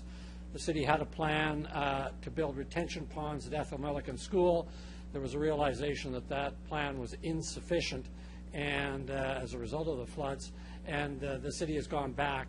My question is this: where are we with the new plan, and is the cost of the new plan embedded in this budget so that the work can be come forward during the early spring? Ms. Wilson? Your Worship, there was funding in the last couple of years that was towards that area to be the South Albert area for drainage. That funding is going to be used in 2015, so we do have a recommended set of projects that we're going to be working on, and we are moving forward with that work with an RFP going out to select qualified contractors to do that work for us in the early new year. Thank you very much. That'll be very reassuring to the citizens concerned. Thank you. Thank you. Councillor Burnett. Thank you, Worship. And I too will be standing up to support the overall utility budget. That when I first got on council representing what I thought was a relatively new area, I thought a lot of these issues of infrastructure wouldn't really be in my backyard, but I very quickly learned that wastewater flows from east side to the west side, and all of a sudden I was getting these calls on a lot of flooded basements, et cetera, with sewage in them, and came to understand that our new pipes in the new areas start to flow through the old pipes in the city. So I was very pleased with the ideas working on the trunk relief line, especially some of these water retention ponds, because I've also learned that a lot of old systems have both wastewater and stormwater going in together, which maximizes capacity. But I guess my question with the new master plan is, are we confident that once we've done the full study and come up with different solutions that we're not going to be surprised with some mega cost in terms of having to completely regut and replace the center of Regina with new pipes and that? This is from a layman's point of view, so I have to rely totally on your expertise. Ms. Wilson? Your Worship, one of the challenges with the water wastewater system, of course, is that it is mostly underground, and so there is always the possibility of having surprises we're not anticipating. However, we have already been doing work on flow monitoring, which looks at how our system is managing in certain different kinds of conditions. So we do already have a certain amount of information. We know where we're likely to see the issues. It is still possible that we will have that we will receive information that is beyond what we're currently anticipating. However, we have put in some substantial figures for what we expect is the work we'll need to do over the next period of time. And when are these plans expected to be brought forward to council? Ms. Wilson? Your Worship, we will be doing work on the wastewater master plan over this next year, but we will also be doing additional work, again, with the Trunk Relief Initiative.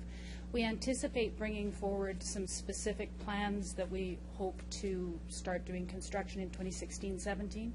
And the wastewater master plan will take some time to complete and to digest. And we will expect still to be bringing some recommendations in the 2016 budget and certainly into 2017. Okay, thank you. Thank you, Councilor Burnett. Councilor Flagel. Thanks. If I look at, we always talk about infrastructure deficit. What would we say ours is today if we could fix everything? What would we say that deficit would be? Mr. Archer? Your Worship and members of council, generally $2 billion. $2 billion? Yes. Could we fix that in 30 years based on the progress that we're making today? Mr. Archer? Your Worship and members of council, my assessment would be no, and that reflects the fact that as a growing community, we are continually investing in new infrastructure. So there is both an obligation to repair and rehabilitate the existing, while also anticipating the repair and replacement of the new as we're putting it in. So it would be great to be able to say yes. I think reality is no. Thank you. So actually what we're doing is we're trying to eliminate and fix Edward Street, and yet we're dealing with Hawkstones and the News and Skyview, et cetera, et cetera. So, okay, good. That's because that does slow down the process. But again, wear and tear over 20, 30, 50 years takes thing. Now, the one thing that when I came back onto council, one of the first things that was talked about was Pasco Street. And when is it going to be fixed? When is it going to be fixed? When is it going to be fixed? I heard nothing but people complaining. For 4 months, I have not heard a word. So again, the good news story goes away because there's nothing to say bad. Whether it be the media, whether it be residents, whether it be, everybody working around, people coming into the city. Pasco Street was a disaster. It's now fixed. We don't hear anything about it. The Ring Road, same thing. Complain about it. Bad road, bad road, bad road. Complained about construction. Don't hear a word anymore. So, but what I want to ask is, I'm going to speak, and this is for about 50,000 residents in north to northwest Regina. The water, sewer, water pressure, capacity levels of Pasco Street that was being fixed and added to for Hawkstone, Somerset, Kensington, etc., I'm told it's done. First of all, if it is true, when are we going to see it come to fruition? When is it going to be turned on? Because there's 50,000 people out there that want to have a little stronger shower and get rid of the water a little quicker. So I want to ask that question publicly because so we know. Mr. Archer or Ms. Wilson? Through you, Your Worship, we have been doing all of the work on commissioning the system to make sure that everything is working properly. There's all kinds of technical things that need to be done, but we are going to be doing that in the very near future, very, very early in the new year. Very nearly in the new year. Could I say February New Year or April New Year? Ms. Wilson? Possible. Your Worship, I believe it'll be February or earlier. Okay. Good. That's all I wanted to say. I wanted to hear that because I'd heard some good news and I just wanted everybody to know it publicly. Thanks. Thank you, Councilor Flagel. I did make a procedure error here. You would only should be speaking to close debate. And no, you're not good because other people want to speak, so you will not be speaking again on this one. Councilor Pandura. Thank you, Your Worship. I'm going to start with a question and then it will lead into some comments. On the utility cost comparison for the average household, I'd just like to hear a description on annual base charge, what we charge. I'm just comparing Saskatoon. Saskatoon charge, and I'm looking at it, there's quite a bit of a difference. Can I get an answer what does that mean? Why there's a difference? Mr. Archer? Your Worship and members of the council, I could offer a general response. I would ask Ms. Wilson for support. Ms. Wilson? Your Worship, as Councillor Murray mentioned earlier, we are in a very different situation than Saskatoon. We're not on a major river. We pump our water 50 kilometers from Buffalo Pound. We have to pump it back out to our wastewater treatment plant. We have a very small creek to pump into, and we have to take it to a very high level. So we have a different playing field as well.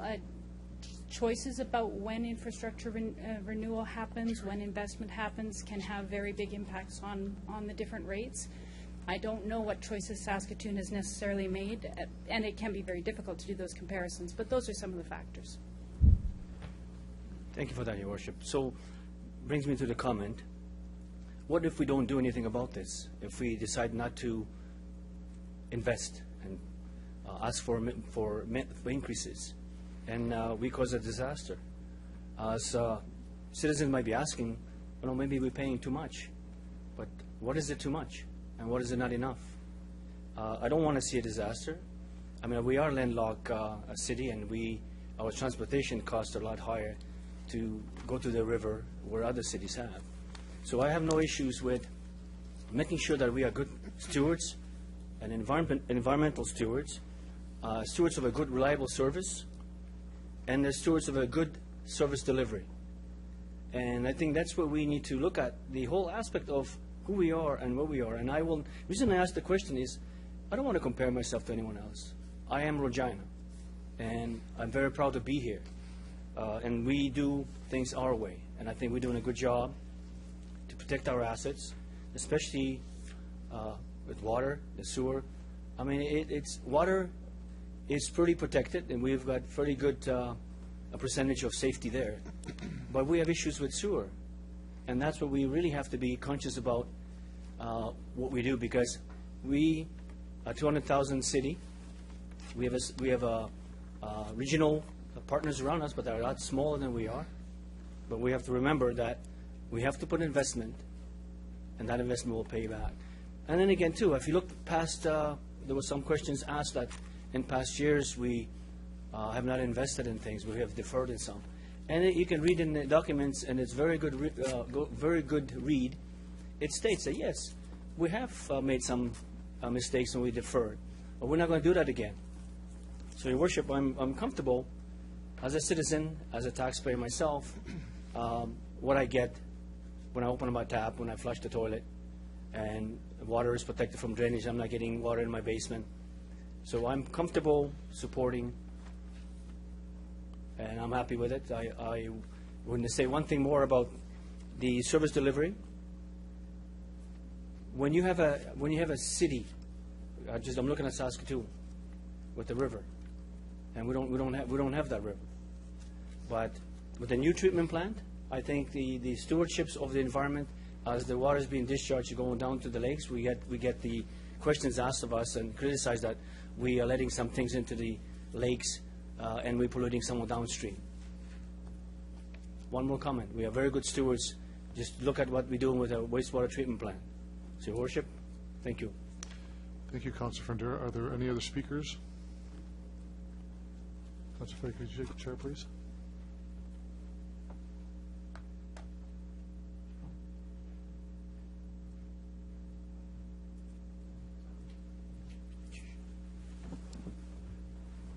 Go ahead. Thank you, Mr. Deputy Mayor. A lot of good comments all around the table, of course, and I rise to support the budget. And I just want to reflect in a different perspective, at least at the starting point, is that the foundation, of course, of our utility, we're speaking here, of course, is our wastewater plant and water plant as well, of course. But I want to talk about the wastewater treatment plant and the fine work that our administration did to shepherd us through not only getting a new technology in here, but the federal financing, the financing of this today, so that we have a plant that will be modern, expanded, and a large capital reduction in what we thought it was going to be. So once again, I want to take the opportunity to thank the administration, Mr. Schoberg, your staff, the city manager, and others for providing a great example of asset management and how we move forward into the future. So when we stand here and we talk about our city providing the best quality of service that we can do, we can say in absolute assurance that we have not only provided the best facility, but it also, in terms of the return on investment, has been incredible. So a question to the administration. There's talk, of course, about the savings that we had first in terms of the capital side, the construction side, and the ongoing savings over 30 years, $240 million savings. But there is some tangible savings because we had thought there was going to be an outlay much larger than that. The administration, the direction for that, if I can say, the resources that were freed up, that will be going to fix and maintain our facilities, our pipes in the ground, our wastewater treatment facility, and our water, our pipes in the ground. What exactly is the plan for that capital? Ms. Gaswell? Through you, Mr. Chair, the savings from the wastewater treatment plant have allowed us to advance some additional projects that were further down in the model. Specifically, the truck relief initiative is one of those projects that would be advanced sooner than originally planned. Can you give a list of what, if you can, what other projects would be? Through you, Mr. Chair.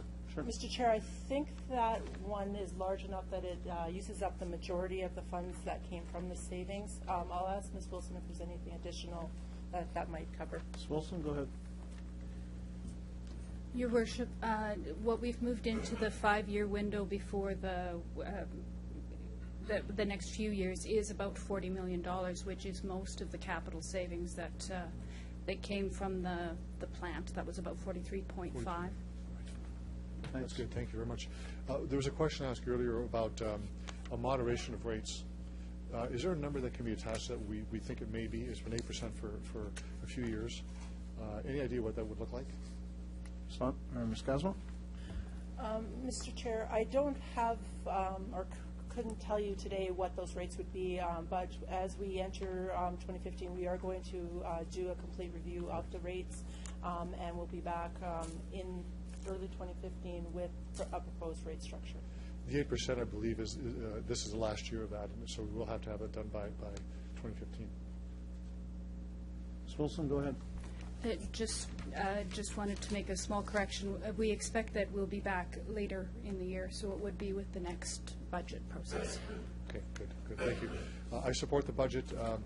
We always need more capital, more partnering with the federal and provincial government. We don't have a national infrastructure plan. As a member of the Big City Mayors Caucus, that is one of our major objectives, is to have that. I know SUMA as well. But we navigate through what we can, and we were able to at least go through public-private partnerships to get that resources for us. We stand in good stead. I know some members of the public are concerned about the numbers. This is the standalone utility that finances itself, not on the taxpayers. This is easy defense, but we have a great system. Do we have challenges? Yes, we do. But we are moving forward on those. Edward Street being one example where there's been a long-term problem which will be resolved relatively soon. Thank you. Thank you.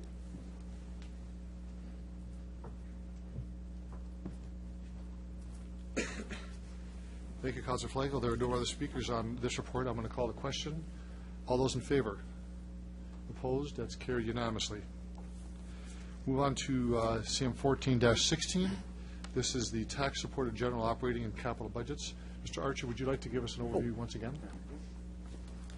Thank you, Your Worship. Members of Council, briefly, the operating and capital budget for the City of Regina for 2015 maintains the current programs and service levels provided in 2014. And further, it continues the commitment to an increased road maintenance program and invests significantly in asset management and renewal activities to reduce the risk of asset failure or service interruptions. The financial impact of the plan is a mill rate increase of 3.3% with an additional 1% dedicated to the renewal of local roadway infrastructure. The property tax portion of our revenues is the single largest portion of our revenues, representing 50% of 2015's total revenue. And the largest expenditure changes relate to costs associated with maintaining existing service levels and investing in asset renewal. And asset renewal investments are particularly noteworthy. As has been discussed throughout this evening's meeting, There is approximately $50 million included in the 2015 capital budget for asset renewal work. It is proportionately a larger share of our annual spending compared to prior periods. For example, in 2011, asset renewal work accounted for approximately 16% of our total annual spending. In 2015, that'll be about 23%. So not only are we investing more in asset renewal, we are relying more on our own funding sources to do it. Also, as has been mentioned throughout this evening's discussions, over the last 5 years, about a third of our funding for capital work came from senior governments. Over the next 5 years, we anticipate about 16% of planned funding will come from senior governments. The difference is being compensated for using our reserves. We are funding this plan with more of our reserves than in prior periods. This is why monitoring our financial condition is so important, and why making sure that our reserve funds are sufficient and appropriate now and in the future remains top of mind. We need those funds in the near term to support the investments in community assets. So while we are recommending a tax increase with this plan, the City of Regina is, and it will continue to be, a low-cost municipal government. By any objective measure, Regina's costs and levels of taxation are low compared to our peer municipalities, and they reflect our expectations for community standard related to services and service levels the municipality provides. Staff are certainly sensitive to community expectations about affordability, and we recognize that your decisions reflect the need to balance expectations for service with the costs required to provide them. So we believe the information provided tonight to support your deliberations provides a solid foundation for your decisions. They were assembled by a team of staff across the corporation over several months, and they represent a significant effort. So on behalf of the executive team, I thank them for the work. In particular, I want to recognize the leadership shown by Dawn Martin, our Manager of Strategy Management. Dawn not only coordinated the process, but she helped orient me as a new CFO and accommodated a variety of suggestions that I made throughout the process. The all-important suggestions. That's right. Got it. I need to feel like I contributed somehow, Your Worship. As well, Janet Aird, our Manager of Financial Services, and her team provided exceptional support to both Dawn and me. So, thank you.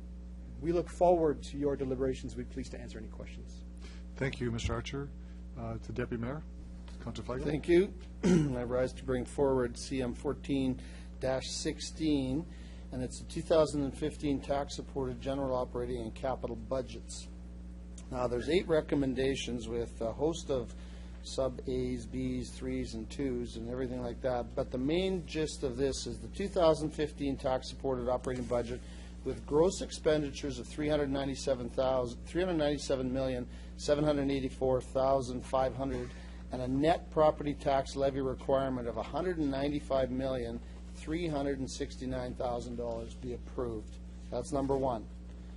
That the 2015 general capital budget with total gross expenditures of $263,249,700 in 2015, as summarized on page 57 and 58 of the general operating budget and capital budget, representing a new funding of $98,784,700 and $164,465,000 of funding for the RRI Stadium project approved in prior periods also be approved. A couple more I'm just going to read through, and then I'll pick a few. That the capital budget for 2016 and 17 related to the following 2015 capital projects be approved. Information technology business transformation for 2016 of $1 million. Then we also have the North Central Shared Facilities for 2016 has $3 million and 2017 has $860,000. That the gross budget of $210,105 of which is net in the recommended 2015 capital budget for the purchase of two paratransit buses and the allocation of $162,000 in operating budget to support the paratransit operating costs be contingent on the provincial government contributing a proportionate share of the cost. That further to previous committee resolutions, throughout 2014, the following be incorporated into the budget. We just finished talking about a 1% dedicated mill rate increase. And then the second thing would be that in accordance with the PW 14-22, winter maintenance policy be amended to as the following. Include a requirement for the city to clear sidewalks adjacent to city-owned parks that are next to public schools, requiring a net budget of approximately $15,000 to be funded from the funds by recommendation number 1 of this report. Treat all commercial properties consistently, requiring building owners to clear any frontage sidewalks adjacent to senior citizens complexes with more than 20 units in a single building. A couple more, that funding for the fleet replacement reserve for the purchase of new vehicles in the amount of $240,000 to support ongoing services provisions be approved, that the 2015 mill rate be 9.3241, representing a 3.3% increase for all programs and services, plus the 1% increase for recommended residential road network improvement program is as described in recommendation number 5, in which Mr. Archer referred to. And again, lastly, that the city solicitor be authorized to prepare all the necessary bylaws to implement the above recommendations. Seconder for that, please. I'll second that, Your Worship. Thank you. Thank you. I'll sit for now. Councillor Flagel, if you sit down, you're only closing debate now, you know that. Okay, that's good. Okay, this on a procedure? Yep. Just a procedure. I think the mill rate was quoted wrong.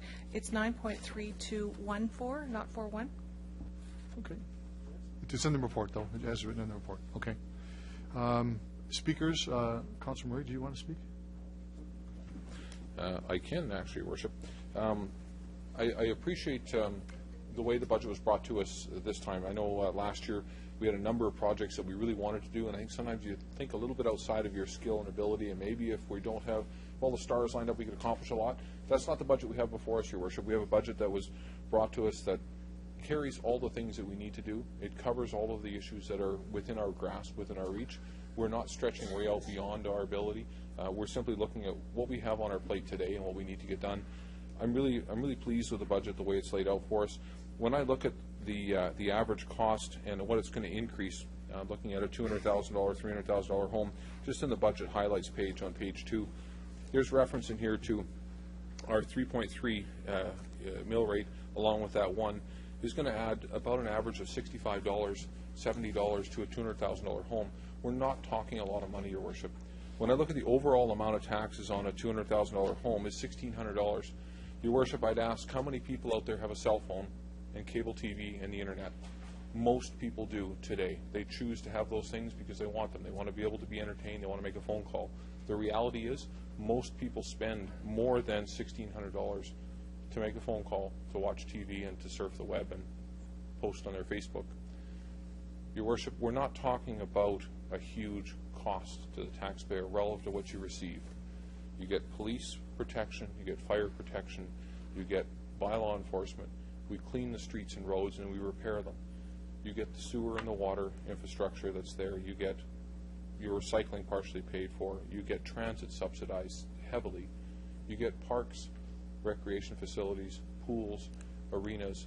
All of these things come at the equal cost to being able to make a phone call or be entertained. Really, Your Worship? I think the citizens of Regina have high demands, and I just don't think we're paying anywhere near enough to have all those demands met. When people call because they've got a problem with their road, when they call because there's an issue with whatever it might be, I don't have enough bus routes, they're not close enough to my property, what they're really saying is, I need to pay more taxes if I want to have those services. Really, 3.3 is an excellent number. I'm very happy with this, and I'm going to support this budget the way it's laid out before us, Your Worship. And I appreciate very much, again, the way it was brought forward to us, the way it was carefully detailed, and make sure that we didn't stretch beyond our ability, and we actually come back with something we can work with. And I like the way it's laid out. So thank you very much to the team that put this together. Thanks, Your Worship. Thank you, Councillor Murray. Councillor Hawkins. Thank you, Your Worship. I share Councillor Murray's enthusiasm for the budget and for many of the reasons which he has outlined. I rise in support of the budget, and I will propose an amendment in a moment, but I just want to say something with respect to my reason for supporting the budget, If you look in the budget document on page 28, you see the municipal price index set out. Let me read this. This was a directive given in developing this budget. Operating costs could not exceed the municipal price index of 3.34%. MPI is the generally accepted indicator, similar to the CPI, that describes the estimated cost increase for the average basket of goods typically purchased by the city. In coming forward with the 3.3 target, the administration has met that goal. I salute them. I note the CFO's generosity in complimenting those who are working with him. I want to compliment the CFO, the COO, and the city manager for the guidance they've given the process in this budget. All of that said, I am going to propose an amendment which I hope will be helpful. It's been telescoped, actually, by the fine remarks that Mr. Hopkins gave on behalf of the Chamber. The third item which he mentioned that we might consider in reducing the 3.3% was any savings from the recent pension agreement to be used to reduce the rate of increase in the mill rate. If you look on page 87 of the document, the budget document, you will see that the pension and long-term disability number is given. The dollar change for that number this year over this year's budget as against last year's forecast is $1.8 million. The CFO has advised me that, in fact, that's a typo, that the correct number was $1.2 million, and that is the number that was used in calculating the budget. The $1.2 million was based on the city's initial submission to the superintendent of pensions, and that it was based on the actuarial reading that we had of the deficit in the pension plan at the time in the early fall of our submission. Since that time, two things have happened. One is that there was a new actuarial analysis of the debt in the plan, which reduced the estimated deficit in the plan. The second was there was further negotiation with the employee pension groups, which resulted in a new joint submission to the superintendent coming out of those successful negotiations. As a result of those negotiations and that actuarial revision, the city's contribution for the last 6 months of 2015, that is the 6 months in which the new pension plan will go into effect if approved by the superintendent, the city's contribution will be reduced by $350,000. That $350,000 is not a number which is reflected in the proposed 3.3% mill rate. On that basis, Your Worship, I move that the $350,000 reduction in the amount due from the city to fund the proposed pension plan settlement for the last 6 months of 2015 be directed towards reducing the proposed mill rate increase for 2015 from 3.3% plus 1 for local roads down to 3.1% plus 1 for local roads. That is to say, a reduction in the proposed tax increase of 0.2% of the mill rate as suggested. Could I have a seconder for that, please? Thank you. Councillor Hinks? Okay. Your Worship, I have nothing further to add to that, although perhaps I should ask the CFO to confirm the figures that I've given. Mr. Archer.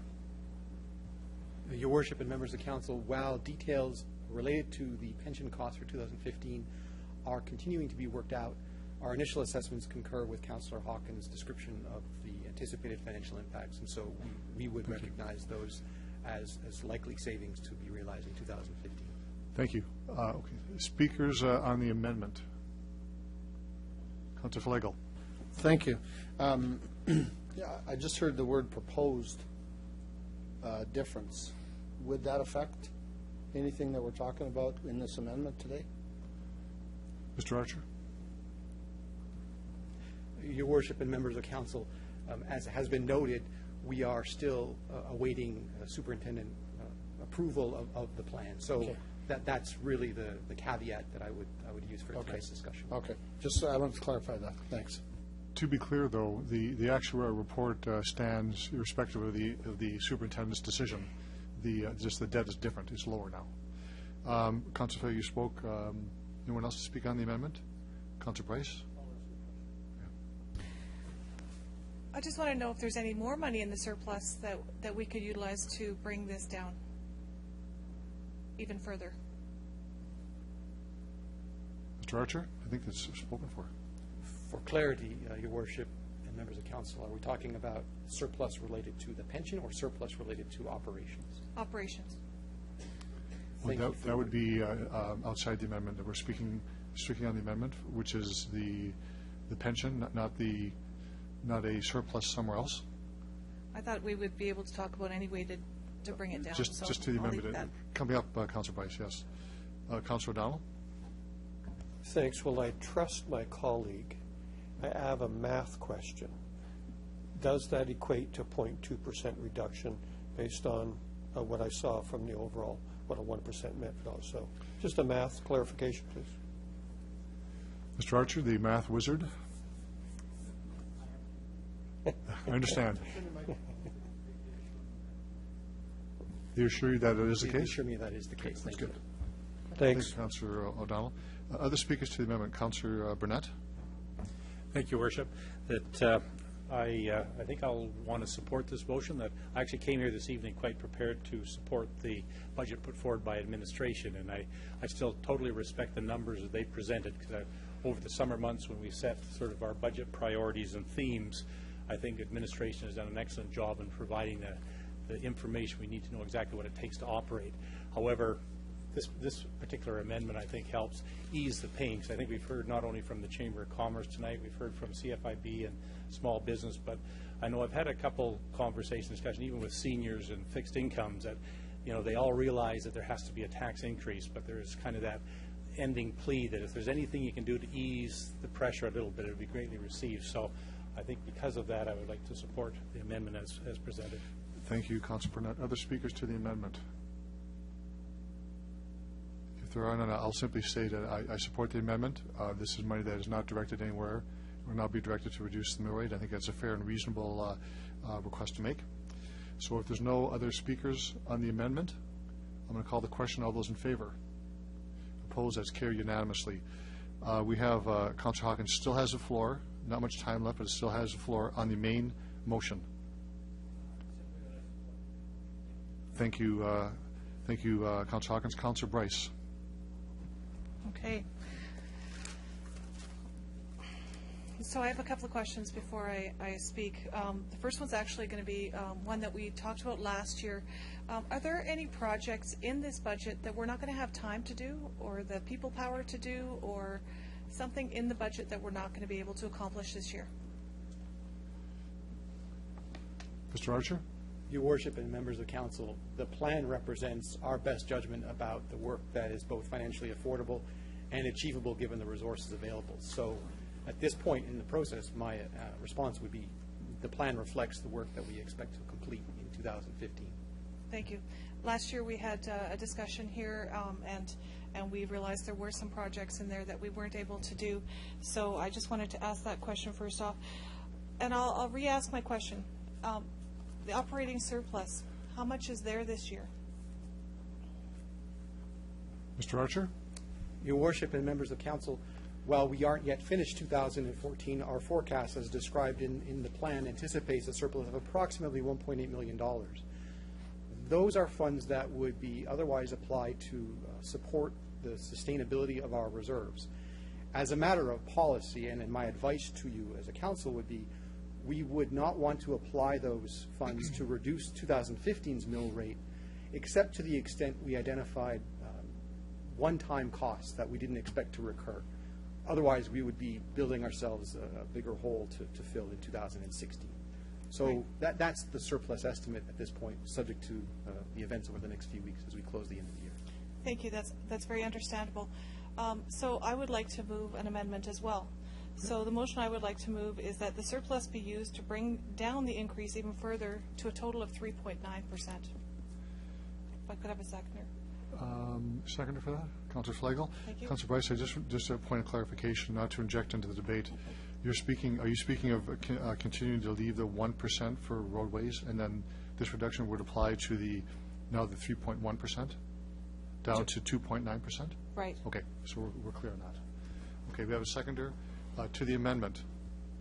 Councillor Murray. It's not that I don't appreciate the amendment. I just need to know more information from Mr. Archer or his staff about what that does if we take, because I appreciate that we budget to be very close to our expenditures, but not over, because as a municipality, we cannot go over. We cannot budget into a deficit. So we budget as close as we can. There's always going to be some. Mr. Archer, please tell me more about what happens to that little line item that's left, because it's literally less than 1% of our overall budget. Tell me about that line item. Mr. Archer? Your Worship and members of the Council, Councillor Murray's description is correct. We cannot run a deficit as an organization. If we did, we would have to recover any shortfall in the following year. With respect to the direction that's proposed to further reduce the mill rate, we're talking about another 0.2%. That's roughly $350,000. The way to affect that would be to further stipulate in the amendment that the reduction be applied to fund those one-time expenditures that wouldn't recur in 2016. Okay. So it's not used to reduce the mill rate, but to offset one time. Okay, I'm more comfortable with that. That's all. Thank you. Mr. Archer, you want to clarify that? Just for clarity, Your Worship and members of Council, it could reduce the mill rate, but the effect would be negligible because we would be funding the one-time expenditures in 2015 with, for example, surplus funds that were realized in 2014, or from a specified fund that we would have in the operating budget to mitigate the mill rate increase. Okay. Are we clear on that? Everyone's clear on that? Any other speakers on the amendment? If I might, just to be clear to Mr. Archer, the net result, notwithstanding what you just said, would be there would be a reduction in the mill rate to, in a practical sense, to 2.9% and then the 1%. That would be the practical effect. Your Worship and members of Council, for the sake of clarity, we would be talking about a 2.9% mill rate change plus the 1% for the road improvement plan. Right. So, okay. Yes, 2.9 plus 1 or 3.9. Good. So we're all clear on that? Councillor Flagel? So right now you just finished saying we have a $1.8 million surplus. 1.6 million. 1.6 million? So that's going to be less 350,000. So now we're going to be down to 1.25 million as a surplus. Okay, just to clarify. Thanks. Okay. Councillor Hawkins. Upon a procedural point, if you need a seconder, I'm happy to second this. Oh, yes. Yes, we didn't. Did we get a seconder? Oh, Jerry Flagel. That's right. Councillor Flagel. That's right. Okay. Other speakers to the amendment? I'm going to call the question. All those in favor? Opposed? That's carried. Thank you, Councillor Bryce. Thank you. So there's a couple more questions I have about some projects. One would being the Regent Park project, which has to do with the Pasqua Rec Center. I'd just like to know where the money from that basically is what we put away a few years ago. I'd like to know where that project's sitting. Through you, Your Worship. Who wants to take that one? Through you, Your Worship, we have the funding that was given previously, and that project is underway and is going to be completed in 2015. Thank you. I also have a question about transit. We talked about the trip planner, and people are having issues with it. So I know we were talking about going to the Google Trip thing. I don't want to sound technologically advanced because I'm not that much. But anyways, the Google Trip planner thingy. Mr. Onright, you thought you get off easy? I don't know the right word for it, but... You thought you get off easy tonight, Mr. Onright? You have a question. Thank you. Through Your Worship, the Google Transit will be installed in about 2 weeks. We're hoping before the end of the year. Good. Thank you. So I know that people have said they haven't heard much about the budget from the residents. I have heard. The people in my area, a lot of them are seniors. They're on fixed incomes, and they budget for what money they have, and they don't have extra money. So anything we can do to bring that budget down, they said they would be thankful for.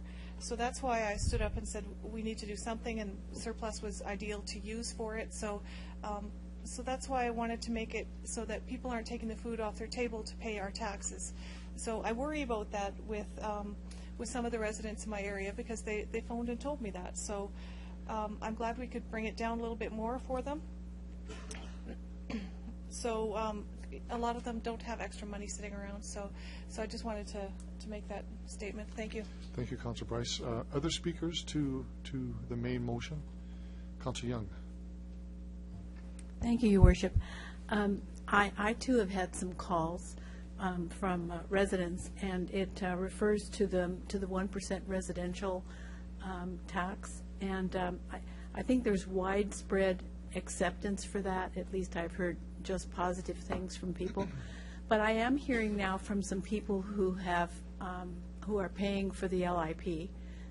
Their road has been fixed, and feel that somehow they are being double taxed because they are now paying the 1% for other people to have their roads fixed. And I don't think that's the intention of the 1%. So could we explain for those people that I think some of them are watching this evening, is what are the benefits from the 1% for all residents in the city, even for those who have just had their street recently rebuilt and are paying LIP? Ms. Casmo? Through Your Worship, the benefit of the 1% is that we'll have a more sustainable residential road network improvement plan, so that we will not find ourselves in the situation that we are now, where we've let things deteriorate to a point where we're way behind the curve. It will allow us to be more proactive, allow us to get in and preserve the roadways, to extend the life cycle of the roadways, and to address the failing conditions a lot sooner than what we had in the past. With the local improvement program, the way that program was structured was those who benefited directly from the work paid for the work.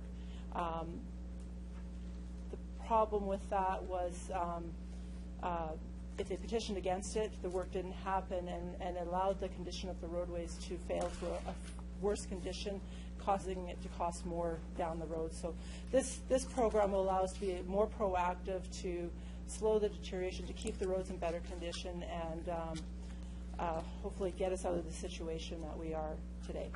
So then, just to further ask a question about that.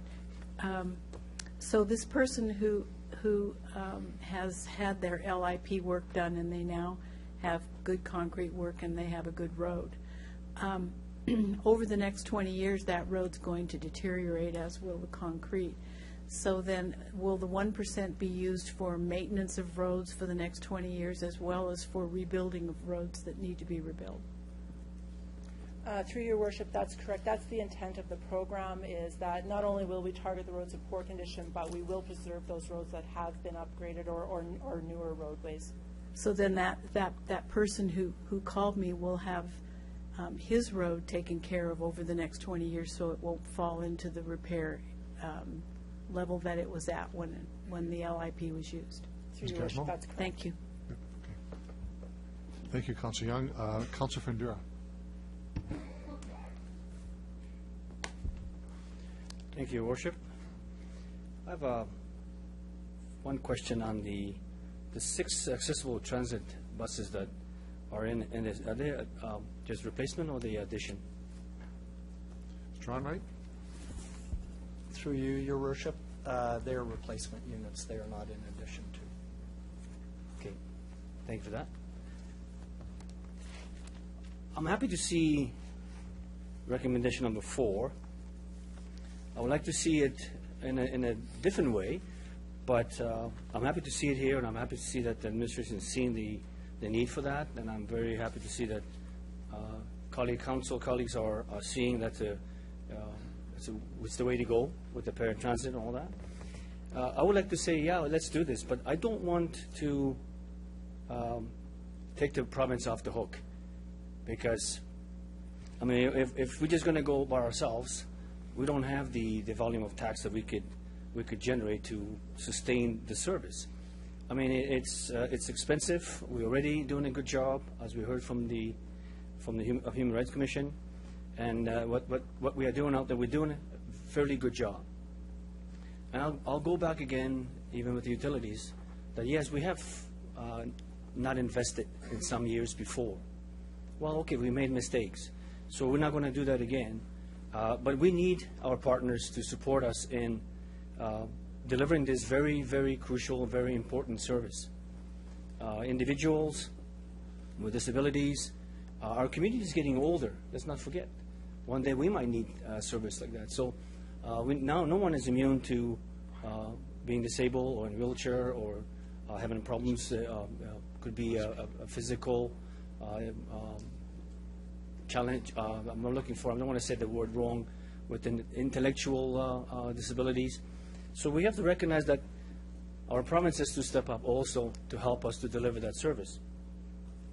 And again, I'm going to repeat it. I would like to see it because there is a demand out there. But if the province comes in and helps us out, it's a good thing to do. And we're not by ourselves. So that's one thing about the budget and about the 210 that's there. We have it on the books. We are committed to move forward on the issues that's we're dealing with paratransit. But I am comfortable that with the province coming on board, that we're able to deliver. But we already let's not forget, we are doing a good job delivering the service. There's a huge demand out there. If you look at, let's say, the accessible taxis come into play, they might help us reducing some of that refusal rates. And that's probably a little cheaper service also. So there's a lot of things already on the books and in the plans that we will be successful. The 1% is necessary. And again, we have deferred a few times before. We've put on some local improvement on that, and that maybe showed that didn't work. We've been doing that for 20, 30 years maybe. Well, with that 1%, we cannot fix it what was ailing us in first year or 2 years. It's going to take us at least 20, 25 years to kind of achieve, or maybe 30 years, Mr. Archer said, to recognize what the 1% will do for us. And sure, there's the individuals out there that are upset that they've done the local improvement and now they're paying double. Well, I had conversations, and yeah, some are, and some will say, you know what, yes, I was in the queue, I was in front of, I have a new street, I have a new sidewalk, I have a new underground pipes and sewers and all that stuff. So, and then when you discuss that with individuals, many of them are happy because once the street was fixed, guess what? They're able to sell the house, and the house was sold with better than normally would have. So when someone comes and buys your house and you have a brand new street, brand new sewers, you got no issues. So, Your Worship, I'm happy, and I've supported some of the amendments here with the reduction. That's a good sign. I mean, we have to be realistic on what we need to do. But I think as a council, as myself, we are going in the right direction, because I like to stand up here and say I've done something, and to be recognized for being proactive and thinking about the future. Maybe in the past, well, someone's going to talk about us that maybe we did wrong. I'm not talking about someone 30 years ago that they did wrong. This is today, now, and we need to move the city. And you notice, everyone's coming to us. And we got caught. Who would imagine to have what we have? So I think the tax is necessary. You can run things with zero or nothing. And I'm happy as long as we don't have service reductions, what we've got on the books with the tax, then I'm good. So I'm happy to support it, and thank you, Your Worship. Okay, thank you, Councilor Fundera. Councilor Fraser. Thank you, Mr. Mayor. I rise in support of the budget. I would like to suggest one small tweak. But before I do that, first, thanks to administration. This is no fault, small task. Surely, this size of budget, nearly $400,000. Even in steady times, that's such a challenge to so many moving parts, and especially in today's day and age when there is so much changing. The costs that are fluctuating all the time, and also the tools we need to deal with our growing city. So kudos to you, and kudos for the rest of the council for a good consultation process. The piece I'd like to speak about is a transit issue, actually. So right now, we're looking at a little less than 4.3. Sorry, what are we down to right now? 3.9. Sorry, 3.9. So that'll mean for someone who owns a $300,000 home, an increase of a little less than $100,000. 3 months ago, this council unanimously passed an increase to transit fees. That means if you're riding the bus as an adult person buying monthly passes, you're actually going to be paying $156 more next year just to ride transit, plus this property tax increasing on top of that. So to keep things in perspective, I think we're doing a pretty good deal, at this table, keeping the increase so low. So the pass that the transit fare increases we voted for in September will represent about $1.5 million of new revenue. So that is to say it's almost as much as the residential road tax we're talking about right now. That's $1.7 million, so it's a significant amount of money. And of course, it's generated from just transit users. And also to remember that the report that we passed in September, it had no service increases to it. So the residential road piece we have, people are going to see that increase. They're going to see roads better repair, better repair. The increase we put forward for transit services, it's the same level of service. It's incumbent on us to raise that service if we want to see it happen. So that's what I'd like to suggest is a raise to the service. So it's been on my mind what's sort of the lowest hanging fruit. There's lots of issues to fix with transit. There's lots of good news happening right now. We see increased ridership all the time. 6.6 million rides will happen this year alone. We're on pace for that. The thing I would really like to talk about, though, is holiday service. To me, that's, as far as bang for buck goes, that's sort of the most obvious piece. Right now, we run holiday service on Family Day, Good Friday, Remembrance Day, and Boxing Day. And what I would like to suggest is that the city also run transit service on Thanksgiving, Canada Day, Victoria Day, SAS Day, and Labor Day. And I'd like to tell you why. This is not a peak issue. We have a lot of challenges in transit that mean having to buy more buses and more storage and all these things. Running service on holidays, actually the buses are there already. It's not a capital issue. We just have to pay for the labor and the gas more or less. That would amount to about $22,000 a day. So for these 5 days, it would be a budget increase of about $110,000. My suggestion is that we allocate out of the transfer to reserves. So we just allocated $1.2 million. So this would be less than 10% of what we just allocated into reserve, out of reserve for the tax break. And my understanding is next year we're scheduled to put about $14 million away for reserve. Is that right? Mr. Archer? I see 2015 budget transfer to reserves around $14 million. Is that true?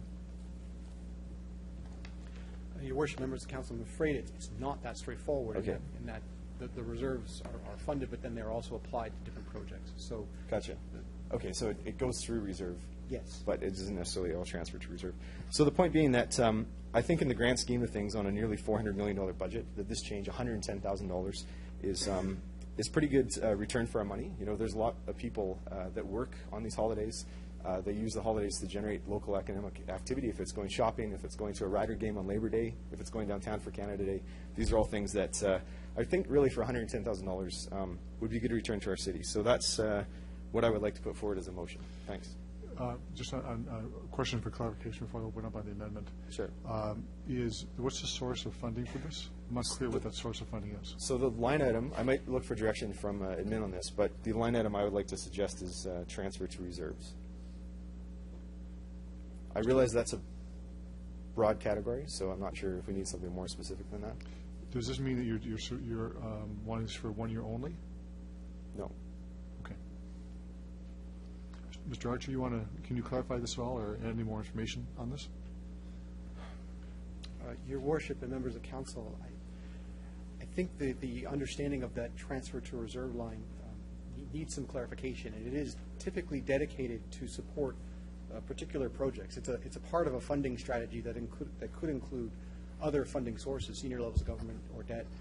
Changing that line creates a shortfall in a project that we anticipate completing. Okay. So we would need to identify where Sure. that money would be. Okay, then if I can just take a slightly different approach to this, I would like to dedicate it then, I guess, out of this year's mill rate increase. You know, we've just knocked it down $1.2 million. I'd like to see this $110,000 come out of, be added to this year's mill rate increase. Okay, so we're clear on the source. Seconder for that motion? I'll second it. Councilor Dow seconds it. Debate on the motion. Councilor Bryce. I'm just wanting to know, is that price estimate right? And do we know if this is viable for transit to be used? I know that we've got it for a couple of holidays, but do we know that this is something that's viable year-round on the other holidays? Your Worship, Mr. Archer? Members of Council, Mr. Onrait can provide some context. Mr. Onrait? So through your Worship, the pricing is correct. It is about $22,000 per day of service for holidays. Because the holidays are not at peak time, there's no additional equipment that would be required. So it can be ran within the fleet that exists. Okay, and that includes stat holiday pay for the driver and all the whole thing's been looked at? Mr. Yes, the $22,000 does include overtime rate and whatever the stat pay would be for that day. Okay. Only, not to debate, but only to clarify. That it doesn't include income generated. That's a separate line item. So 22 is operating. So if we have income, it is against that. Is that right, I think? Councilor Bryce, you have the floor. Thank you. I told my residents I would be trying to keep it down as low as possible, and to add extra things on at this time, I'm not a fan of doing that. I know this is something that we should take a look at. I'm just not sure if now is the right time. So I'm not wanting to support this. As I said, I've got it to a point where I'm okay with the budget. As I said earlier, I grumble about an increase, so I'm grumbling about this a little bit because we haven't taken a really good look at it. So I'll have to say no to this. Councilor Bryce, are there, Councilor Hawkins? Thank you, Your Worship. I agree with Councilor Bryce. I don't think, having gotten the mill rate down to a level that I think would be very acceptable to the citizens of the city, I don't think this is the time now to start adding incrementally various projects. I think that I'd have no trouble if the administration studied this idea, put it in the mix possibly for next year to see where it fit with other priorities. But I think it's very dangerous now if we start bringing forward expense items and just adding into the budget. So I won't be supporting this.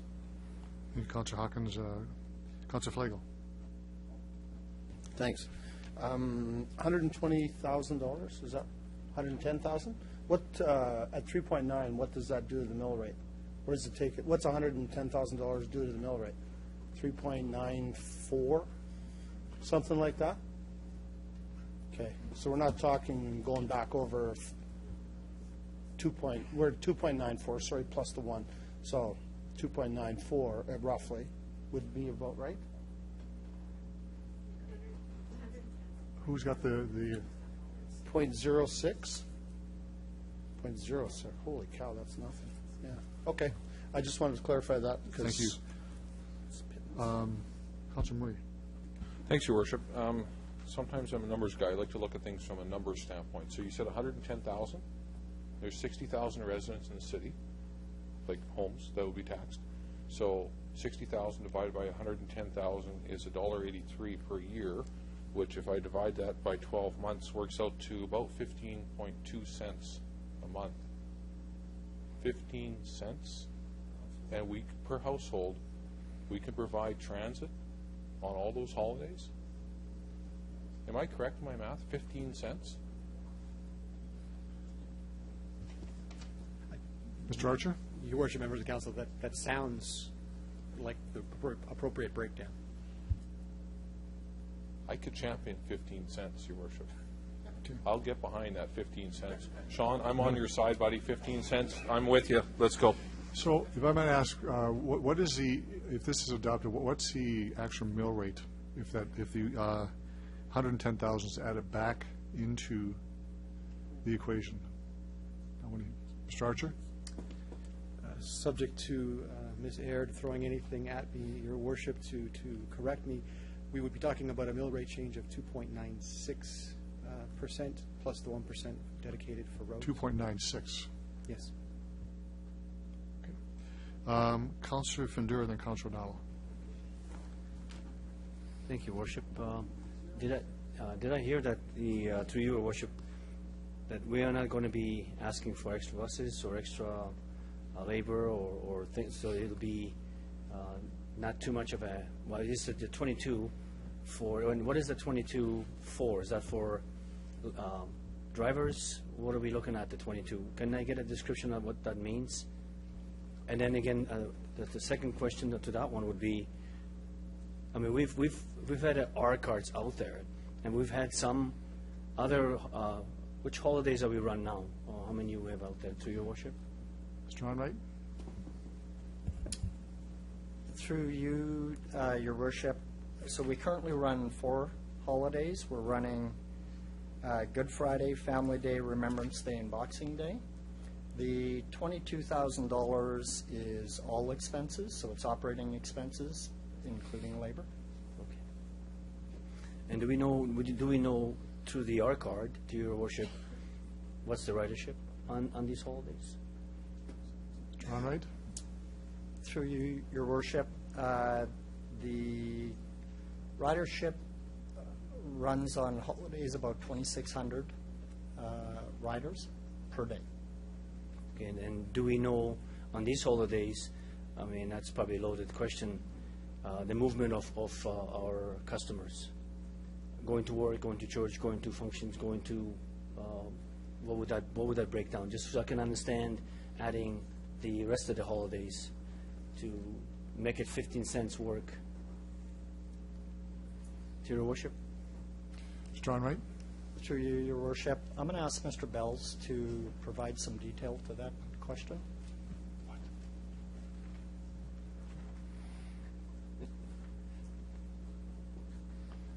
Mr. Bells?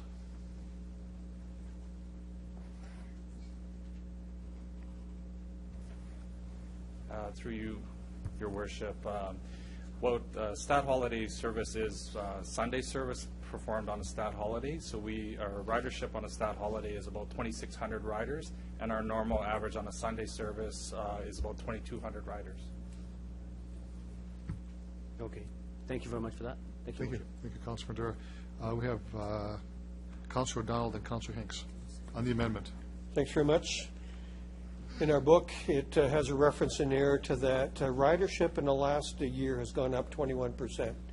It seems that when we've made an investment in new buses, that people have responded. It seems that our staff have found the routes and extended them and done things to make it possible that people will want to ride the bus. So now we have the opportunity to invest a little bit more in transit to look after those people who wish to also take part for 15 cents a day. And we're debating a month. I'm in favor. Councilor Hinks? Thank you. I will not be supporting this amendment because I've seen in the past that there's just empty buses out there, and I believe that we could just we wouldn't have to put buses on the road. We could put a car stopping at those bus stops, and there'd be enough room for the passengers. So that's my case anyhow. I'm not supporting it. Other speakers to the amendment? Councilor Flair, you want to take the chair, please?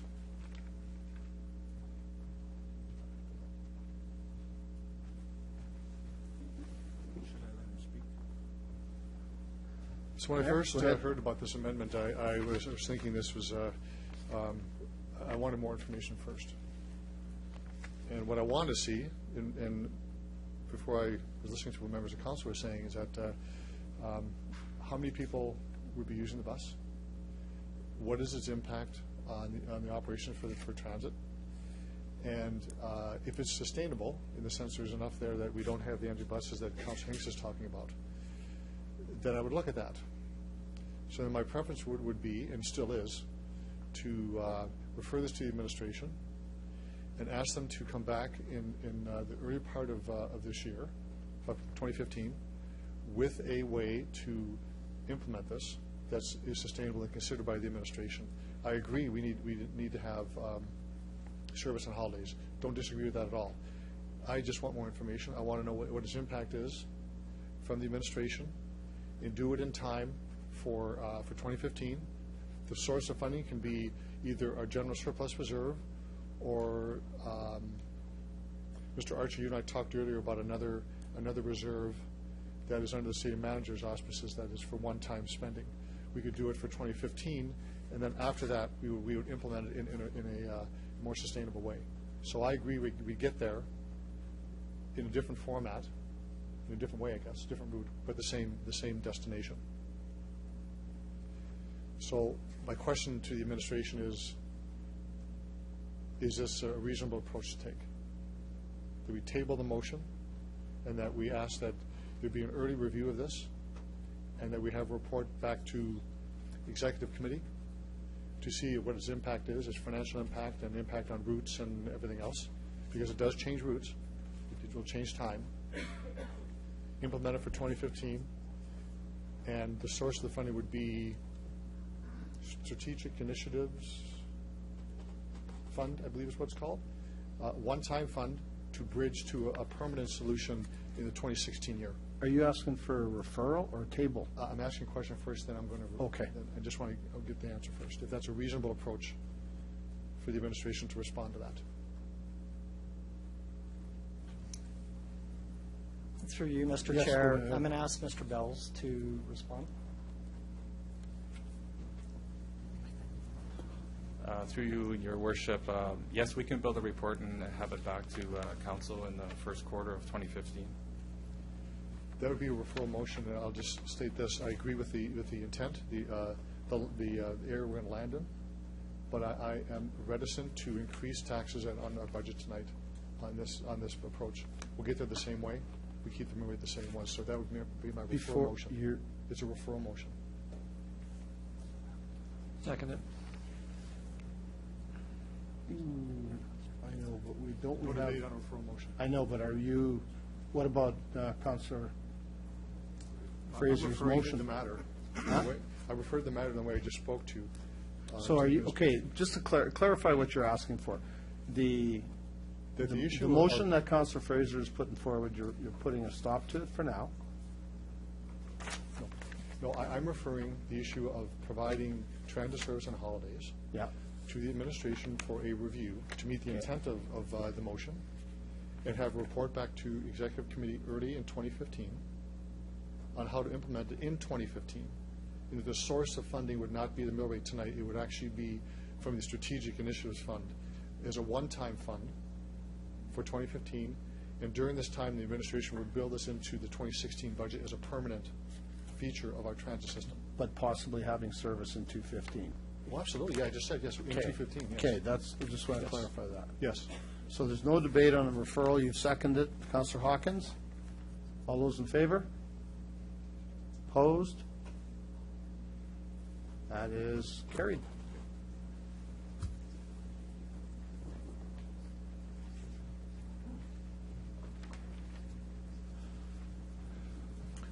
Councilor Fraser, you still have the floor. You have time left if you'd like. No further comment. I plan to support the budget as is. Thanks. Good. Councilor O'Donnell. Thanks. I want to refer first to some comments made earlier by some of the delegations and talk a little bit about efficiency first. One of the things that's in our document is that there was over the last 8 years, the city has achieved an annual one-time savings of more than $27 million. There's been some core services review already, and I think we sometimes forget that. So let's make sure we put it in. As I'm on my Calgary kick, I will tell you they've done a core services review, and they found $50 million in savings. Think for a minute the difference between their budgets and ours. So I'd say our folks did pretty well. I want to highlight some efficiencies, and I do want to comment on our transit folks for all the work that they've done and to get ridership up that high. Kudos to you. I still remember, it goes back a couple of years, and I may use the wrong terminology, but our staff spent some time looking around saying, well, we can find our own way to do things better, and they have found a way to fix water mains that save $1,500 every time it happens. Doesn't get mentioned very often, but they just do their job. I like the notion that we talked about the berms on Les Sherman and so on. There was some cost savings found, and right away they built those berms, which were always going to be built, but saves flooding for that area. And I also note that we didn't talk about the quality of water and the award-winning water that we had. I think that we were remiss sometimes. Sometimes our folks don't get credit, and I think that they deserve it. So I want to start with that, if I could. Mr. Archer, you brought an interesting document forward here. I think it's very well written, and there's a lot of information that I can use as a counselor. So I thank you. You thanked your staff. I try to acknowledge some of the other people for their work they're done. I'm very proud to work with the people who put this together and who work for our city. You have heard me far too many times talk about some of these things, and I'm not going to give up, so I'm going to reintroduce a couple. One, I want to serve notice right now that early in the new year, very early in the new year, I'll bring a motion forward for multi-year budgets. This is one of the things that our staff work very, very hard to get us forward. And I think when we do it on an annual basis, it's not the most efficient use of staff. We can review. I think it's time for us to look at when people are elected. They set a tone for 4 years. And the biggest reason I want to do that is because people can plan. If you ask all the sectors that provide service, they need to budget in advance, and we need to provide that. And by the way, as an aside, because the provincial government, I talked to the Heavy Construction Association, even the provincial government in terms of highway construction is starting to bid on a 2-year process. So serving notice. I have a question about the paratransit number that's here and so on. It is based on the fact that the province will come through. Do I assume that the province's notice will come through only when their budget is delivered, or will we know prior to that, which would be sometime in March? Can someone answer that for me, please? Mr. Onright? Through you, Your Worship, I believe it will be done at the time of budgeting. It won't be done prior to. I assume that too. Thank you. And as was mentioned by one of our delegations, there is a review going on for services for persons with disability. Do we have any idea if there's a target date for when that information will come back, please? Mr. Onright? Through you, Your Worship, that report is to come forward sometime in the first quarter of 2015. Oh, it is. Thank you very much. So I'll also serve notice that I think that I want to wait and listen to what's going on. But for me, we're going to invest in paratransit in the next while, and I don't mean 5 years from now, in the next while. So I'll leave those things alone for now. So I'm going to tell you one thing that I've learned in the last while, and I had the opportunity to speak to the Mayor of Calgary, and I'm going to use a quote from him. This is effective last week. This is when they did their budget deliberations, and I'm assuming their methodology is correct. In terms of transferring tax from the City of Calgary to Ottawa, the difference between what they get back and what they transfer is $11 billion. When they transfer monies to the province of Alberta, the difference between what they get back and what they give is $4 billion. I want you to keep that in mind and do your math to what we are in terms of size. I'm assuming the number is similar. I asked Mr. Hopkins, and I believe this truly, I do not believe that people understand how our city is financed. I really don't believe that. No matter how many times we talk about it, I don't believe people do that. I want you to know that I think it was very smart sharing on the PST. But it is also in decline as a percentage for the amount of income that we have, revenue, for what it actually costs us for deliver service. Mr. Arch made reference, he used the number 16% compared to what it used to be. And we have certainly experienced significant offloading from other orders of government that affects our ability to deliver services to the residents and the service levels at which they expect. And now we have to accept more assets.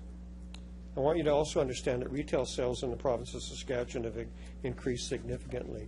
But there's also an awful lot that we do not have the option of getting that 1% on, that part is actually in decline. Now, without changing the rate of income tax, because neither federal government has done that, at least to my knowledge, the amount collected by senior governments has risen by, I'm told, between 8 and 10% a year. I want you to think in billions. And as a province and as a region, we are growing significantly in the population ages of 20 to 29 and 30 to 39. In other words, these are working people. And our per capita income after tax is increasing. So I'd like to propose the following. After significant discussions, and I hope involving organizations like the Chambers of Commerce, the Small Business Association, our seniors groups, we all make reference to seniors, they're an organized group. Realtors, retail, commercial, they all have organizations. I think it's time that they get together and not come before us and say it's a broken system. I propose the following for their consideration and that they come back with some information. First one, that a cap be placed on property tax.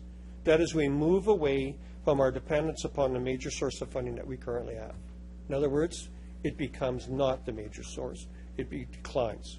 2, tie income tax sharing to the funding for municipalities. If you live and create wealth here, and I'll use our city, that a portion of that income be returned to where you live. 3, we modify the municipal operating grant so that 1% of the PSD spent in my city stays in my city. 4, and it's been brought here a few times, and I agree, and it's been talked about over other years, that there be a national infrastructure strategy. I see that as a longer-term notion, but it is the gift that needs to keep on giving. Well, they're not meant to be limiting. These points toward, put us toward a less dependence upon that. And I like the word relic. That is what it is. It's a relic. But I'm tired of the rhetoric. I think it's time that we do something.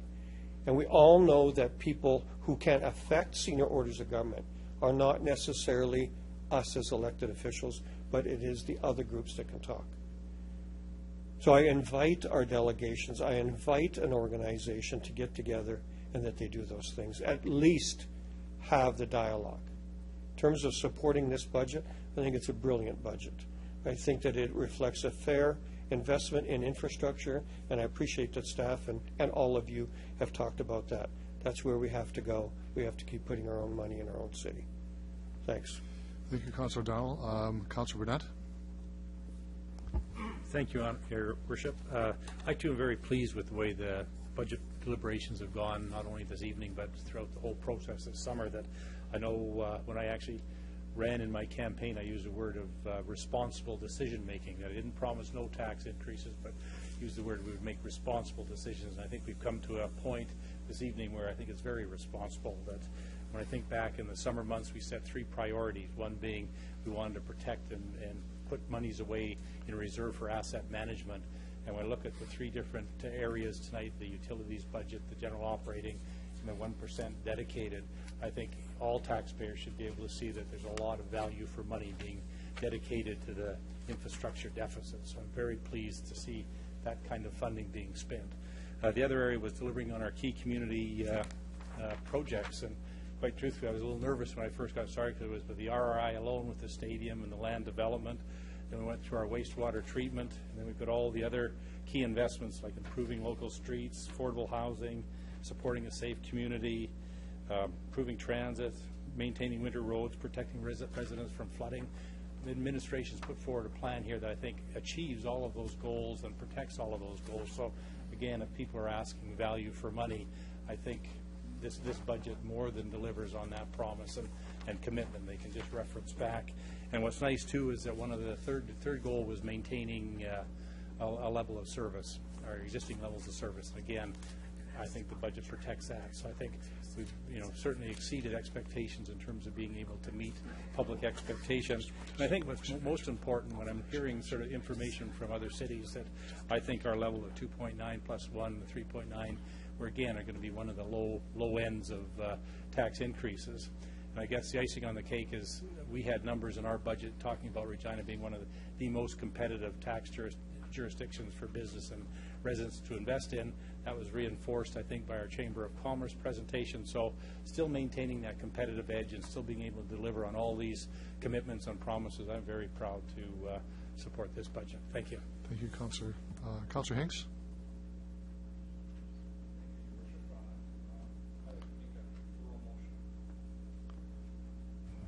Pertaining to the Bike Regina requests, that it goes back to the administration and come back to us with a cost in the next few months. And I think that if can I get a seconder for that, for your motion?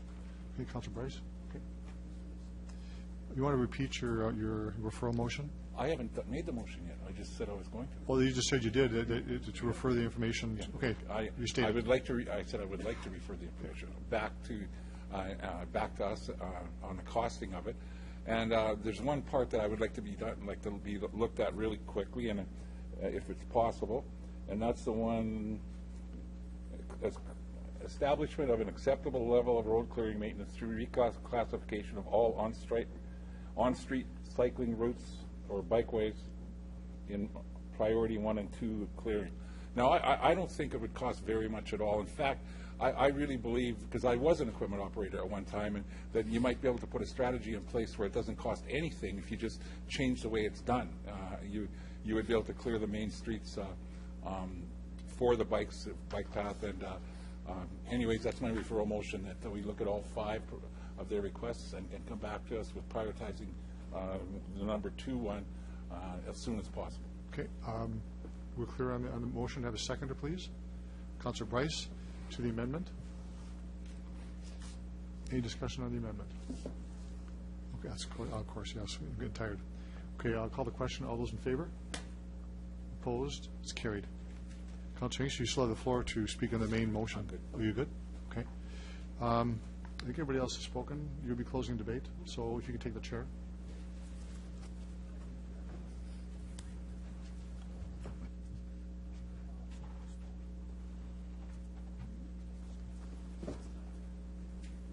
Yeah.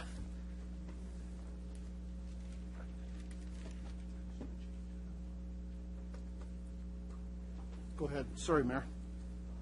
Mr. Chair, I have a couple of questions of the administration just to clarify before I have my comments. On page 63, there's a discussion of the business transformation program, and that's for both the 2015 and 16 amounts of $4.85 million. What exactly is that program?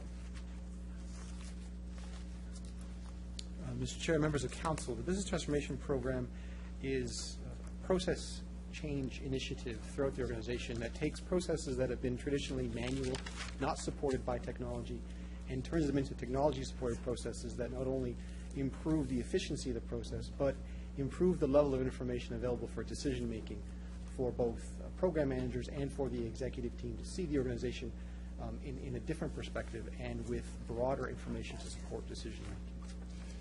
Will we be receiving reports of that to the Finance Administration as to how that's working? Mr. Chairman, members of council, yes, the work is ongoing. There are a series of process improvements and system modules to implement that will produce results that support the direction I described, and we would be happy to provide updates as those results are. That would be good. Another question is with the IT services budget. It's a multi-year one again, and I'm not sure, there's no other reference to this other than this statement of Business Solutions COC PD, 1.44 million, and then another line that's same term, Business Solutions CSO CM, 1.49 million. Just want to know what that is.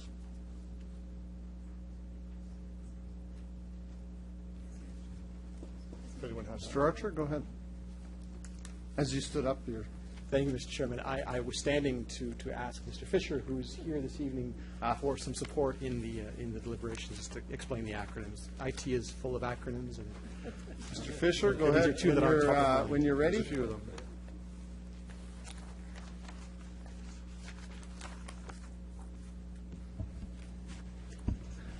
Through you, Your Worship, those are just acronyms. Those are the 2 branches of Business Solutions. The one is for city operations and one is for the city manager's area. I assume, again, through Mr. Chair, that we'll get reports as to what exactly is happening with that, so the Finance Administration or whatever committee it is has an understanding of that.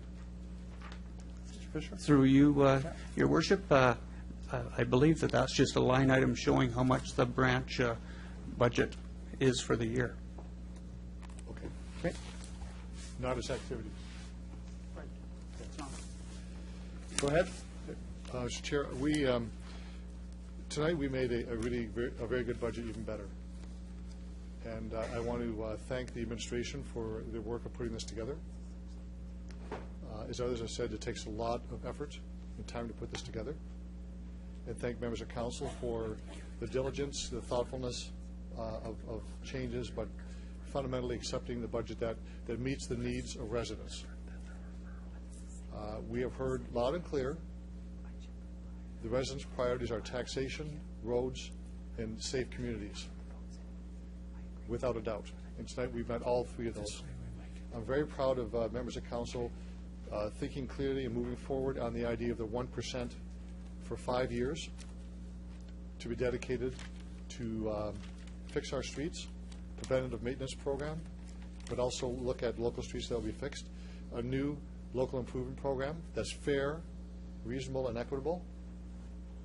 So if someone wants to apply for the program, it has to be new infrastructure that isn't there, or they want to jump the queue to get it done earlier, they'll have to pay for it. And many people I've talked to across the city accept that and like that. It's fair and reasonable. This is a balanced budget that works well to meet the needs of Regina residents. No question about that. So I have no trouble supporting this, and simply said, we can talk about the give and go of making changes, but we've all agreed by our comments tonight, we fundamentally support this budget and where we're going with that. One of the missing pieces that we have here, of course, and Councilor Downs is references to a degree, is a broken system of taxation, an 18th century taxation model for 21st century demand.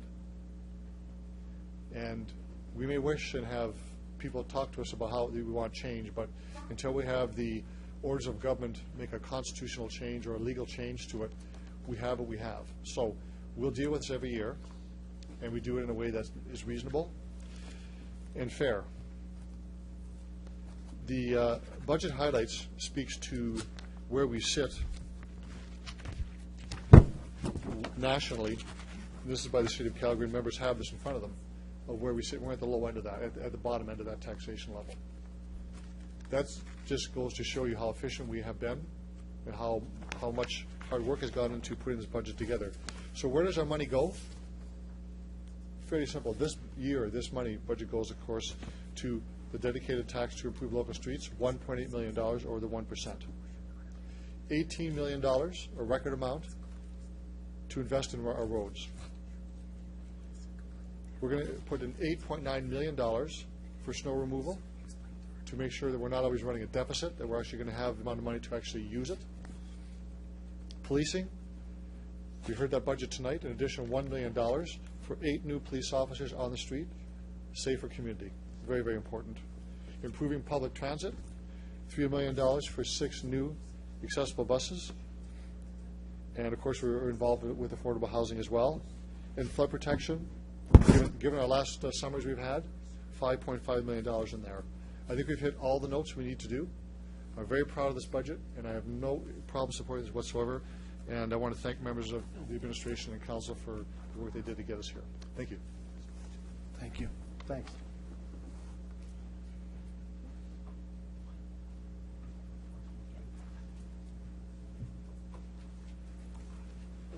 Councilor Flagel to close debate. Thank you. This has been a fun night and an interesting budget. And the one thing I do want to talk about is snow removal. And last year we talked about this. We had obviously some record snowfall, and we need to address a couple of concerns. And I'm wondering, we've increased the budget to $8.9 million.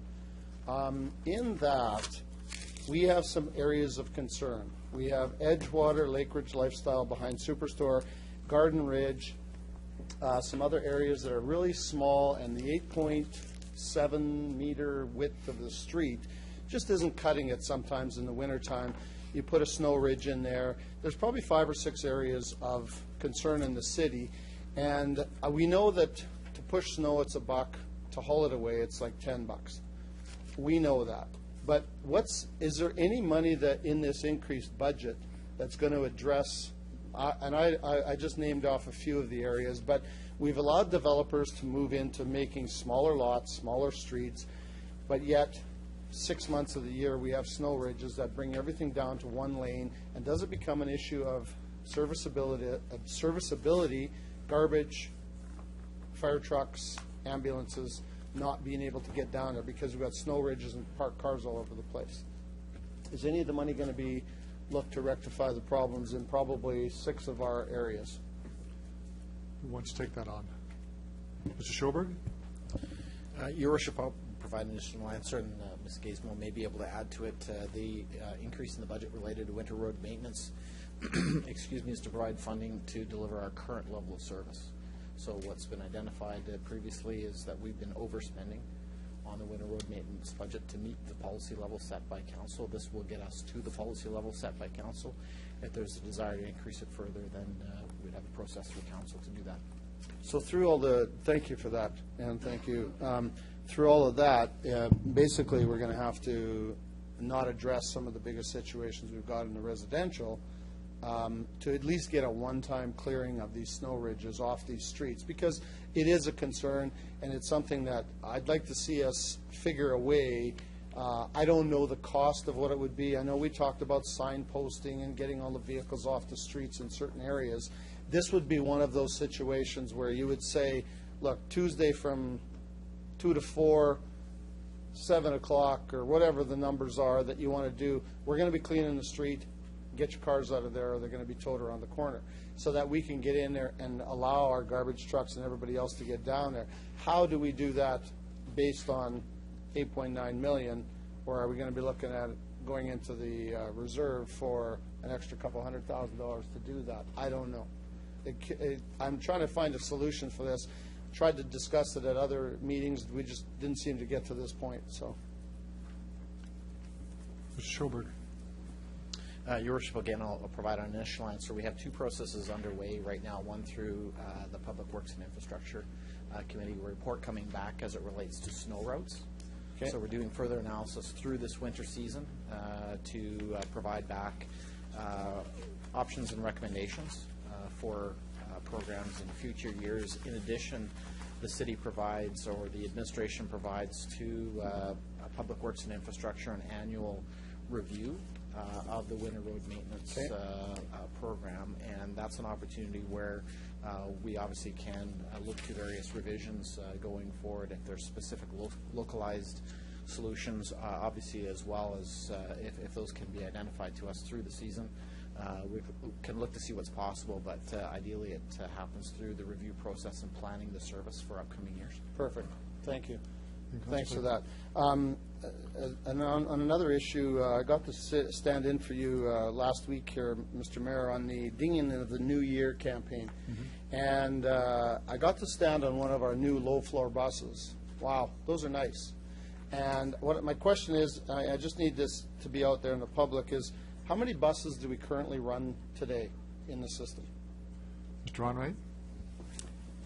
Through you, Your Worship, we have 115 in the fleet, and I believe there's around 85 that run current routes daily. And how many are low-floor buses? 100%.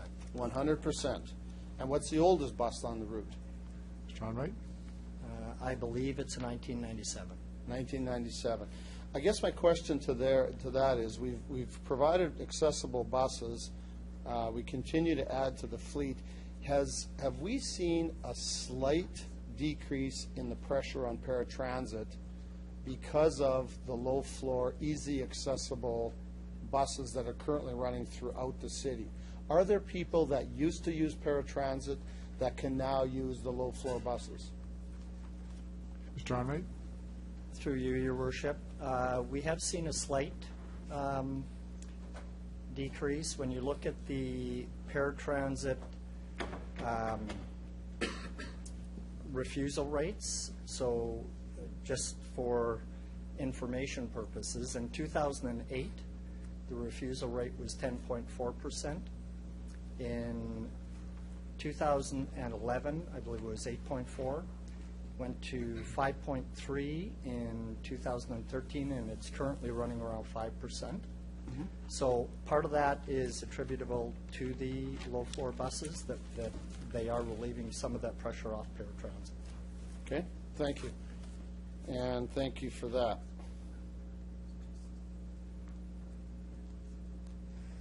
Now, I do have something I want to bring forward. Can I go? An amendment?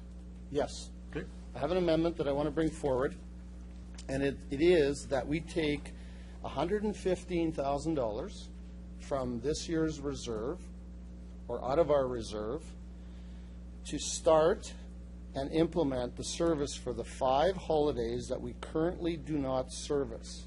This is not a line item on a budget. This is taking strictly out of the reserve. And currently that we do not service.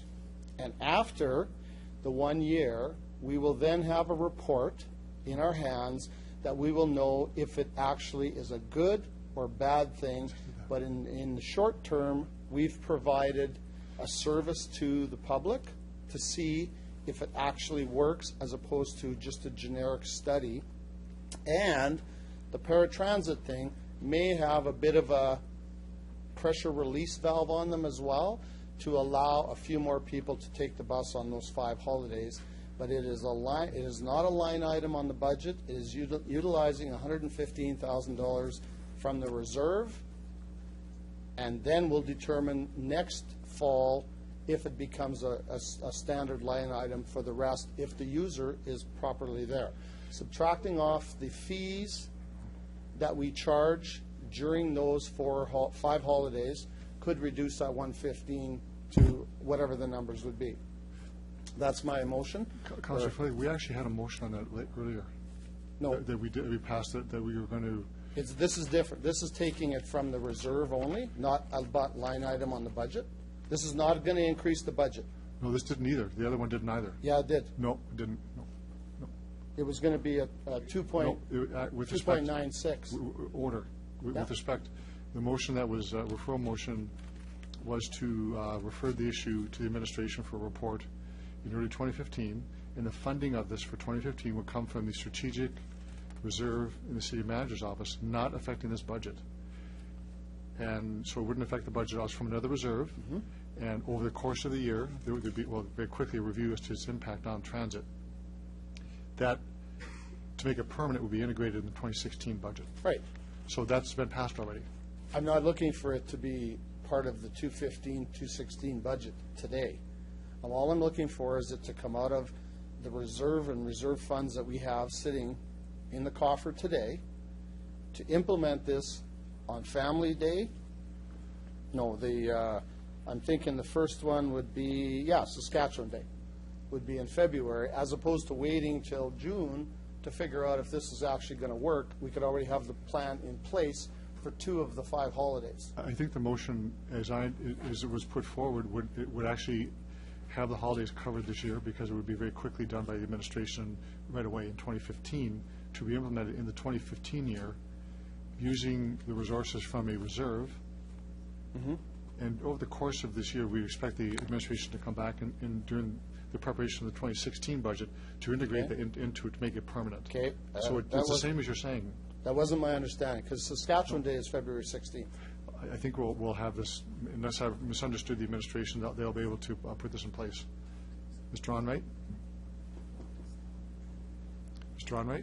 Through you, Your Worship, we already provide service on Family Day in February.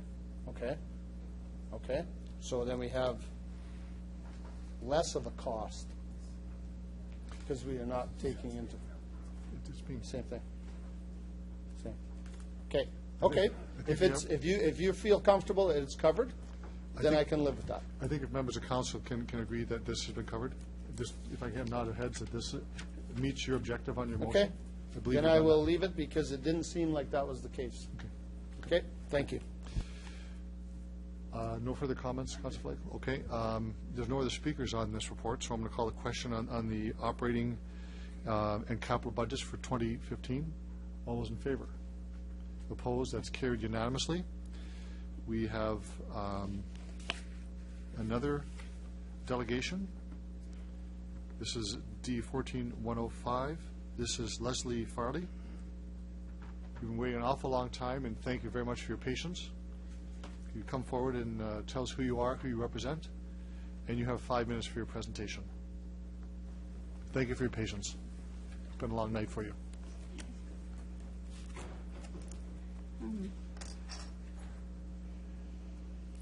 Your Worship and City Councilors, I understand that the City will again look at closing outdoor inner-city pools after 2015 as a measure to save money. And I just want to add that when I wrote this, it was last week, and I didn't have access to the report by Stantec. Though I did read it over yesterday, and I feel like a lot of the speech that I already wrote is still very relevant because there's a strong connection between the recommendations in the facility plan that you guys have on the internet and also the Stantec report. Okay, so in 2008, Professional Environmental Recreation Consultants Limited, also known as PERC, created the city's recreation facility plan for 2010 to 2020.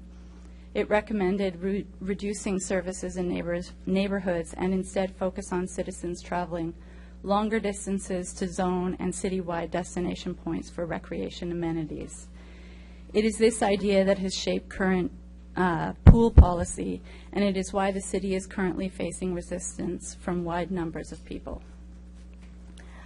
Notwithstanding research on page 22 by the Professional Environmental Recreation Consultants that about 30% of households use an outdoor pool at least once a year and is considered a high proportion use relative to research conducted by the same organization in other Canadian municipalities, the company still recommended that the city should take down Maple Leaf and Dewdney outdoor pools for 2020. Furthermore, a Leader Post article from November 19th stated that that in a city of just over 200,000 people, there are even more pool users. It said between 90,000 and 100,000 people use our public outdoor pools each year. In replicating the model of shopping malls and box stores for one-stop recreation centers, we are not only creating barriers to human participation, we are also increasing the amount of infrastructure needed to support usage of these recreation facilities. When we quantify road, parking, and other traffic needs involved in supporting centralized recreation centers, we might see the construction and maintenance costs increase expenditures rather than reduce them. When over I got this from your guys' budget, when over $124 million was spent in the last 5 years on city roads, increased summer traffic and traffic jams is a big consideration in Wascana Park and on College, Albert, and Broad Street. Wouldn't the city have to spend more money on these roadways when more people have to drive to a Wascana centralized aquatic destination? Environmentally, neighborhood hub single tank pools, as they would be known, they're called single tank pools, these are a sound approach to take as municipal, provincial, and federal governments are being called to reform communities' reliance on carbon-heavy transit. When we focus on neighborhood hub recreation, foot traffic is more often used. As a byproduct, it lessens the need to invest in roads, parking, and other traffic amenities. It also makes going for a dip in the pool simple and not a major family event. Another consideration is the disadvantaged youth in areas of Heritage, Al Ritchie, and North Central. These are kids who mostly use Maple Leaf and Dewdney pools. Most of these kids and their parents don't have the same access to summer fun as other families. Ms. Fairley, you have 1 minute to go. Oh, okay. And you know the story about that. So I'm also very concerned about seeing these little kids traveling long distances. And the solution is to give the families ample neighborhood hub-based aquatic opportunities. Even PERC admits on page 22 of the city recreation plan that spray pods provide limited play opportunities. I'll just skip. So our inner city single tank pools successfully meet the 6 requirements of a good neighborhood recreation hub as outlined by PERC in your guys' report that you got done for you guys. While these single tank pools are old, they are the most popular activity in Regina during the summertime. In this, I ask, why change something that works? This is why Professional Environmental Recreation Consultants' recommendation to close these neighborhood pools, by 2020 or whatever, is poor policy. Instead, fix, retrofit, and rebuild the pools. This is what your citizens expect and what the Leader Post editorial team recommends. In their words from November 20th, keeping all pools open might be expensive, but it's a price that's worth paying. Ms. Farrell, your time is up. Thank you. Thank you very much. There are questions. Thank you very much. Councilor Vice. You've waited a very long time here tonight. Is there anything you had to skip over that you'd like to tell us? The thing that I was just going to go over is I was going to go over the recreation facility plan had criteria for what a neighborhood hub is, and the pools like in Dewdney and at the Maple Leaf area, they meet all 6 criteria of that. They serve as a community focal point. They attract a high proportion of local residents in each neighborhood with few barriers to participation. They focus on informal, unstructured activity, recreation uses. They are more common in neighborhoods with economic or geographic barriers. And Heritage, to add to that, also has sort of, it's kind of stuck in the middle. Al Ritchie's the same thing. We don't have the park near us. I mean, you can walk to it and everything like that, but you do kind of need a little bit of green space and summer fun. Another criteria is may include similar amenities as community destinations, and may exist as a hub or a standalone facility if there are conditions that prevent the clustering of facilities. Yeah, the pools are super popular. You shouldn't close them. You should fix them up, rebuild them. Just do it. And it makes sense. I did a little bit of research. You guys sort of thought to rebuild all the pools it would be $30 to $50 million, and you based it on sort of, not you guys, but whoever did, based it on 20 to 30 years of use. But we've used these pools apparently for over 65, some of them for over 65 years. So I took $50 million and divided it by 65 years. And it came out to $780,000, more or less, or something like that, right? So that's sort of the exact same amount of money that you guys are paying every year anyways for pools for the whole city. So it just seems like it's the same amount of money. You guys just have to spend some money, and we'll be paying basically the same amount over time. Thank you. Thank you very much. Thanks for staying around and letting us know how passionate you are about this. You're welcome. Thank you, Councilor Price. Councilor Fraser. Thanks to you, Mr. Mayor. Yeah, can't say thanks enough for staying around so late. I understand you live close to one of the pools, and you've lived there for a while. And can you speak to any trends as far as how busy it is? Is it more busy, less busy, same It's amount? busy every day, and it's a little bit less busy when it's cold out, but not really. There's always kids and families that are using those pools, and I just don't. I really think the single tank pool is good enough, And I mean, you could add a little bit of here and there with your pools, but. Especially because you guys are concerned, the pools are only open for 10 or 12 weeks a year. So you don't need to build something super fancy. You just, and also if you make a big Wascana pool recreation hub, you guys are going to have a lot of infrastructure, like probably that I was speaking of in my presentation that, you can't account for just in the building of the pool. So, yeah. Okay, thanks. You're welcome. Thank you, Councilor Fraser. Other questions? Councilor Hawkins? Thank you very much for your comments. It's very agreeable on a cold and dark late December night to think about pools. I'm wondering if you'll make sure that when the review goes forward, there'll be an opportunity for the public to present, and I hope you'll be able to present, and I'd ask you to do that. Yeah, actually, can I talk about that? I have just a really simple idea. You guys should have, because I know that when you guys have consultation, what happens, I'm not schooled in this, but it seems like, you go to community centers and whatnot, and it's at night, and, a handful of people come out, but why don't you guys have planning sessions at the pools where the people actually go to? And you'll have lots of feedback from there. I'm sure the administration will take that into account, and for someone who's not schooled, you've done a pretty good job. Thank you very much. Thank you. Thank you, Councilor Hawkins. Councilor Fundura. Thank you, Worship. You're a brave trooper, staying up this late going through the budget.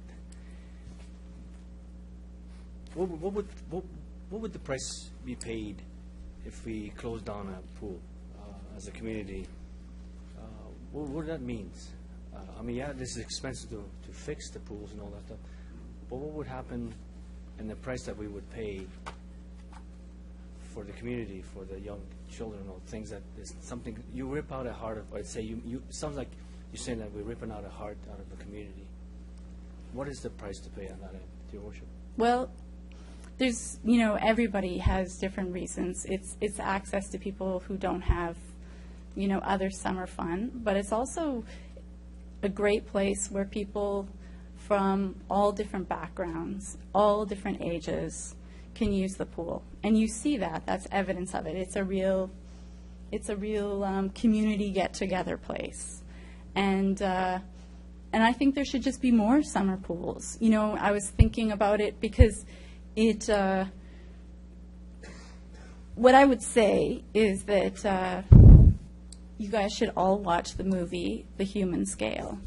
And it's about city planning and about how it's really important to have lots of foot traffic in cities and for cities to be based more on neighborhoods and less on driving from place to place. When I was listening to all the money that you guys have to spend every year on roads and traveling, so much of that could be transferred instead into just making neighborhoods more viable, and exciting, and, people would not have to drive everywhere,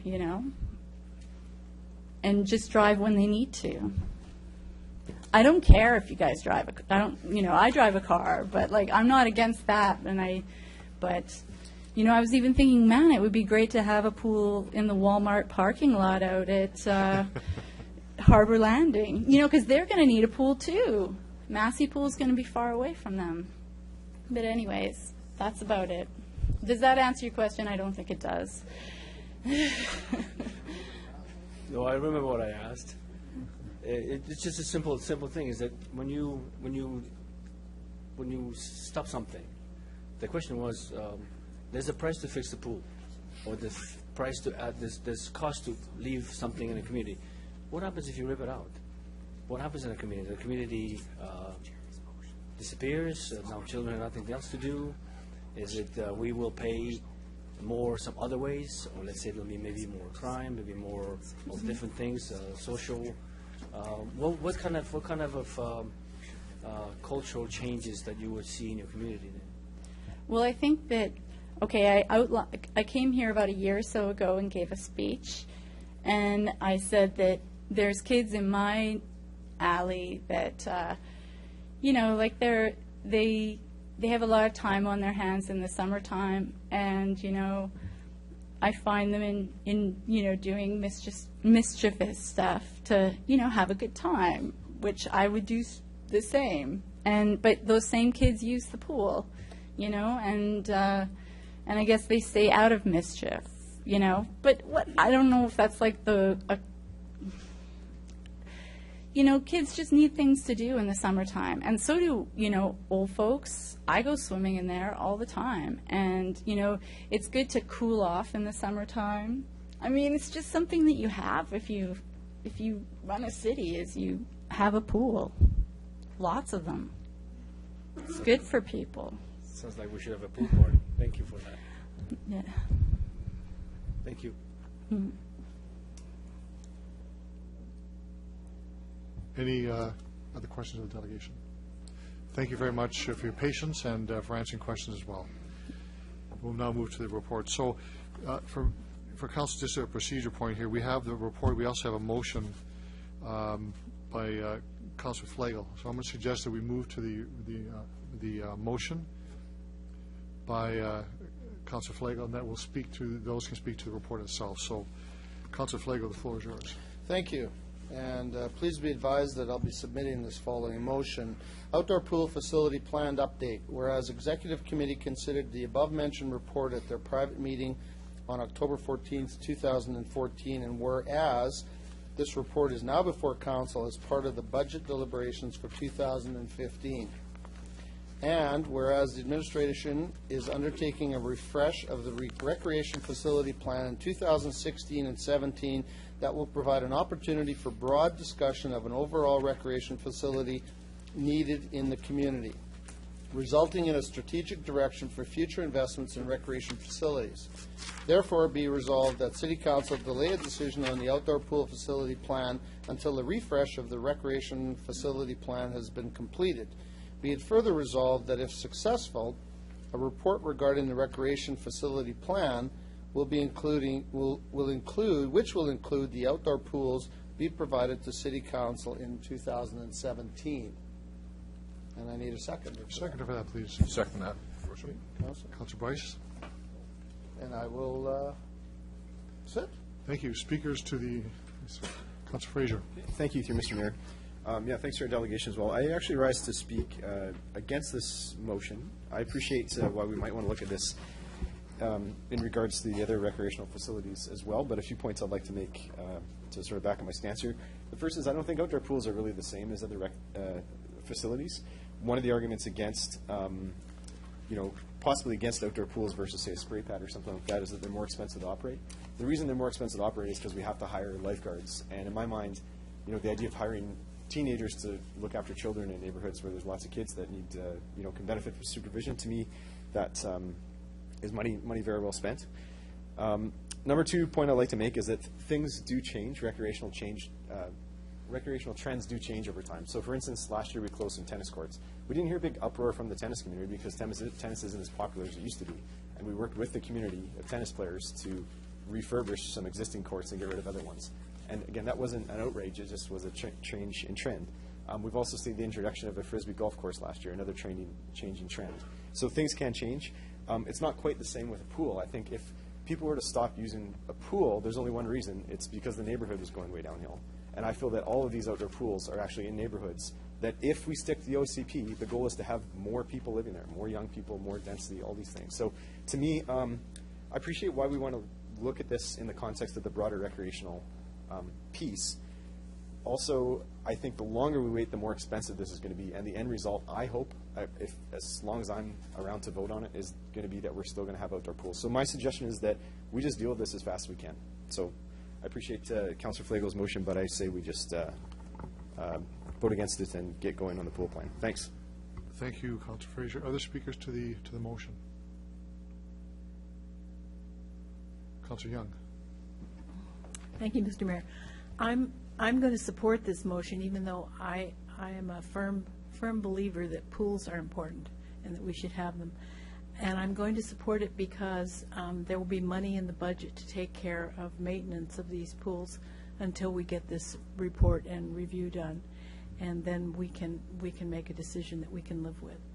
So I will be. Thank you, Councillor Young. Other speakers? There are none. Councillor Flagel, do you want to close debate? I'm going to call the question on the report. All those in favor? Opposed? Carried. Motion to adjourn. Move the adjournment motion, Your Worship. I think we're finished. Okay, sorry. Who moved the motion? Hawkins, seconded by Councillor Murray. All those in favor? Opposed? Carried. Thank you very much, everyone. Have a good evening.